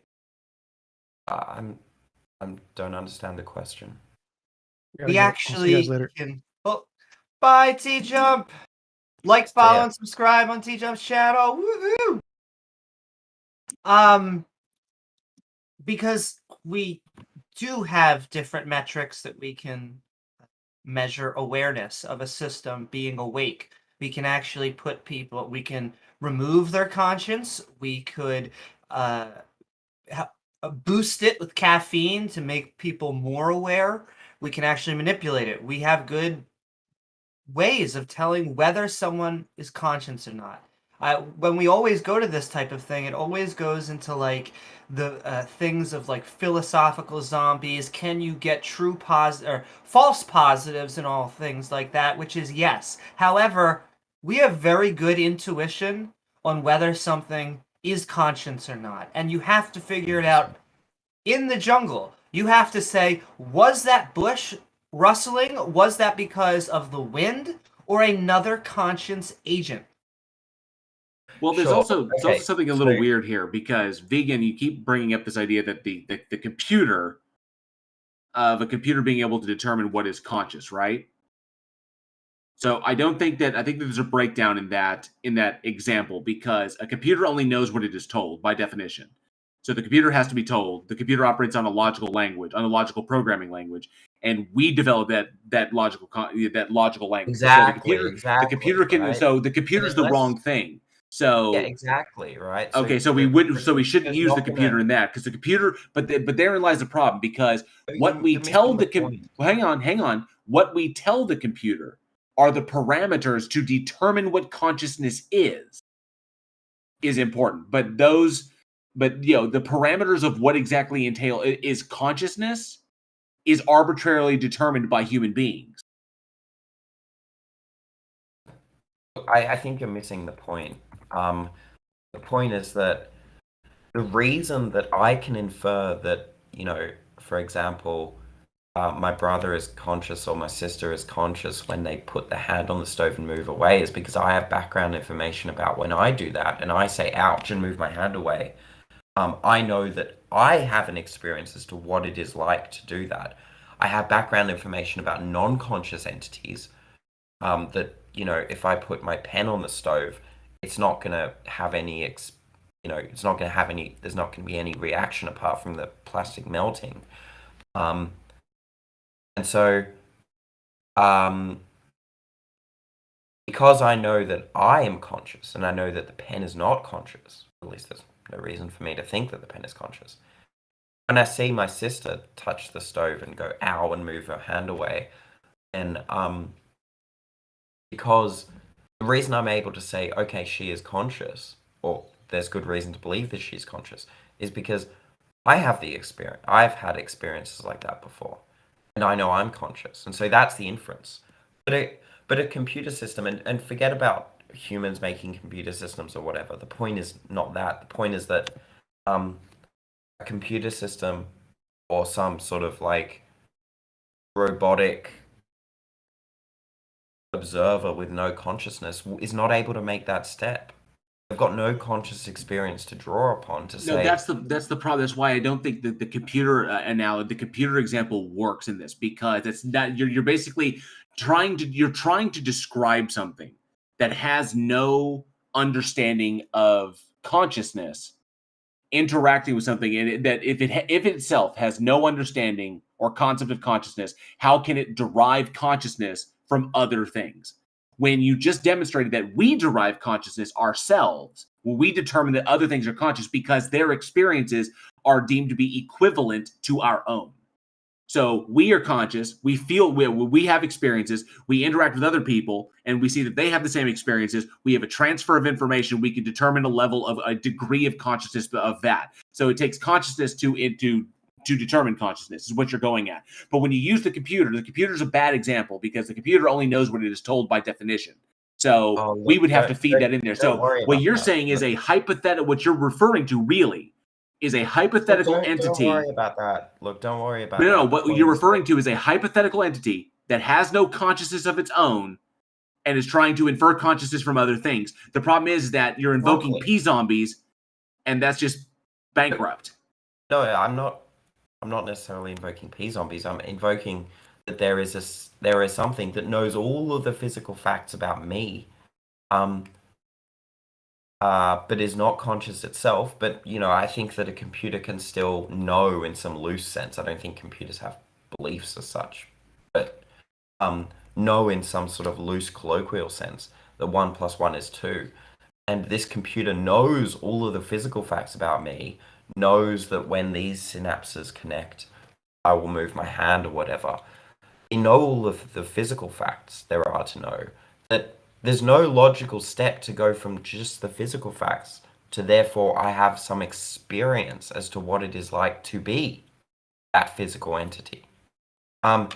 And T-Jump wasn't able to present what that logical entailment was, and nobody else has. Well, the T-Jump was correct. It's not necessary.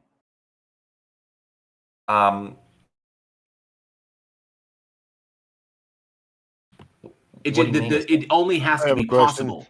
That's it.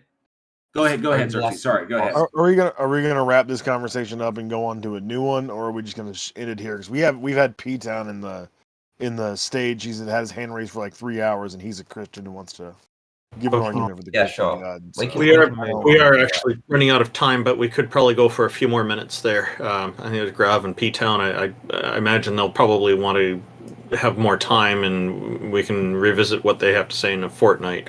Thank you, Make a Vegan Room, for coming on. This is a deep topic. Yeah, no worries. Well, thanks for having me on. Thank you. If anyone wants to know more about the topic, I strongly suggest you read The Conscious Mind, In Search of a Fundamental Theory by David Chalmers. Yeah, anyway, thanks for having me on. Peace. Have a good one. Thank you, and thank you for the book recommendation. As we're bringing on PTOWN, I just want to say that there are good evolutionary biological reasons for why consciousness needs to understand whether other things are conscious or not.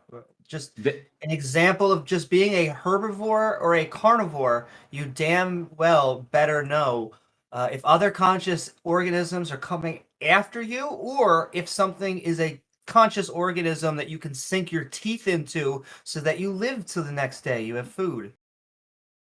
It also has to be stated that the Conscious Mind by Chalmers has been heavily criticized by a number of academics out there about the begging the question problem, the appeal to philosophical zombies, so on and so forth. I think it's an interesting read, and it's well constructed and well presented, but he makes some fundamental problems. Let's go to show on the room with PTOWN. PTOWN, what do you got for us, man? Oh, hey guys. We can close up shop. The stream's been going for a long time. Let's see what you got. We'll see how long this will take. You're going to help us close up stream because you are the last one. And what is up, PTOWN? Hey. Well, I don't know. There's a lot of things covered today. I just wanted to mention the guy Garrett when he was talking about Job and the animals. I think it's pretty clear that, asking the animals about God, I think it's pretty clear that the word means inquire to the animals. I mean, you can, by implication, you can look at the animals, the beasts, the birds, the fishes, and defer that God made them. I think that's what infer. To. Yeah, not that the animals are going to talk to you. PTOWN, you realize that's what would it even look like? All right, to say that this is what an animal would look like. This is what we would see if an animal was created by God, and this is what we would see if an animal wasn't created by God. How do you delineate between those two categories? Sure. Well, I just want to say that what I was trying to say is what the Bible says. Okay. I get that. So if you want me to explain where it was going with that, you can go to Job 39. I believe. I know where it was going with that. What I'm asking you, PTOWN, is how would a person look at an animal and infer that it was made by God as opposed to the product of perhaps natural processes? What would be the difference between? I don't know the fancy words for it, but I think some of it, what is it? Irreducible complexity. What's his name? Which doesn't Otangelo. exist. Yeah, that's been debunked. Yeah, Otangelo is how he pronounces it. Also, I got to throw this out before I lose it. PTOWN. There's also the very if you look at it from the standpoint that the book itself, that the text itself, the Bible was written by individuals who didn't have a real advanced understanding of things, so they interpreted a lot of natural phenomena in very poetic terms, which is why they tell like it's written on your heart because when they really meant what it is you feel that way because it just feels like that whole kind of thing. So when looking at asking the animals, the way I always took it and the way my pastor kind of worked with that was it wasn't literally ask the animals a question and the animals will answer. What this was a metaphorical way of look at the behavior of animals in and of themselves. That animals seem to operate within the world balanced in a kind of equilibrium, that they don't operate in the notions of hate or prejudice or jealousy or any to the extent that human beings do. To look at how they operate and look for that balance, find that similarity between the two of us.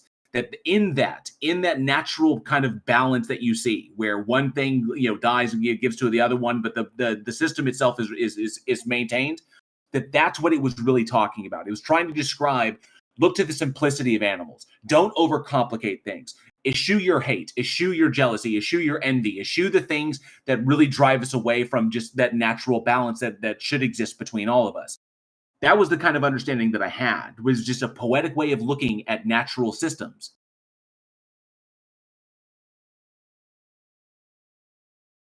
I don't really care what your pastor told you or what you thought then.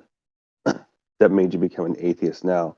My point is, it's not what made me become an atheist. What I'm demonstrating is that there are different ways of interpreting that text, and there's no way to justify one version over the other. In Job 39, for an example, Warren, God then later on he talks about the horse and how the horse is competitive, right? And it'll charge into battle. Just describing a psychological aspect of an animal. Or he'll reference, a better example maybe would be how there's wild animals and not wild animals. How certain animals, no matter how we try to make them quote unquote evolve, they're not going to be able to, you're not going to be able to breed them so that they can pull, say, your plow. And people have tried to do these things. And my point is that the Bible, in particular in this case, Job, there is a lot of viable scientific facts that are foretold. And just as some of you folks before said, that would be evidence. A lot. Well, I mean, I just gave you one, for example. What hold on. What do you mean you gave us one? What you gave us was an observation that animals. Let me be more specific.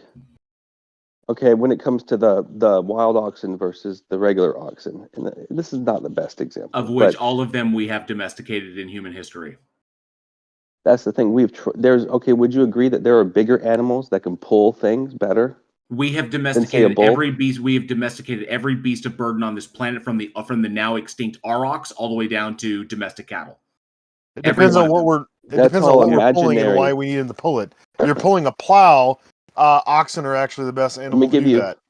Let me give you some and real it also evidence. depends on the terrain, P-Town. Like none of this is like a broad brush. Right? You're talking about what would have been best for some like farmers in the Middle East thousands of years ago versus what might be good as an animal to pull a trowel or a plow here in the United States in our current terrain. Like the terrain of the Midwest United States is not the same as the terrain of the desert. So obviously different animals would have different advantages in pulling plows. None of this is even remotely scientific. It's just merely observation. It's not like they predicted something we couldn't have known about the animals then. No, we observed that these animals were good at pulling plows. These people had been farming for thousands of years at this point. This is not impressive, nor is it unexpected. They also observed that some animals are more difficult to domesticate than other ones, which, that's an observation as well. Yes, it is harder to domesticate some animals than it is others. Some are just more conducive to it, especially like beasts of burden, like pack animals, or beasts of burden, like like cows, or the aurochs that is the predecessor, or even bison. The bison are very hard to domesticate, but they can be domesticated. They're just very, very difficult to do it because, just for whatever reason. But like I said, those are observations, but you completely glossed over what I pointed out. You interpreted the text to be a particular way. I gave you an alternative interpretation of the text that actually that better comports with reality. A poetic interpretation of natural processes and natural systems by individuals who had no real concept of those natural states. They drew inferences from them based upon flowery terminology in order to express things in a different way. So I gave you two different interpretations. I have you two, yours and mine. How do you justify yours over mine? Am I allowed to talk now? I went to the hermeneutic. How do you justify your hermeneutic over mine? A lot of stuff was just brought up. My mind's fried. One of the conditions never mind. Look, I'm sitting right here. Let me just turn it a little bit, okay, Warren? It is related to the book of Job, for what it's worth. But I'm looking at the sea, right? I'm up on the cliffs. I'm looking at the sea. I see some islands out there. If I look to the northeast, I can see a mountain. Can I now, as a Christian, and I look at that and I see the precision and the balance of everything, which is talked a lot about in the book of Job. Am I following a logical? Is it plausible? Am I following a logical, what do you mean by plausible precision and balance? How do you even evaluate that? Let me finish for a second. No. Am I? How do you evaluate precision and balance? What does that even mean? Okay, I'll try to explain it. The mountain is frozen. The water on the ocean isn't. Right? The size of the earth. The fact that, I don't know, I'm guessing there's probably a difference of 4 miles at the most between the tip of that mountain, probably less, probably 2 miles to the bottom of the sea that I'm observing. The top's frozen. The point is, in order for us to be present here and experience what we experience, and for us to even have this conversation, all the various things that have to fall into place. And that's what I'm trying to briefly describe as precision. That's ad hoc. Okay. That's ad hoc, PTOWN, because your God could create us however he wanted. Things don't have to fall into place for an omnipotent panacea to create the world a particular way. Right? Whatever like weird, extraneous, possibly rare circumstance of our reality. No. Because as I explained to Andre about 2 hours ago, there is absolutely no expectation under theism. God doesn't give a fuck how many electrons are in an atom, whether or not biological organisms need to breathe air and drink water, specifically fresh water over salt water. None of that matters to him because he's the one who arranges and engineers all of those conditions. You say it's impossibly rare for human life to exist in the universe. Well, if your worldview is true, it's impossibly rare for life to exist in the universe because God made it that way. He could have made it in such a way that it was ridiculously abundant. Life is everywhere. You could live on the surface of the sun. But he chose not to make it that way. So there's no state of affairs that doesn't have a prior probability above zero. So you don't get to look at all of the world, all of the arrangement of physical parameters in nature and say, it must have been made that way because only God could have made it that way. When in your worldview, God could have made it literally anyway. That's a completely ad hoc, invalid reasoning. Right. So you're accusing me of having invalid reasoning, correct? Okay. Yeah. Okay. Is there any way that God could not have made the universe? Let me ask you another question. Let me ask you a question. No, answer mine. Yeah, what about answering his question first? You know, I if there was no God and we're in the universe now, then obviously, using your logic, there has to be a way that the universe was made without a God. I don't know how to answer your question as a Christian man that knows God exists. So why I think the problem here is in thinking that God is the only possible explanation for that. There are other possible explanations. One is it's just the way things are, which is not a very good explanation, but it's one that people wrestle with. One idea that I favor, that I've worked on a bit, but it's not fully refined, is the idea of things erupting from absolutely nothing. With absolutely nothing, you have no laws of logic or laws of reality or things like that. I can't rule that out as a possibility either. So there's the thing is, be careful. I would suggest not to look at just one possible thing as that and then saying, oh, that must be it because there's no other option, no other reasonable explanation. We may not be aware of some other explanation that would actually work very, very well. One day we may discover it in the future, and then that would actually work a lot better. Until then, we've got to work with what we can think about and what we can try our best to understand. Well, I'm curious because PTOWN said that he knows a God exists. PTOWN, how do you know that a God exists? Just about to go down that alley. Yeah. Indeed. Let's go that conversation. Let me ask you a question, Xerxes. No, sorry, PTOWN. You made a positive claim. I'm Hang going to come off the stage. Warren. P-Town. Or are you saying that that's a long discussion? Because if it is, we are getting close to time. We could have you on next fortnight to get more in depth into it, because we are kind of running short on time here, and I don't want to end up cutting you off in the middle of the deep. Right now, talking to atheists. Just a second. In Well, a minute. We can end it. Yeah, let's do another time. 3 o'clock. Yeah, bring that back. Why you believe in God? We'd love to go into that with you. I think that'd be great. Thank you. Well, no, not why does he believe? How does he know? Because he claimed to know. Sorry, now how do we're you? just kind of like punting that off to the next 2 weeks with no guarantee that the conversation will even resume. Thank you, King Very healthy. Have a good 2 weeks, everybody. Yeah, P-Town. We've got some time. You said you know that God exists. How do you know that God exists? Or we'll save it for 2 weeks from now. It's a long conversation. We've got some time. We've got time. If you drop it, then go for it. This is your opportunity, because there's no guarantee that you'll be able to get up on stage next time. Goodbye, Warren. Goodbye. So he just runs away. Well, that was awesome. We are running close. First Peter 3:15, man. Would provide like to the defense for your belief. Perhaps he will come back next fortnight. That's what I'm hopeful for. If not, there's lots of other people. And one last person here, Grav, has been waiting in our audience for a long time. Just going to bring him up for a moment and make sure that we don't miss this person. Come on up and join us, Grav. You've been waiting patiently for a very long time. We're sorry to keep you holding off. Thank you for joining us. We only have about 5 minutes, but please go ahead. That's great. I just need 5 minutes. I actually lost my argument that I wanted to make after the vegan guy repeated the same illogical nonsense for the 10th time. So I was just going to say that all I have now left to say is King Xerxes. I'm a huge fan. I just love listening to you going on and on about the Bible, and I just want to. Honestly, for the few minutes that we have left, I just want to hear your voice talking about the last few verses of the Gospel of Mark. Just say anything about it. Grav, are you a theist or an atheist? Or? I am a theist. I am a okay. Yes. I actually have a request on top of that. Do it slowly. Muslims tend to be in love with me because I point out contradictions in the gospel. No, like I'm actually a weird Muslim. I'm interested in Christian biblical textual criticism for some reason. I don't know why. I'm not arguing against Christians. I don't give a shit about them. I just like listening to people like you. I don't know why. Okay. Because he's well informed. I don't know how productive that'll be for the stage. I don't know if what's your favorite gospel? On the stage. John.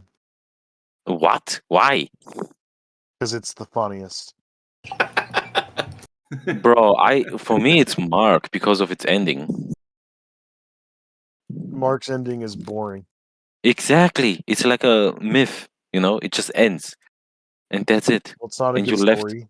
Left in the no, okay. I like a good story. John's okay. is the best story.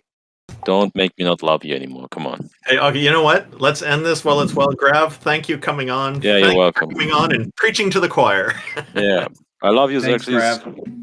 Thanks, Grav. See you. I'm gonna hop in the atheist VC. I don't have anything else to offer to the stage, so if there's anybody in the stage, I'm coming. or in the audience that didn't get the opportunity to fight with us in the stage, I will be in the atheist room, and I don't know if other people will be or not. I'm coming. Where's the fucking atheist room? And of course, the conversation will continue on my channel as well in my live chat. I've got a number of people I'm going to respond to. So if you have that and you didn't get a chance to get up on stage, you can always pop over to my channel in the live chat and we'll talk about it there as well. Might as well, while we're wrapping up, send love. I do shows at youtube.com/Amy Newman and at Twitch at Amy Newman Skeptic, where me and my co-hosts do a whole bunch of fun skeptic, philosophy, and hopefully comedy content. But I also just want to thank Randolph, Richardson, and Taco for hosting another fantastic stream. Please do not forget to like, follow, and subscribe on all of their channels, including T-Jumps and JL Warren. And gosh darn it, I really did think we were gonna be convinced this time. So yeah, still looking forward to it. Thanks so much, Amy. Your input is always fantastic. And JL Warren, I'm hoping next Halloween we can try to drum up some more votes for you and get you some better placement. That would be cool. See if because they say it's going to be annual, so fingers crossed. If I jump into it again, maybe I'll make it all the way to the finals this time. So you never know. Jack Burton, did you have any final thoughts? Nope. Good show. Thanks for having me on. I'm gonna go walk my dogs. Have fun. Okay. Have a great day. Thanks, Jack. Taco. Send in love, Jack. Taco, you're still here. Did you? You're here. holding a lightsaber. Yeah. Okay, whatever you want. It's an AI generated image of Richard Dawkins as Darth Vader. I think I know who that's targeted. That's targeted. Anyways, thank you everyone for being here. If you're on the streams, join discord.gg/politics so you can hop in here next week and chat with us. Thank you, everybody. You all rock. Let's go ahead and get it closed down unless anybody wants to say something else. Oh, click everybody's links in the Heathen Hangout channel. And thank you, everyone, for tuning in. I really appreciate everyone in the Discord audience and the YouTube audience for staying with us and providing input and joining us. It's been fantastic. We're getting a lot of positive feedback from people, a little bit of negative as well, and that goes with the territory. We welcome it all. So thank you, everyone. I run an organization called Canadian Atheists. You can find out more about it at www.canadianatheists.ca. Again, a special thank you goes to the Politics Discord for bringing